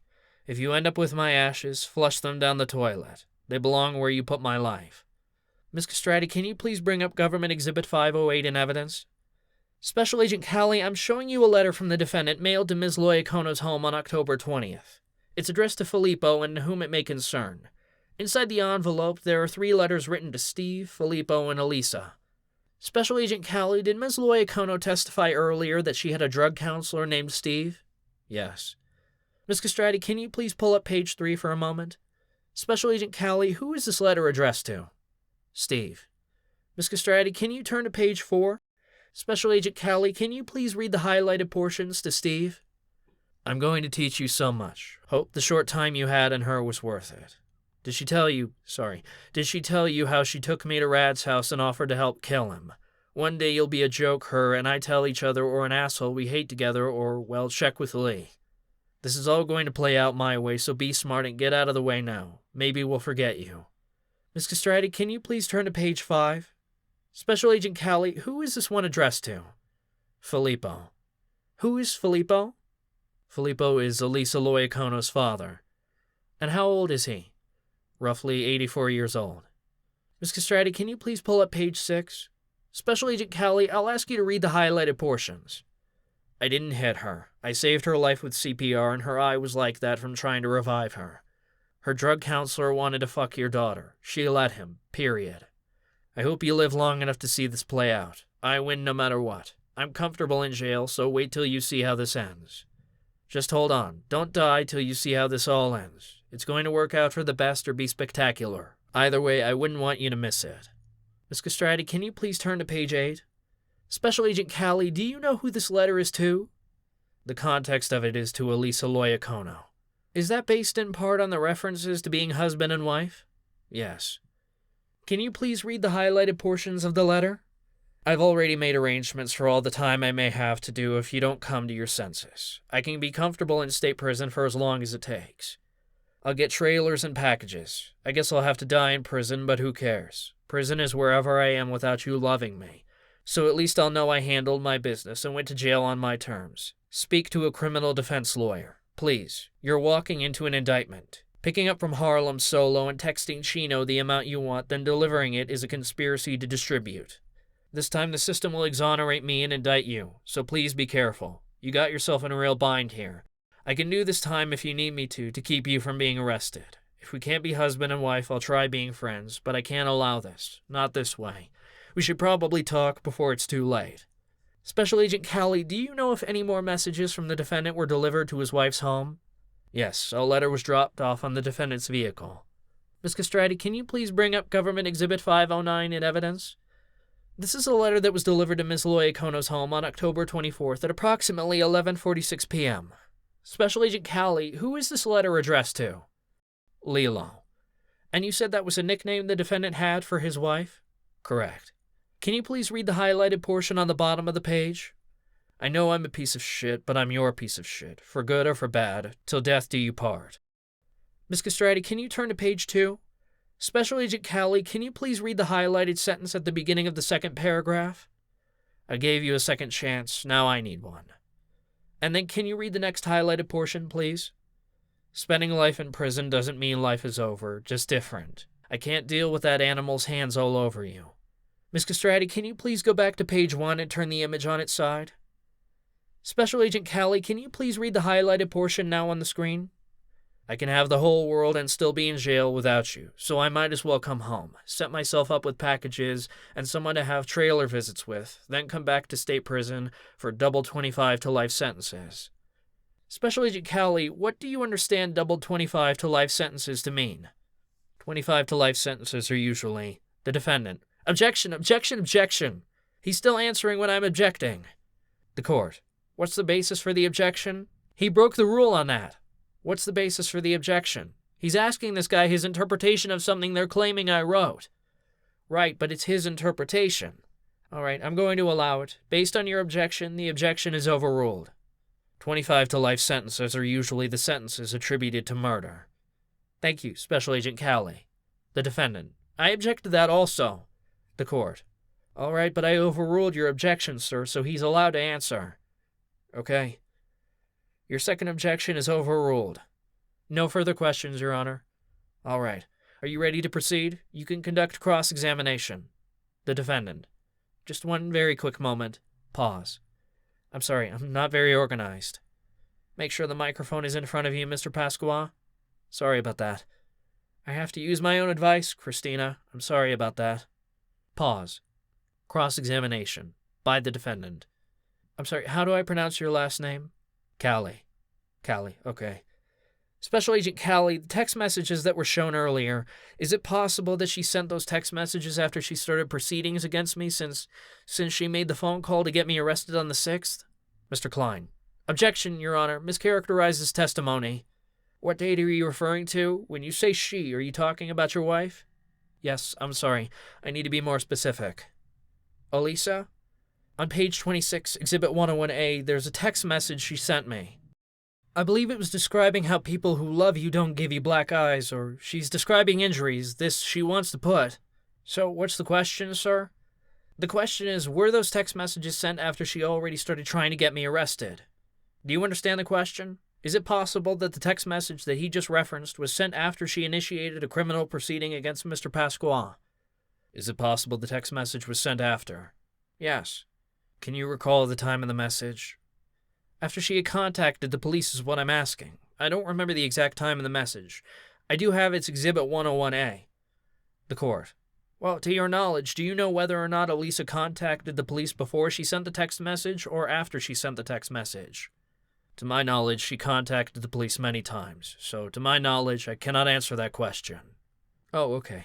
You testified that you heard more than several different stories about how Elisa possibly got her black eye, correct? Correct. Is it possible from all the messages and phone calls you've heard that, at this point in time, I was uncertain how she got this black eye? Mr. Klein. Objection, Your Honor. The defendant. Is it possible question. The court. Objection as to the form. You're also asking questions about your mental state. That's not permissible. The objection is sustained. Is it possible that my messages show uncertainty as to how she obtained this black eye? Mr. Klein. Objection, Your Honor. The court. There's no question there. Hold on a second. Wait for him to complete the question. The messages show that I have no idea how she got the black eye, and I'm going through possible scenarios it could have happened. Does that mean that they're false? Mr. Klein. Objection, Your Honor. All right, the first question. There's 2 questions there. Is it fair to say that in all those transcripts, whether they be by way of letters and or text messages, that one of those scenarios was the basis for Miss Elisa obtaining a black eye? Is it possible? That's what he wants to know. The witness. Yes, one of those scenarios is possible.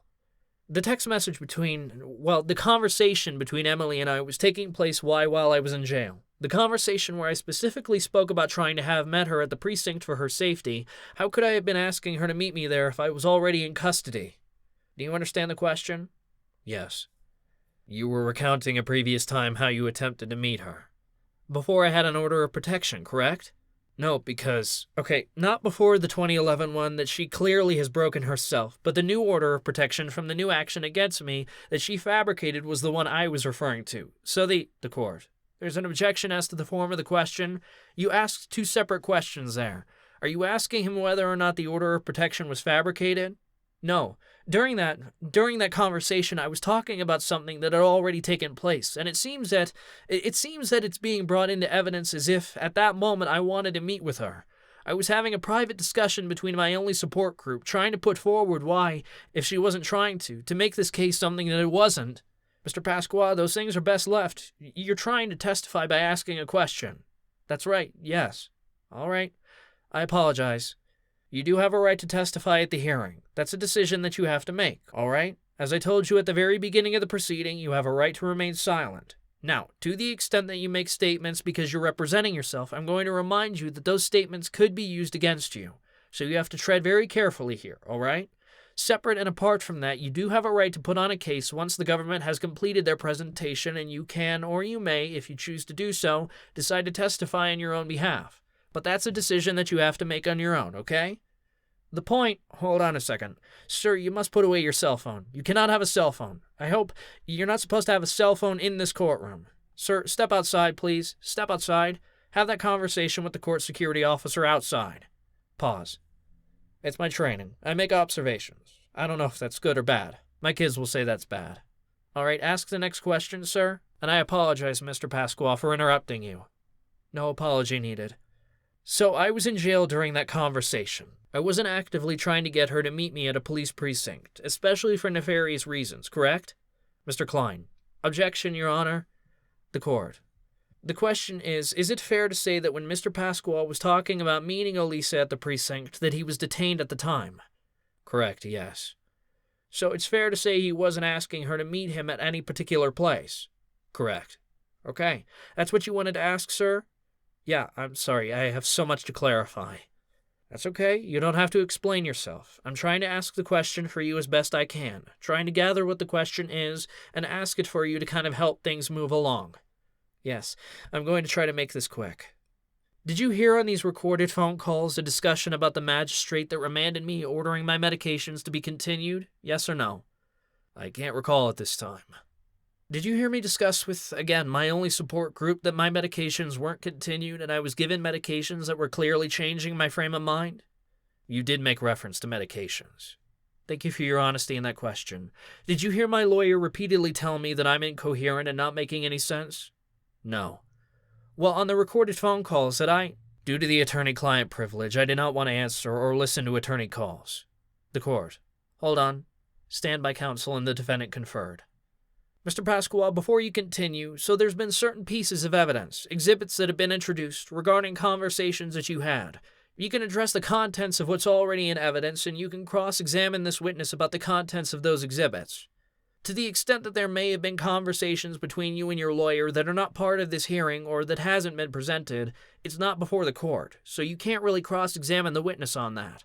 That's number one. And number two, there may be privileged communications contained therein. That was just explained to me. I'm sorry about that. No, don't apologize. I'm actually trying to be helpful to you. Thank you, Your Honor.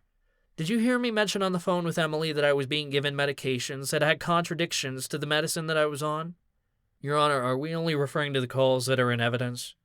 Yes. I do not recall exactly about the countering medications. There are conversations where you mentioned medication. I don't remember your angle of countering. I understand. Would you say that Emily is an honest person and a good person? Mr. Klein. Objection, Your Honor. The defendant. Okay, I'm sorry. Is she honest? The court. Objection sustained. The defendant. Okay, fine. The text messages that have to do with either songs or pictures, things that I asked to be sent to my family, was it clear to you that I was trying not to be forgotten by my family? Can you rephrase that question? I'll try. The court. He's asking whether or not, based on your review of those texts where he references no doubt or things of that nature, or when he talks about being away from his family, that he's asking his family not to forget him. Yes, if you wanted to send messages to remain relevant, in violation of a court order, yes. Yesterday, when my wife testified, you were in the courtroom, correct? I saw you over here. Yes. Did I ask her if she sold drugs or committed a crime? The court. Mr. Pasqua, the transcript of that Q&A is part of the court record. My next question is, what's the next question that you want to ask him? Next question. Was it obvious to you that I tried to get my point across without getting my wife in trouble? Mr. Klein. Objection, Your Honor.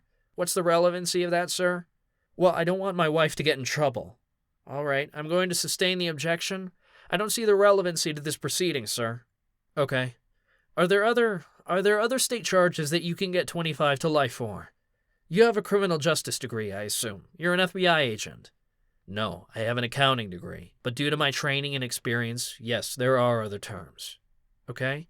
But I'm not a lawyer nor a judge.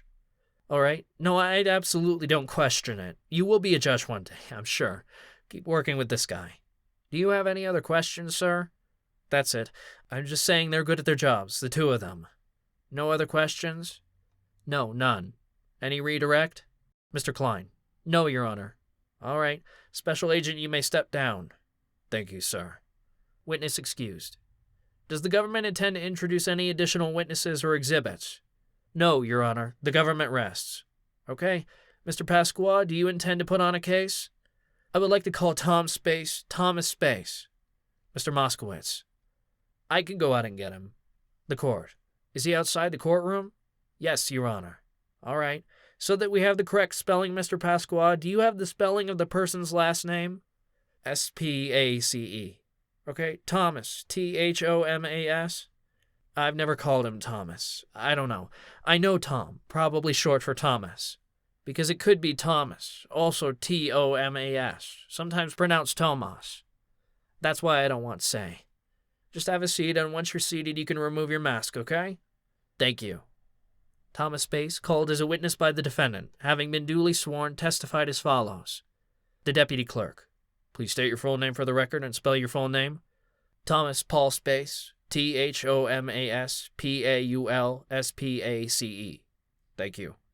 All right, Mr. Space, you're going to be asked a set of questions. Listen to the questions that are asked. Try and answer only the question that's asked. If you do not understand the question, let us know. We'll try and have the question rephrased. If there's an objection, you must wait until I rule on the objection before proceeding, okay? Yep. All right, sir, how old are you? 30. And do you work for a particular agency or do you have a special title? No. What's your relationship to Mr. Pasqua? We're friends. You're friends, okay. Mr. Pasqua, you may inquire. Direct examination by the defendant. Hey, Tom. Hey, Frank. How long have you known me? I'm going on 3-4 years now. You know my wife that entire time also, correct? Correct, yeah. We've all socialized many times. Yep. I met a few of your significant others. We've gone on double dates. Yes. Normal type of friendship, right? Yes. Have I ever been abusive to my wife in front of you? Never. Have I been a positive influence in your life? In my life, absolutely. Yeah. Have I made an effort after my release and in my recovery to be a better person than I was beforehand? Absolutely. Would you say my wife's a good person? Yeah, I would, absolutely. Thank you. Did she sometimes display jealousy? Yes, I've noticed that, yeah. Nothing crazy, but some jealousy. Sometimes, for whatever reason, have I garnered attention from the opposite sex that was not appropriate to happen in front of your wife? No. Well, not that I asked for the attention. Oh, garnered. So you mean did you get it? Yes.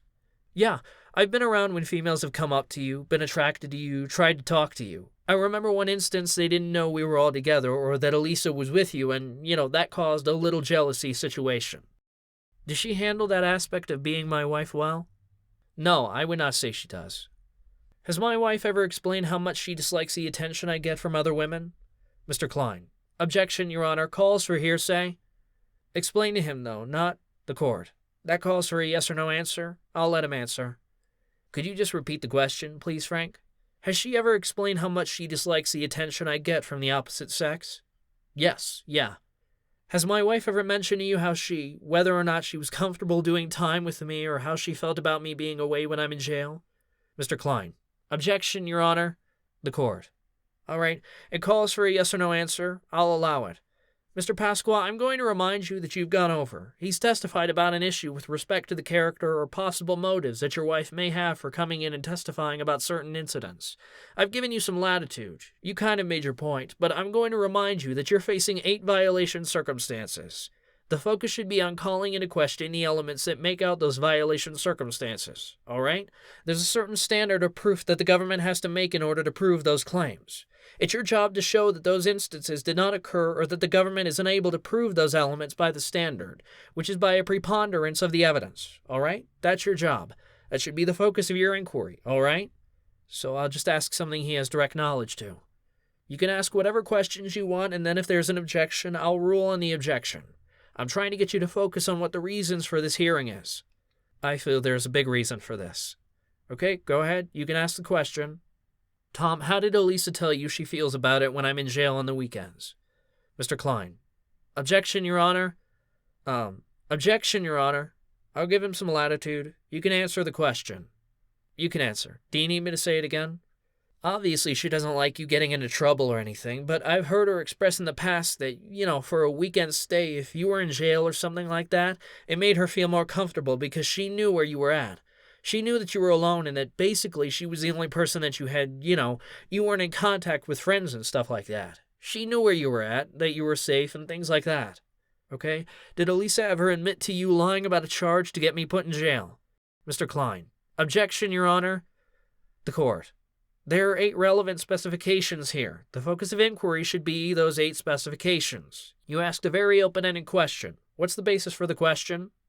I also asked Elisa if she would get me locked up to keep me away from another woman.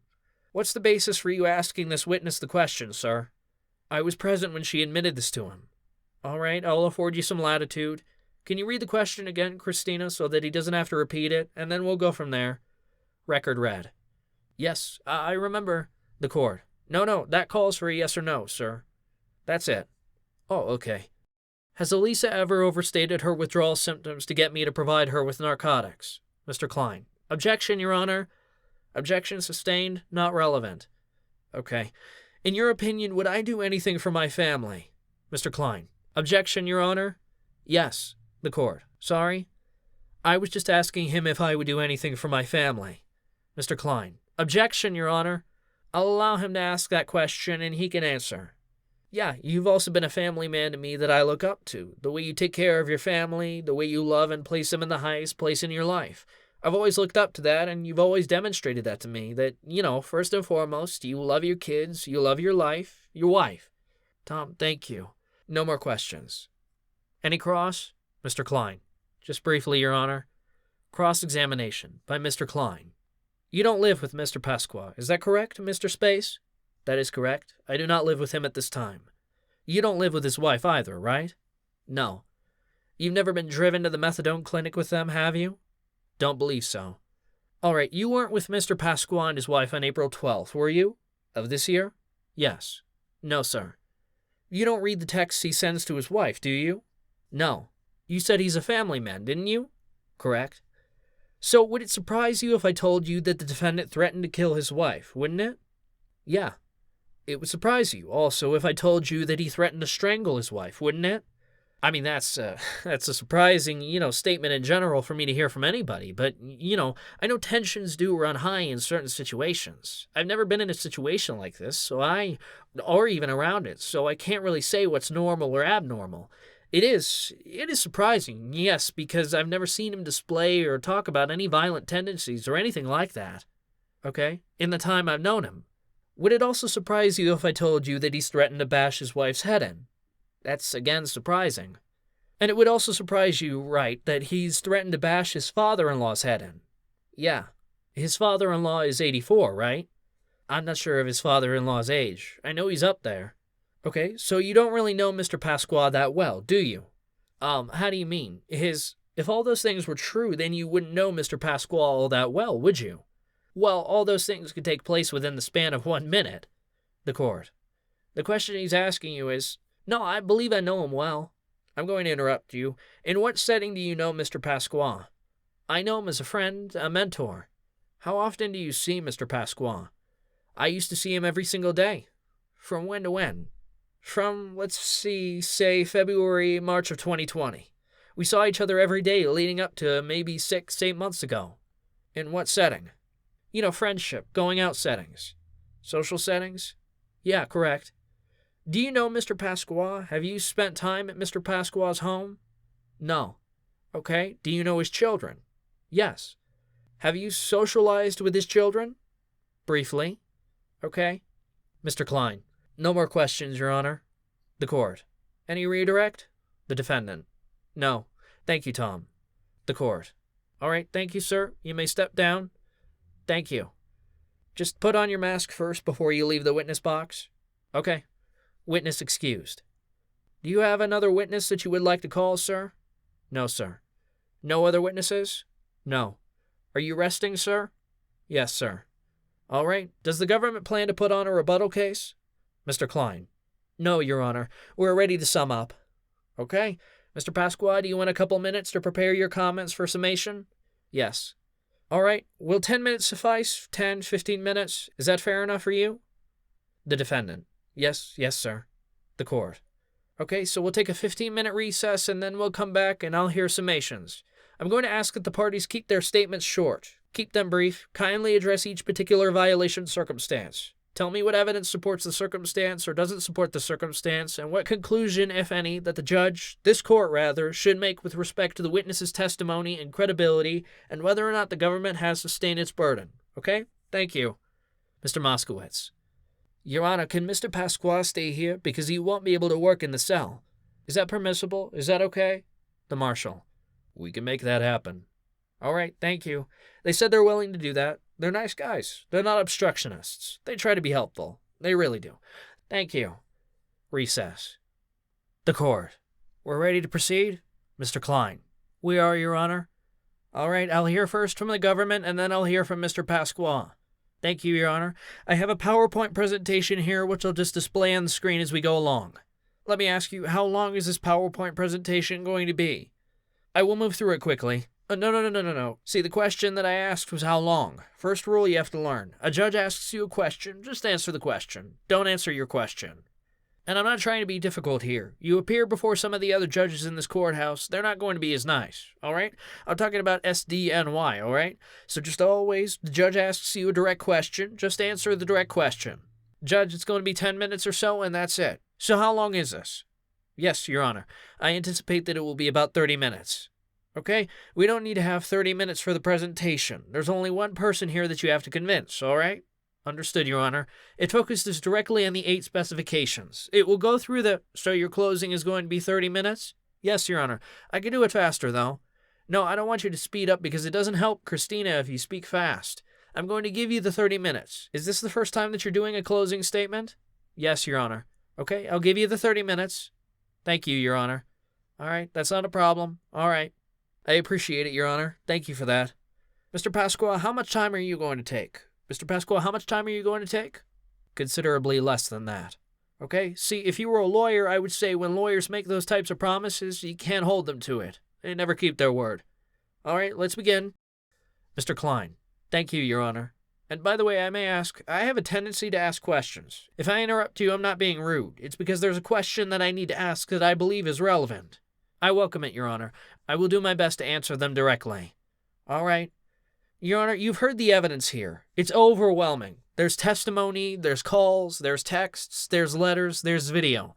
All of it fits together to show that the defendant is guilty of the 8 specifications in the violation report. I'll go through each of them.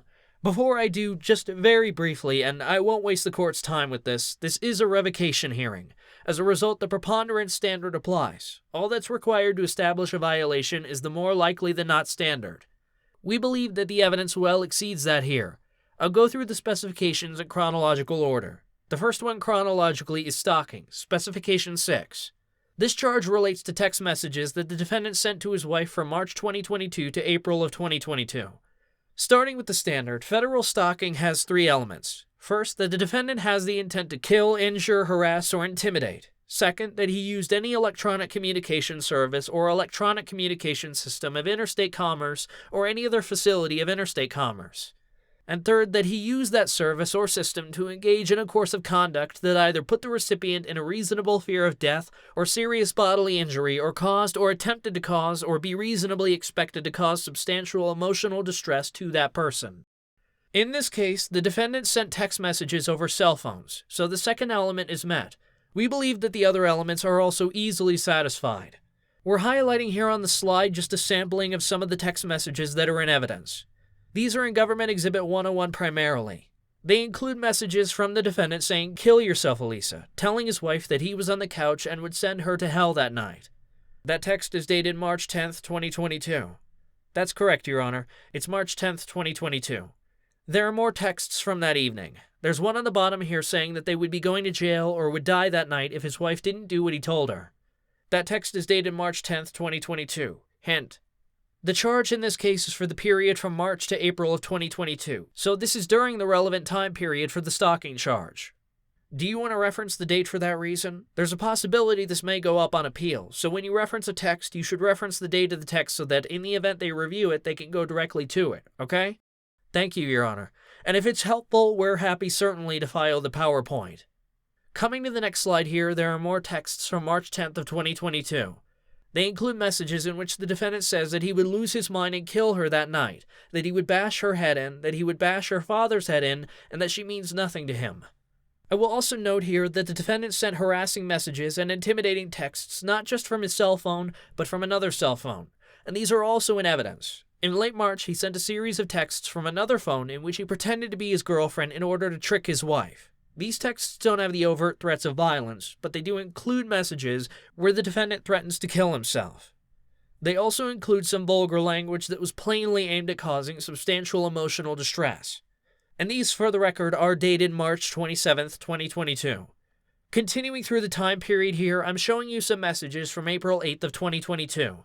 They include, again, multiple threats. You can see here he actually admits in one of the messages that he's threatening his wife. He says, "Yes, I'm a terrible person who is threatening to expose your sexual deviancy and drug use." I'm showing you here more text messages from the relevant time period. These would be from April 14th, 2022 and April 17th, 2022. The defendant threatens to walk over to the house, knock on the door with the FBI, which we understand to mean the FBI. He also threatens to post nude pictures of her on Henderson Avenue, which is where her school is located. And I think you heard testimony that his wife did, in fact, receive these messages, and she was, in fact, in fear of her father's life after getting them, which is reasonable, and we would submit sufficient to sustain the stalking charge. Coming to the next specification. This is assault third. It relates to the defendant punching his wife while they were together in the car. The specification here charges the defendant with having committed third-degree assault. The elements of that crime are twofold. First, that the defendant has intent to cause physical injury to another person, and second, that he causes such injury to such person. The proof here is strong. Ms. Loyacono's testimony about the defendant's assault was extremely credible. She told the court in no uncertain terms that the defendant gave her a black eye, swollen hand, and potential concussion, and her account was corroborated by multiple sources, including her son's testimony about her injuries as well as the photos taken by the police. And here are those photos. I will note that the defendant's statements and texts in jail calls also support his wife's testimony. You heard the defendant say on a jail call that she looked like she caught a beating, and that's because she did. The texts and calls also showed the defendant repeatedly admitting that he did cause her injuries. He gave a series of shifting and nonsensical explanations for that conduct. First, he shook her awake by the head. Then she was on the couch, barely breathing. Then he slapped her after doing mouth-to-mouth. Then she was drunk and falling down. At some point, she was backing out in the driveway with her son in the car, and he grabbed her and pushed her into the window. At another point, she passed out while driving and slammed her head into the window to revive her. I would just note that none of these stories make sense. I'll also highlight this idea that she got a black eye by hitting the window while she was driving makes no sense in this context. If you hit the window of a car while you're driving, the left side of your face would hit the window. Her right eye was black, which is consistent with being punched in the face by a passenger. Coming to Specification 1, this is criminal obstruction of breathing. This one relates to the defendant's April 12th assault of his wife outside of the hospital in Staten Island. That crime has two elements. First, that the defendant, with intent to impede the normal breathing or circulation of the blood of another person, applies pressure on the throat or neck of such person. Again, there's substantial evidence to support this charge. You heard Ms. 𝐏𝐬𝐞𝐬's testimony about the assault, and just stepping back, there's broader context that came out through the testimony here, as well as the other evidence. As Your Honor knows, this assault occurred 6 days after the defendant was kicked out of the house. The text messages showed that his family was actively avoiding him at this point, and that was making the defendant incredibly angry. You see dozens of texts during this period where he's threatening his wife. He's threatening to go to ACS, saying he's going to put out nude pictures of her, threatening her job. Meanwhile, you see his family is trying to placate him, promising to get him his belongings, whatever else he needs. In that context, when his wife says that she's going to a hospital, he shows up unannounced, checks her out against medical advice, and in the middle of the night, and when they get outside, he gets mad again, and he starts to berate her. And the evidence shows that when the defendant here gets mad, he gets violent. Can I ask you a question? Yes. With respect to this charge, do you have to demonstrate that whatever conduct the defendant engaged in well, let me rephrase. Is there a need to offer evidence that the witness's breathing was actually obstructed? No, Your Honor. Coming back to the elements, it's simply that he or she applied pressure on the throat or neck of such person. And I do believe that Ms. 𝐏𝐬𝐞𝐬 testified that her breathing was not in fact obstructed, but that the defendant did apply pressure to her neck. Well, there's testimony that he grabbed her by the neck. That's correct, Your Honor. Does that meet the standard that he applies pressure on the throat or neck of such person? Yes, Your Honor. How do you know that the intent is to impede breathing or circulation of blood of another? Yes, Your Honor. So Ms. 𝐏𝐬𝐞𝐬 testified that the defendant grabbed her forcefully by the neck. It caused injuries to her neck, and so she testified specifically that when he grabbed her by the neck, he squeezed. She testified that she had some bruising after that. The government would submit that grabbing someone by the neck and squeezing is sufficient to show this charge. But if I accept your premise, then any grabbing by the neck would be sufficient absent any testimony from the victim. I don't think that any grabbing by the neck would be sufficient, Your Honor. I think that the circumstances here, as I was saying, come in a broader context. It's where the defendant came out, was angry as to what was happening, was upset, and then began to grab her by the neck in order to force her into a car. And so I think that what was happening in that context was he was acting with intent to impair the normal circulation of blood in order to make her do what he wanted. There's no requirement that her breathing actually be obstructed, and I think given his size, there is evidence that he was acting with the requisite intent here. All right, continue. I'll just note here, quickly alert the court to this text message sent from Ms. 𝐏𝐬𝐞𝐬's phone to her son Philip on April 12, 2022. You heard testimony from both Ms. 𝐏𝐬𝐞𝐬 and her son Phil that they believed that this text came from the defendant using Ms. 𝐏𝐬𝐞𝐬's phone. This corroborates her account by showing that they were together at a time 6 days after the defendant had been kicked out of the house. Coming to Specification 2, which is aggravated harassment in the second degree, this one relates to the threatening text message that the defendant sent to his son Phil. The charge has two elements. First, with intent to harass another person. Second, the actor communicates, anonymously or otherwise, by telephone or computer or any other electronic means a threat to cause physical harm to such person or a member of such person's same family, and the actor knows or reasonably should know that such communication will cause such person to reasonably fear harm to such person's physical safety or to the physical safety of a member of such person's same family. I don't have very much to say about this text. I think it really does speak for itself. The defendant, as Your Honor can see, threatens to slap his son in the next week. He tells him not to run into him or his friends, and if he did, he would be eating his meals through a straw. It's hard to imagine more threatening conduct, not even to mention that this is a communication from a parent to a child. You heard testimony from the defendant's son Phil that after he got this text, he was very reasonably in fear for his safety. I think that's enough for the elements. I will also just note for the court here, in case there's any doubt about this in the record, at Exhibit 408, there is a jail call where the defendant tells his girlfriend, Emily Kastler, that he did in fact send this text message. He then proceeds to misrepresent what the text message said. Coming to Specification 3, which is assault second, this charge relates to the defendant's April 16th assault of his son in front of the methadone clinic in Brooklyn. The charge has two elements. First, the intentional infliction of a physical injury upon the victim. Second, that was done by means of a deadly weapon or dangerous instrument. A very brief word on the law here. A door, car door in particular, can be a dangerous instrument. And we've collected some cases for the court that have so found. Coming to the evidence, Phil's testimony about the assault we believe was extremely credible. He told you that the defendant repeatedly and intentionally closed the door on his leg. He also told you that he was injured and he had bruising on his leg after the assault. His testimony was also consistent with and supported by Ms. Loyaconos. You heard from her that the defendant repeatedly closed the door on his son's leg, his son as well. Just stepping back for a moment here, I'll again highlight that this assault also happened within the broader context of what was going on with their family at that time. This was after Phil and Ms. Loyacono had contacted the police on April 12th. Even though the defendant knew that, he kept coming back around. What you heard from them was that Ms. Loyacono went with her son Phil to the methadone clinic at 11 a.m., and the reason they went there that late, they normally go very early in the morning, they were worried that the defendant was going to be there waiting for them, and sure enough, that's what happened. The court. I'm going to interrupt you for a second with respect to this count, the assault in the second degree. Yes, Your Honor. All right, what is the nature of the injury that the victim sustained in order for the court to find that the standard has been met? Your Honor, all that's required is physical injury for assault in the second, to the extent that is it physical injury or serious injury?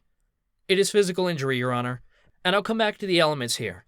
There are multiple ways of showing assault in the second degree, and to the extent that there's intentional infliction of a physical injury, not a serious physical injury upon the victim by means of a deadly weapon or dangerous instrument, that is sufficient. And so no serious physical injury is required under the law. What's on my screen, and this is from your presentation, is that the object need not be inherently dangerous, but rather must have been used in a manner which rendered it readily capable of causing serious physical injury? That's correct, Your Honor, that it is capable of causing serious physical injury. And there are numerous cases which have found that I don't have a problem with the door being used. Right. I'm more concerned with the level of injury that must be demonstrated. So all that's required under the law is the demonstration of a physical injury, and it must be that the dangerous instrument was used in such a way that it was capable of causing such physical injury.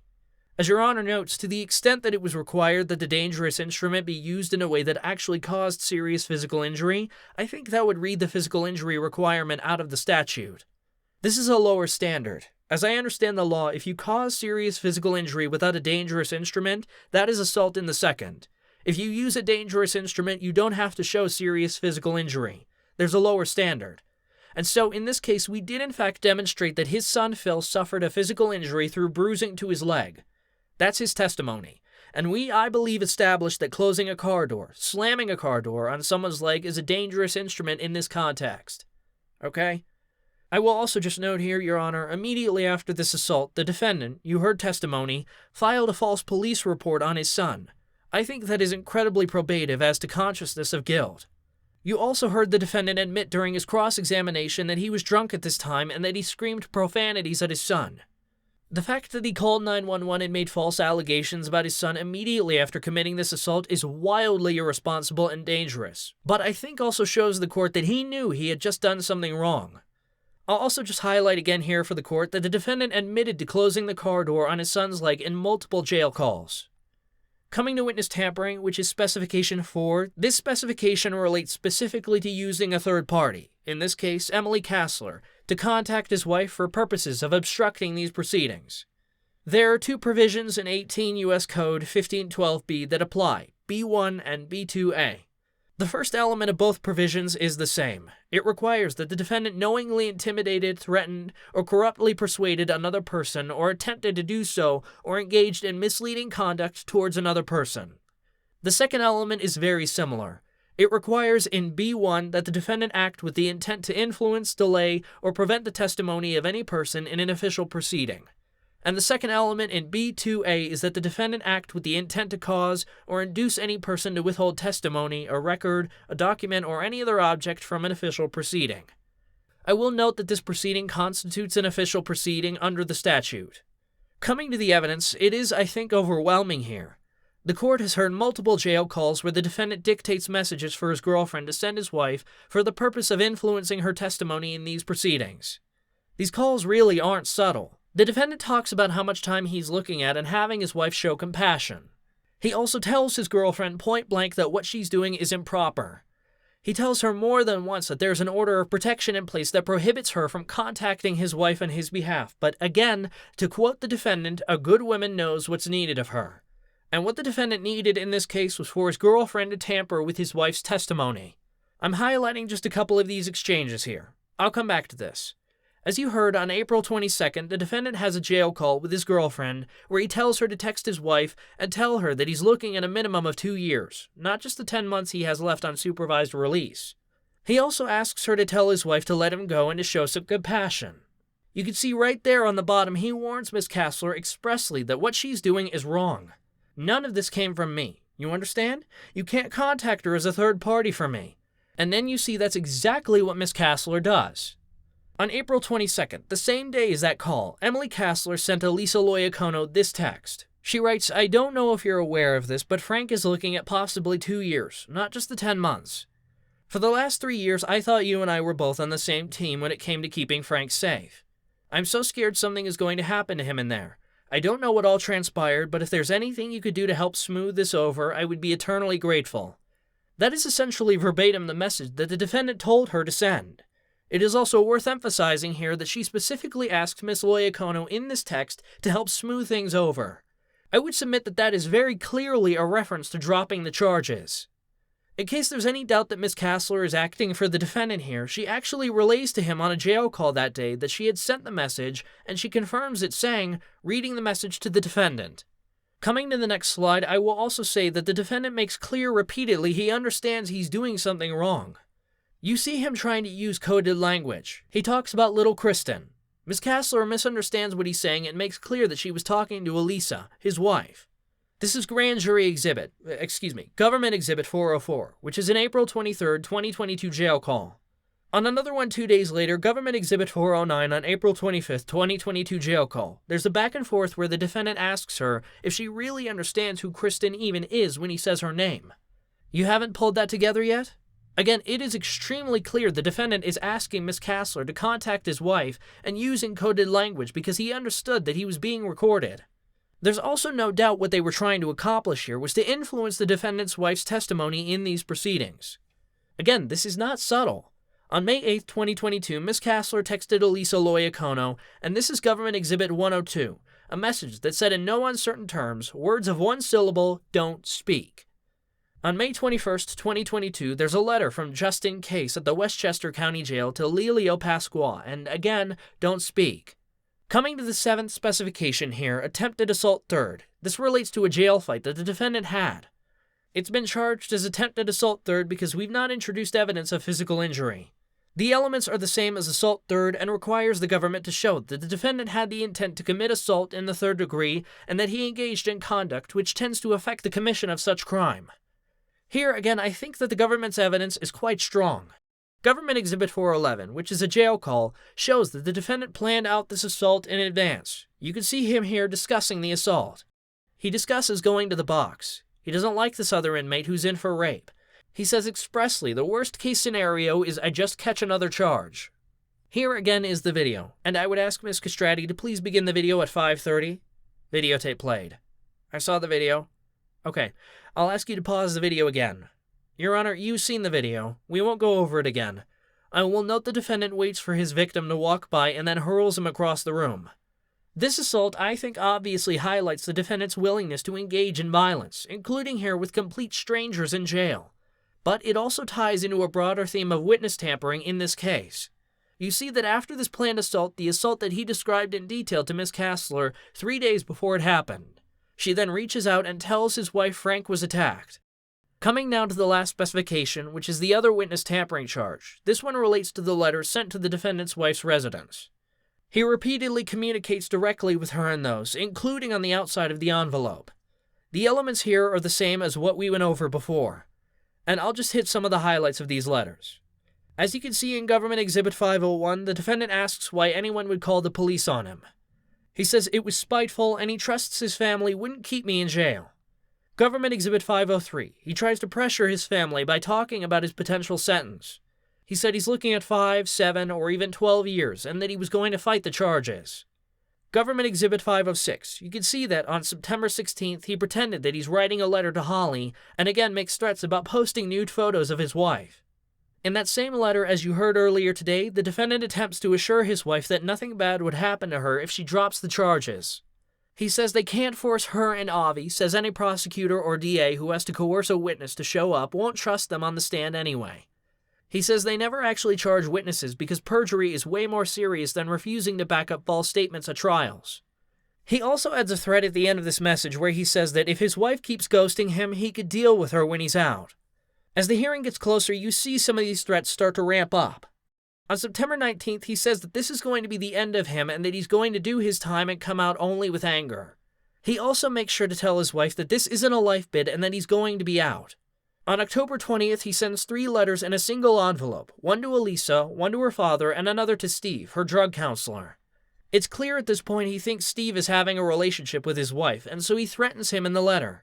He claims to Elisa's 84-year-old father that his daughter had a sexual relationship with her drug counselor, and he taunts his father-in-law, saying that he hopes he lives long enough to finally see how things are going to play out, because the defendant is going to win no matter what.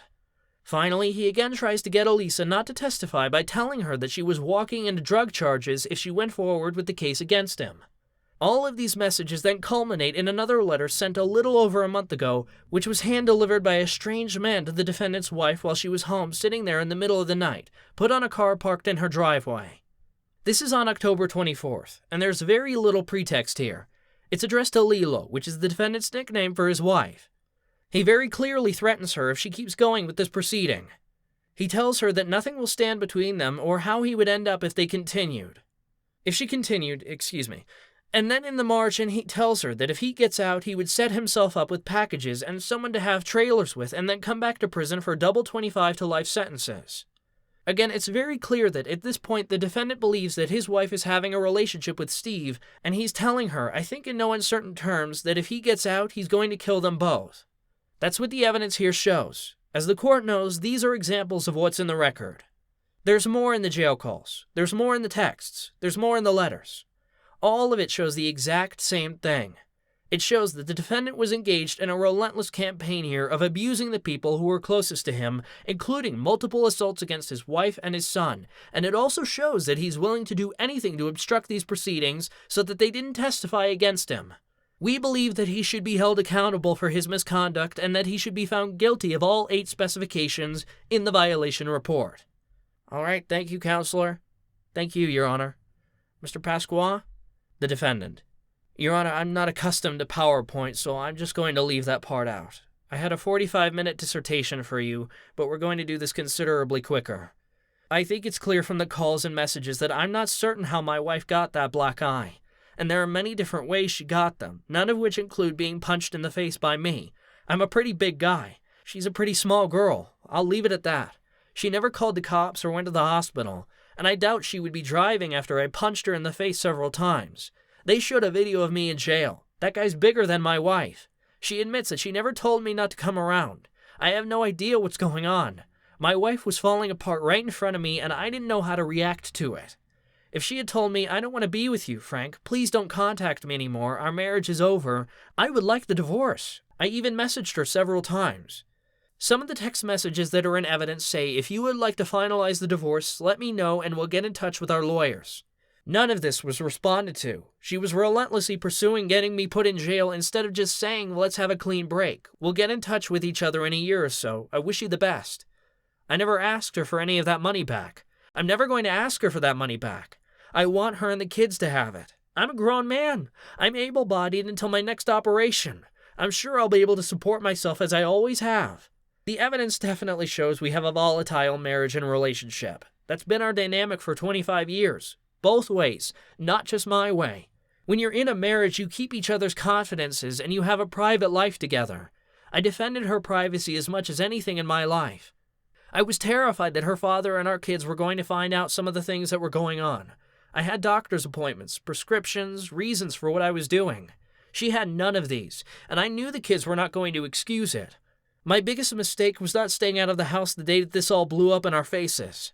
When I walked out, I still had a wife and kids who respected me and loved me. When I came back and told the family about what was going on, I assumed they were going to help me because we had already gotten her help. Instead, everyone blamed me for that. They needed a monster to put that tag on why Mom was doing this, and I fit the bill perfectly. But I kept her confidences. Had I confided in one person, even my lawyer told me a long time ago to worry about this, but I never told him what was going on. There's secrets that they call dirty little secrets for a reason, and this was one of them. I thought we could handle it internally. Once it became too much for her, someone had to go under the bus. I've had through all of that, and I know I didn't go about it the right way, all these relentless attempts. To this day, I'm still trying my best to be a good father and husband. My best, not the best. And through this time, while these things were going on, I was just trying to get my family back. I've had active orders of protection with this girl since 2007. The U.S. Attorney's Office never brought them up when she was sitting in the proffer room with me. They didn't bring it up when she was diving me to meet my agents. They disregarded these types of orders of protection, even with her telling them she wished they weren't there. Them saying, we don't care as long as, you don't get new ones, which clearly happens. It made me not respect these documents and the weight they carried as much as I should have. And through this, clearly, I thought I had an ally who was really working against me. Your Honor, you sentenced me. You know that the whole reason I ended up working with the government was to get my kids out of foster care because their mother lost custody of them. I gave up my entire biological family for 4 people. I gave up my business and my line of work, which wasn't a good one, but it was what I had. It was a family. We call it a family for a reason. I had a support structure. When I went to prison, I made a phone call. There was money on my books. A lawyer was contacted. I don't have any of that now. There are people that stand behind me because of the manner of the man that I am. There would be a lot more if I was a better man. These are the most compassionate people in the world who care about me regardless of my faults. I'm thankful for them. I'm thankful for the people who came here and testified against me too. There are no 911 calls introduced into evidence. There's just statements made by people who my son wants to be his mother's hero. I'm very proud of him for the way he conducted himself here. You could see a certain level of aggression and resentment towards me. I remember when I was 18, I hated my father. So I guess I didn't do it well, but I could have done worse. He didn't even know that organized crime existed because I insulated everyone from that. Mr. Klein is very thorough at his job. I wish I had a plumber that was as thorough as he is. He still couldn't produce a single tape of me on a 911 call saying that my son was carrying a gun and in the streets in an attempt to get police to respond to the place where the people I love the most are, which I would never do, ever. And believe me, if those calls existed, Mr. Klein would have found them. I think he found 4 pennies in a couch in an apartment I lived in 1994. I didn't call 911 on my son. I would never do that. My entire philosophy is against it. And I would never call 911 on someone I loved. I would have a conversation with them. I wasn't afforded that conversation. And if Elisa was afraid of me, if I was going to hurt her, wouldn't I have hurt her? Why did she come and ask me to come back into the house when I walked away? Had I stayed away that night, right now I would be in a warmer climate and resting comfortably with people who love me, not dealing with multiple surgeries and injuries in prison. If she didn't beg for me to come back that night, I wouldn't be sitting in front of you. I would be wrapping up my probation very shortly. If you notice something, Your Honor, when I questioned my wife, I had some bluster and bravado planned, but she pretty much gets the better of me no matter what. And not by any fault of hers. I'm a sucker for that girl. I had ideas of questioning her much more harshly. I have copious notes on what I wanted to say to incriminate her and things, and I couldn't even say the word heroin because I know how much she's embarrassed of it. I didn't see any tears in her eyes. She seems like she's carrying on very well or my son. Never a care. This is ripping me apart. Through this whole thing, I've shown affection towards my family. I guess not in the healthiest way, but I have. And I'm very conflicted about having them testify here in court about anything. But I am happy that I got to see them. When we were in the courtroom, I told you that I was going to live my life for my family, and thank you for the opportunity you gave me to do so. I'm finished. My PowerPoint is broken. I had that whole 45-minute thing to go through, but we're done. All right, so you've completed your closing statement? It is completed. All right, thank you, Mr. Pasqua. Thank you, Your Honor. All right. It is the court's determination, after hearing the evidence presented at the hearing and listening to the respective party submissions, that the government has sustained its burden of proof on all 8 violation circumstances. The standard of proof is preponderance of the evidence. See 18 U.S.C. Section 3583E3, United States v. 𝐏𝐫𝐞𝐬𝐬, 955 F3D 290, 293, 2nd Circuit 2020. 18 U.S.C. Section 3583E3 authorizes a district court to revoke a term of supervised release if the court finds by a preponderance of the evidence that the defendant violated a condition of supervised release. The preponderance of the evidence standard requires proof that the defendant's violation of supervision was more likely than not. Federal rules of evidence do not apply with their normal force. Judicial fact-finding need only be based on verified facts and actual knowledge. See United States v. Berry, 599 F3D, 176179, 2nd Circuit, 2010. District Court needs not comply with the federal rules of evidence during a supervised release revocation proceeding so long as their findings are based on verified facts and actual knowledge. With regard to violation circumstance number 1, wherein it's alleged that on or about April 12, 2022, in Staten Island, New York, the supervisee committed a state crime, namely criminal obstruction of breathing, in violation of Penal Law 121.11, a Class A misdemeanor, and that the supervisee impeded the normal breathing of its victim, namely his wife Elisa. The court deems the testimony of Elisa credible in that there was evidence that Mr. Pasqua grabbed the victim, his wife, by the neck and applied pressure to said neck. Violation circumstance number 2 alleges that on or about April 12, 2020, in Staten Island, New York, the supervisee committed a state crime, aggravated harassment in the 2nd degree, in violation of New York State Penal Law 2040.30, a Class A misdemeanor, in that Frank Pasqua did send a threatening text message to the victim being his son. The evidence in support of that are the text messages that the defendant sent to Phil, his son, wherein he threatened to injure his son. The court credits the evidence presented in support of that claim. Violation circumstance number 3 alleges that on or about April 16, 2022, in Staten Island, New York, the supervisee committed the state crime assault in the 2nd degree, in violation of New York State Penal Law 120.05, a Class D felony, in that the defendant Frank Pasqua intended to cause injury to the victim. That evidence consisted of testimony that Mr. Pasqua used a door to repeatedly hit his son with the car door, causing injury to his son's knee, resulting in pain and swelling. The court credits the testimony of the defendant's son with respect to that count. Specification number 4 alleges beginning on or about April 22, 2022, in the Southern District of New York, the supervisee committed a federal crime, tampering with a witness, victim, or an informant, in violation of 18 U.S.C. Section 1512B, a Class C felony, in that Frank Pasqua knowingly attempted to corruptly persuade another person, namely his wife, Elisa Loyacono, with intent to influence, delay, or prevent testimony in connection with an official proceeding, namely the supervisee's supervised release revocation hearing.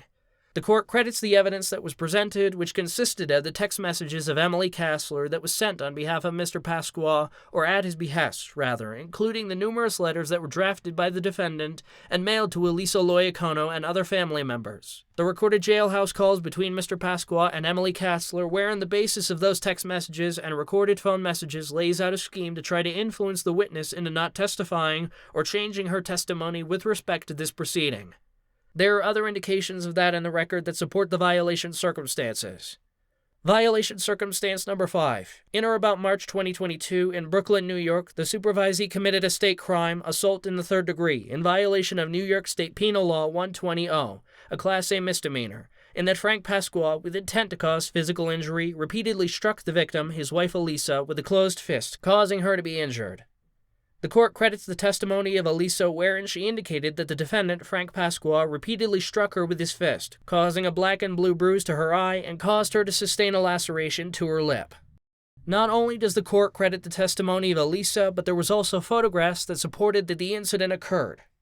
Purportedly, this occurred while Elisa was driving her vehicle and Mr. Pasqua was seated in the adjacent passenger seat. Violation circumstance number 6 alleges from on or about March 2022 up to and including April 2022 in Staten Island, New York, the supervisee committed a federal crime, stalking, in violation of 18 U.S.C. Section 2261A, a Class D felony, in that Frank Pasqua sent a series of threatening text messages to Elisa Loyacono. That evidence consisted of testimony from Elisa and also consisted of messages, text messages, wherein Mr. Pasqua, among other things, threatened to kill, threatened to hurt, threatened to kill Elisa, threatened to kill her father, threatened to release nude photos of Elisa, and threatened to take away her children, making threats that he would report Elisa to ACS, which caused or attempted to cause or would have been reasonably expected to cause substantial emotional distress to his wife. Violation circumstance number 7 alleges that on or about May 31, 2022, in Westchester County, New York, the supervisee committed a state crime, attempted assault in the 3rd degree, in violation of New York State Penal Law 110/120.01, a Class B misdemeanor, and that Frank Pasqua attempted to cause physical injury to an inmate while at the Westchester County Jail facility. That violation circumstance was sustained. The court credits the video surveillance footage that was presented during the hearing. It shows Mr. Pasqua waiting for another inmate to come out of his cell, and it shows Mr. Pasqua grabbing the inmate and forcefully throw the inmate to the ground and across the room. It also shows Mr. Pasqua getting down on his knees, wherein he appears to suggest to the inmate that he's going to give the inmate 1 or 2 shots at him while Mr. Pasqua was on the ground. Thereafter, there's an altercation that occurs. Violation circumstance number 8 charges that on or about October 2022, in the Southern District of New York, the supervisee committed a federal crime, tampering with a witness, victim, or an informant in violation of 18 U.S.C. Section 1512B, a Class C felony, and that Mr. Pasqua knowingly attempted to corruptly persuade another person, namely his wife Alisa Loyacono, with intent to influence, delay, or prevent testimony in connection with an official proceeding, namely this violation of supervised release hearing. That violation circumstance was proven or at least sustained via the recorded telephone conversations between the defendant and Ms. Kassler. The letters that were sent by the defendant and text messages that were sent from Ms. Kassler's phone at the behest of the defendant, where the defendant attempts to influence and or delay or prevent the testimony in connection with the proceeding that was held in this court regarding allegations of the defendant having violated the terms of his supervised release. Alright, in summary, the court finds that all 8 violation circumstances have been sustained. We have to set a date for sentencing. How far out do we have to set out this date? Sheena, what's available 21 to 30 days out? The defendant. Your Honor. Yes, sir. If you want to sentence me today, you go right ahead. I don't want to waste any more. I already called witnesses. I dug a hole. Alright, let's do this because it's almost nearly 2. I need to give the staff an opportunity to have lunch, to have a meal, along with the attorneys and everyone involved here. We can adjourn for an hour, and then we'll come back in an hour, and we'll proceed to sentencing, provided you have no objection to that. I have no objection. Will I get to make a statement before sentencing? Yes. A brief one. No PowerPoint. Sure. Thank you. The government will address the court, and you'll have an opportunity to address the court as well. Thank you, Your Honor. So we'll recess for an hour, and we'll come back. So the time is now 1:45, let's say, and we'll come back at 2:45 for sentencing. We're in recess. Lunch in recess. Afternoon session, 2:50 p.m. The Deputy Clerk. Docket number 16, CR 591, United States of America versus Frank Pasqua. Will the parties please state their appearances for the record, beginning with the government? Mr. Klein. Good afternoon, Your Honor. Ben Klein for the government. With me at counsel table is Marjorie Feinzig and Special Agent Michael Cowley and Joseph Lombardo from the Probation Office. The defendant. Frank Pasqua representing himself. The court. And standby counsel could give their appearance on the record. Mr. Moskowitz. Good afternoon, Your Honor. Abraham Moskowitz. The court. Good afternoon, everyone. Earlier today, we completed the hearing, and I made my determinations with respect to the court's findings. We will now proceed to sentencing. The sentencing of Mr. Pasqua for his violation of the terms of his supervised release. Mr. Klein, would you like to make any comments at this time on behalf of the government for the court's consideration before I impose a sentence upon the defendant? Yes, Your Honor, and I'll be brief. I think what's most striking in this case is the diversions that you've seen between the defendant when he's standing in this courtroom and the person that he is behind closed doors. When he's in front of this court, he tells you that he's a family man, that he's committed to his wife and his children, but all of the evidence here has given the court an opportunity to see what goes on underneath the mask. It's pulled back the veil. And what you've seen is a completely different person behind closed doors. Someone who has terrorized the people that he's now saying that he loves. The defendant here is on supervised release for credibly serious crimes. Conspiracy to commit murder, attempted murder, narcotics conspiracy, just to name a few. His guidelines in the initial sentencing were 30 years to life, and this court gave him an incredible opportunity.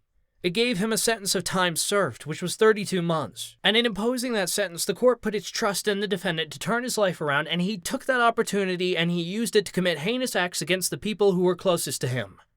The court has seen the evidence here, and I won't belabor it. The defendant regularly threatened to kill, batter, blackmail his wife. He threatened his son to beat him so severely that he would be eating through a straw. And he carried out on some of those threats by repeatedly assaulting his wife and also assaulting his son, who was trying to protect his own mother. I think in evaluating the breach of trust here, the witness tampering is an important factor. The defendant here didn't commit crimes and then take responsibility for them. He did everything that he could to stop the testimony in this case and interfere with the legitimate proceedings of this court. And again, all of that happened after this court put its trust in the defendant to comply with the conditions of his supervision. With respect to the sentence, we believe a substantial sentence is warranted here, followed by a significant period of supervision. One of the conditions of supervision we would ask will be a no-contact order with the defendant's wife. The court has seen the defendant's threats against his wife. He's seen him write to her that this isn't going to be a life bid, that he's going to get out, they're going to see each other again. He's repeatedly demonstrated that no court order is going to reform his conduct, and the government believes that he needs to be incapacitated for a substantial period of time. And he also needs to know that if he comes out and continues this misconduct, he's going to go right back to federal prison. The court. So what is it that you're asking the court to impose here? We would ask the court to consider a potentially above-guideline sentence in this case. At a minimum, we would ask for within the guidelines on the Grade A specification. So you're asking for concurrent time, consecutive time? We defer to the court as to the sentence as it would like to fashion it. We think that it is potentially one where you could consider consecutive time, considering the extreme breach of trust, again highlighted by the witness tampering. All right, thank you, Counselor. Mr. Pasqua, is there anything you would like to say on your own behalf before the court imposes a sentence upon you? Your Honor, throughout this process, even in this courtroom, I've tried to spare my family and people I care for the consequences of my actions. I spent 2 years in a hotel room with this woman, and I love her dearly and would never hurt her. I didn't punch her in the eye, and I didn't slam the door on my son's leg. All the decisions that she made that caused my arrest, that caused my behavior, which caused my arrest, was a decision she made during the adjustment from a very dangerous drug to a treatment for it. She was sleeping 18 hours a day and pissing herself 3 or 4 times a day. Excuse my language. I was at my wit's end. The entire time we were in that hotel room, she did not leave me alone for one night. The 3 days that I was apart from her, she stalked me for the whole time. In the state of mind that she was when this happened, after hearing me say that I couldn't deal with it anymore and was leaving, she made decisions that now I'm facing consequences for, and the decisions that I made due to those decisions were absolutely wrong. I wanted to defend myself and was hamstrung by threats and bullying from the prosecution. If I called a witness, she was going to get arrested. There was a lot of things I tried to do here to save the people I love, even once they were here, up to and including not bringing things up that could have affected my wife's life further. We're never going to be together again. I just didn't think we were never going to talk to each other again. I cooperated with this government while I was not even under investigation to help my children out of a problem that my own family and crime family made. My wife was concerned that I was going to get a huge sentence for it, so after I spoke to them, we initially decided not to cooperate further. And then after I had already exposed too much of my involvement, we were constantly afraid I was going to get arrested for some things anyway. And we're still having trouble getting those kids back. I continued my cooperation. I gave up every tie I have to my entire life, including my name, not just for my kids, but for my wife equally. I came here and was looking forward to a future with them. The entire world was struck by that pandemic, me most of all. The only thing I didn't lose was my life. It took 2 years to get my new identity and start working. In that time, my wife's addiction came back, and then I spent a year hiding it.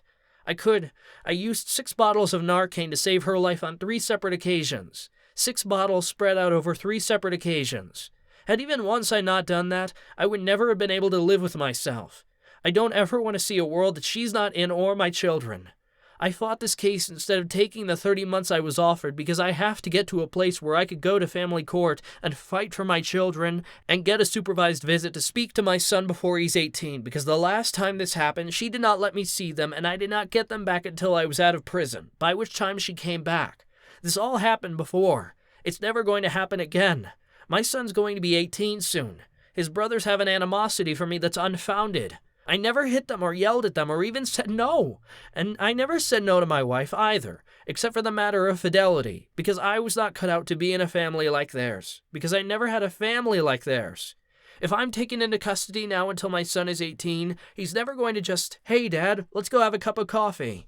I'm trying to get 1 or 2 supervised visits with him so he could see I don't want to make an issue of this with him. All I've wanted was to speak to him on the phone 15 minutes a week, and never once am I going to mention their mother besides, "Is she okay? Does she need anything?" I'm not trying to make anything I've done right because my behavior over the 2 years while I was in that hotel room was terrible. I was saying things to her and treating her in ways she doesn't deserve. No one deserves, but I was backed into a wall. I was terrified that my PO was going to find out what was going on. I wish I never left the drug program. It only took 6 months. 6 months out of the drug program, she was full-blown telling me she needed it every day or she couldn't go to work. Her kids were going to find out. Her dad was going to find out. I became addicted to an addiction I didn't even have. I went on methadone so I didn't have to take that stuff. I did take it, but I didn't have to. I'm again being careful what I put in this court record.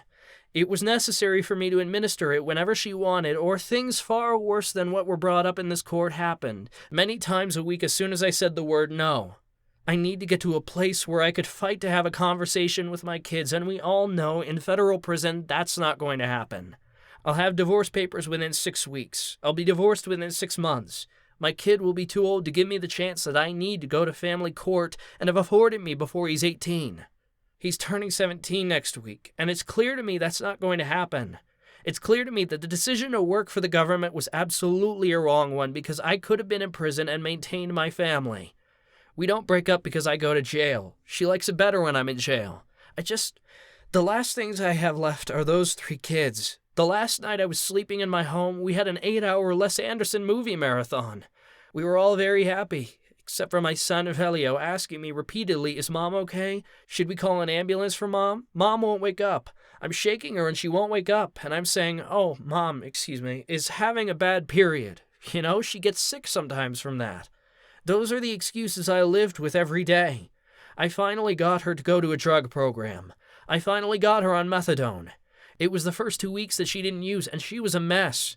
The last thing I did before I left that house to go get my methadone was put a blanket on her.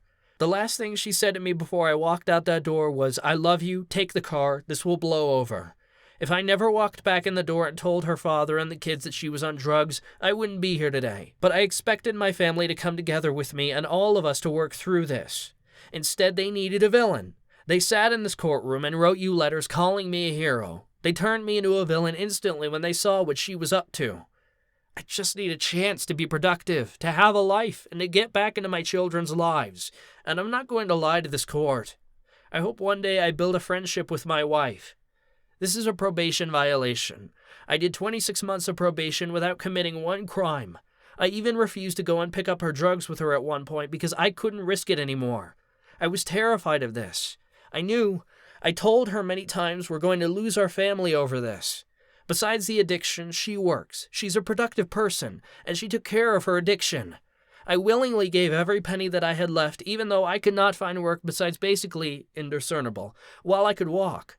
I gave her every penny that was given. She didn't have to ask me twice. She told me, Frank, I know you're going to say no, but can I have this money for the kids' tuition and my dad's bills? I told her, what would possess you to think I'm going to say no? When did I ever say no to you? The only time I ever said no to her was, Frank, are you coming home tonight? No, because I'm a screw-up. Listen, I know there's no making the situation better in these statements. You can only get yourself more time. But I did want anyone who hears about what's happened to me to know what the obstacles were. Clearly, I failed. My son knows full well that I did not slam the door on his legs. I cried for 5 hours while he was under the knife with his ACL surgery. He said that to you himself. He told you that I never hit him. He told you one time I've ever laid my hands on my son, he was 23 years old. When it happened, it was a slight slap. He was screaming and yelling because he couldn't find a pair of socks that he likes, because my son has OCD and anxiety disorder, and I just didn't know how to cope with it. And I had been up all night with my father-in-law, who I threatened to bash his head in a moment of absolute lunacy of mine, but I've never yelled at him or raised my hands to him. I was up with him all night doing his blood pressure repeatedly while he was having anxiety attacks because he knows his mother died at 93 and he was 83 at the time, and he thought he was going to die soon. And I would stay up sometimes the whole night with him, just released from the hospital myself, taking his blood pressure every 2 hours and explaining to him that he's healthy and he's going to live to 100. You don't do that for someone that you're going to throw down steps or bash their heads or any of the things that I said while my life was falling apart and I didn't know what to do. Like I said, this is a probation violation. I know you've made a decision already, but I clearly need alcohol treatment. And I know you could put that on the back end of the 27 years if you want to, but the quicker I get into a place where I could have a family again, the better. That's all I have to say. All right, thank you, Mr. Pasqua. Mr. Pasqua, you've been found guilty of 8 violation circumstances of your supervised release imposed as part of your sentence in case number 16 CR 591. Accordingly, the court will now resentence you for those 8 violation circumstances. Mr. Pasqua, your current term of supervised release is revoked. Mr. Pasqua, you've been found guilty of the following 8 violation circumstances. Number 1. On or about April 12, 2022, in Staten Island, New York, the supervisee committed a state crime, criminal obstruction of breathing, in violation of New York State Penal Law 121.11, a Class A misdemeanor, in that you impeded the normal breathing of a victim, that victim being 𝐒𝐲𝐢𝐧𝐿. This is a grade C violation. For this violation, the court imposes you to a sentence of 3 months imprisonment. On violation circumstance number 2, which alleges the following. On or about April 12, 2022, in Staten Island, New York, the supervisee committed a state crime, aggravated harassment in the second degree, in violation of New York State Penal Law 240.30, a Class A misdemeanor, in that Frank Pasqua did send threatening text messages to the victim, causing fear and alarm. This is a grade C violation. For this violation, the court imposes a sentence of 6 months. Violation circumstance number 3. On or about April 16, 2022, in Staten Island, New York, the supervisee committed a state crime, assault in the second degree, in violation of New York State Penal Law 120.05, a Class D felony in that Frank Pasqua intended to cause serious injury to his victim.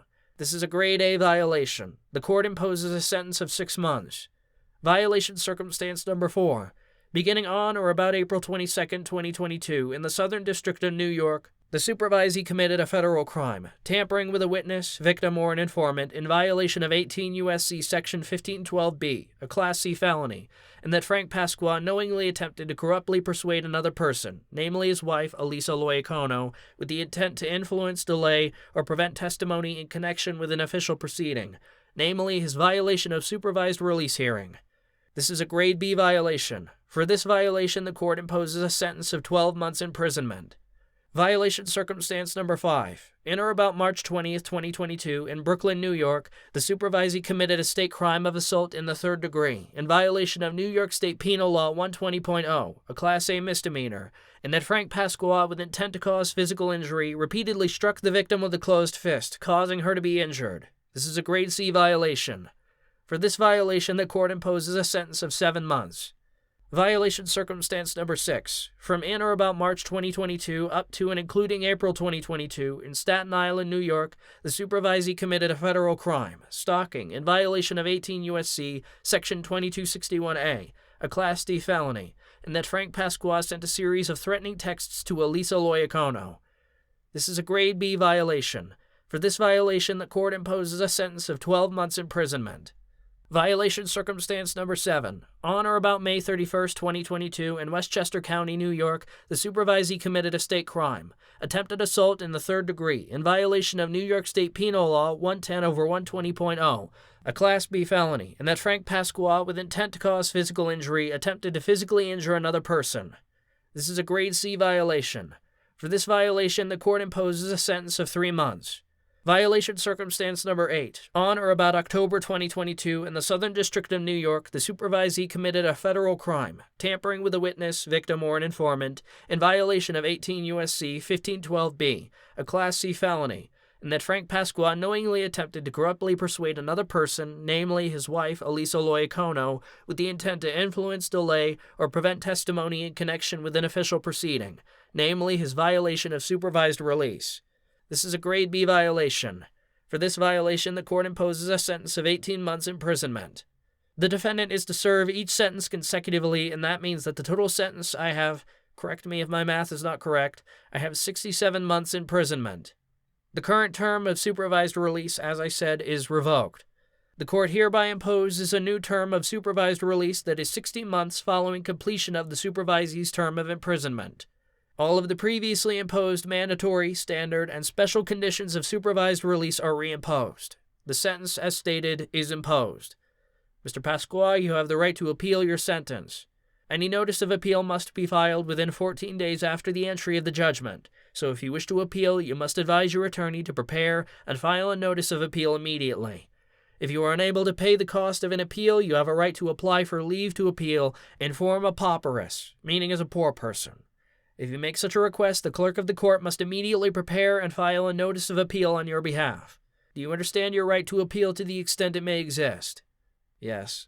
Is there anything further from any of the parties? Mr. Klein. Your Honor, I would just note for the record, 67 is the total months of imprisonment. That's correct, Your Honor. I would just note for the record, Your Honor, that the government did not make any threat to arrest any potential witnesses in connection with this case. I understand. This was his closing statement. I'm not sure what the basis for that is, but that was part of his closing statement. Anything else? No, Your Honor. Thank you. So that the record is clear, I indicated that I'm imposing a 60-month period of supervised release. 60 months equates to 5 years. Mr. Klein. And, Your Honor, one last thing. We would ask that, as part of the conditions of that supervision, it include a stay-away order from Ms. Louie-Kono. Is that for both her and her son? Yes, Your Honor. All right. My understanding is that there's already one in family court. Given the allegations that were raised and that were proven, I'm going to issue such an order with respect to his wife and his son. Thank you, Your Honor. I would ask the government to supply such an order within 7 days. Yes, Your Honor. Just so that the record is clear, violation circumstance number 7, which is the attempt assault, that is a Class B misdemeanor. I may have stated something differently, but number 7 is a Class B misdemeanor. Anything further? Mr. Klein. No, Your Honor. Thank you. The Court. There be nothing further, we're in recess.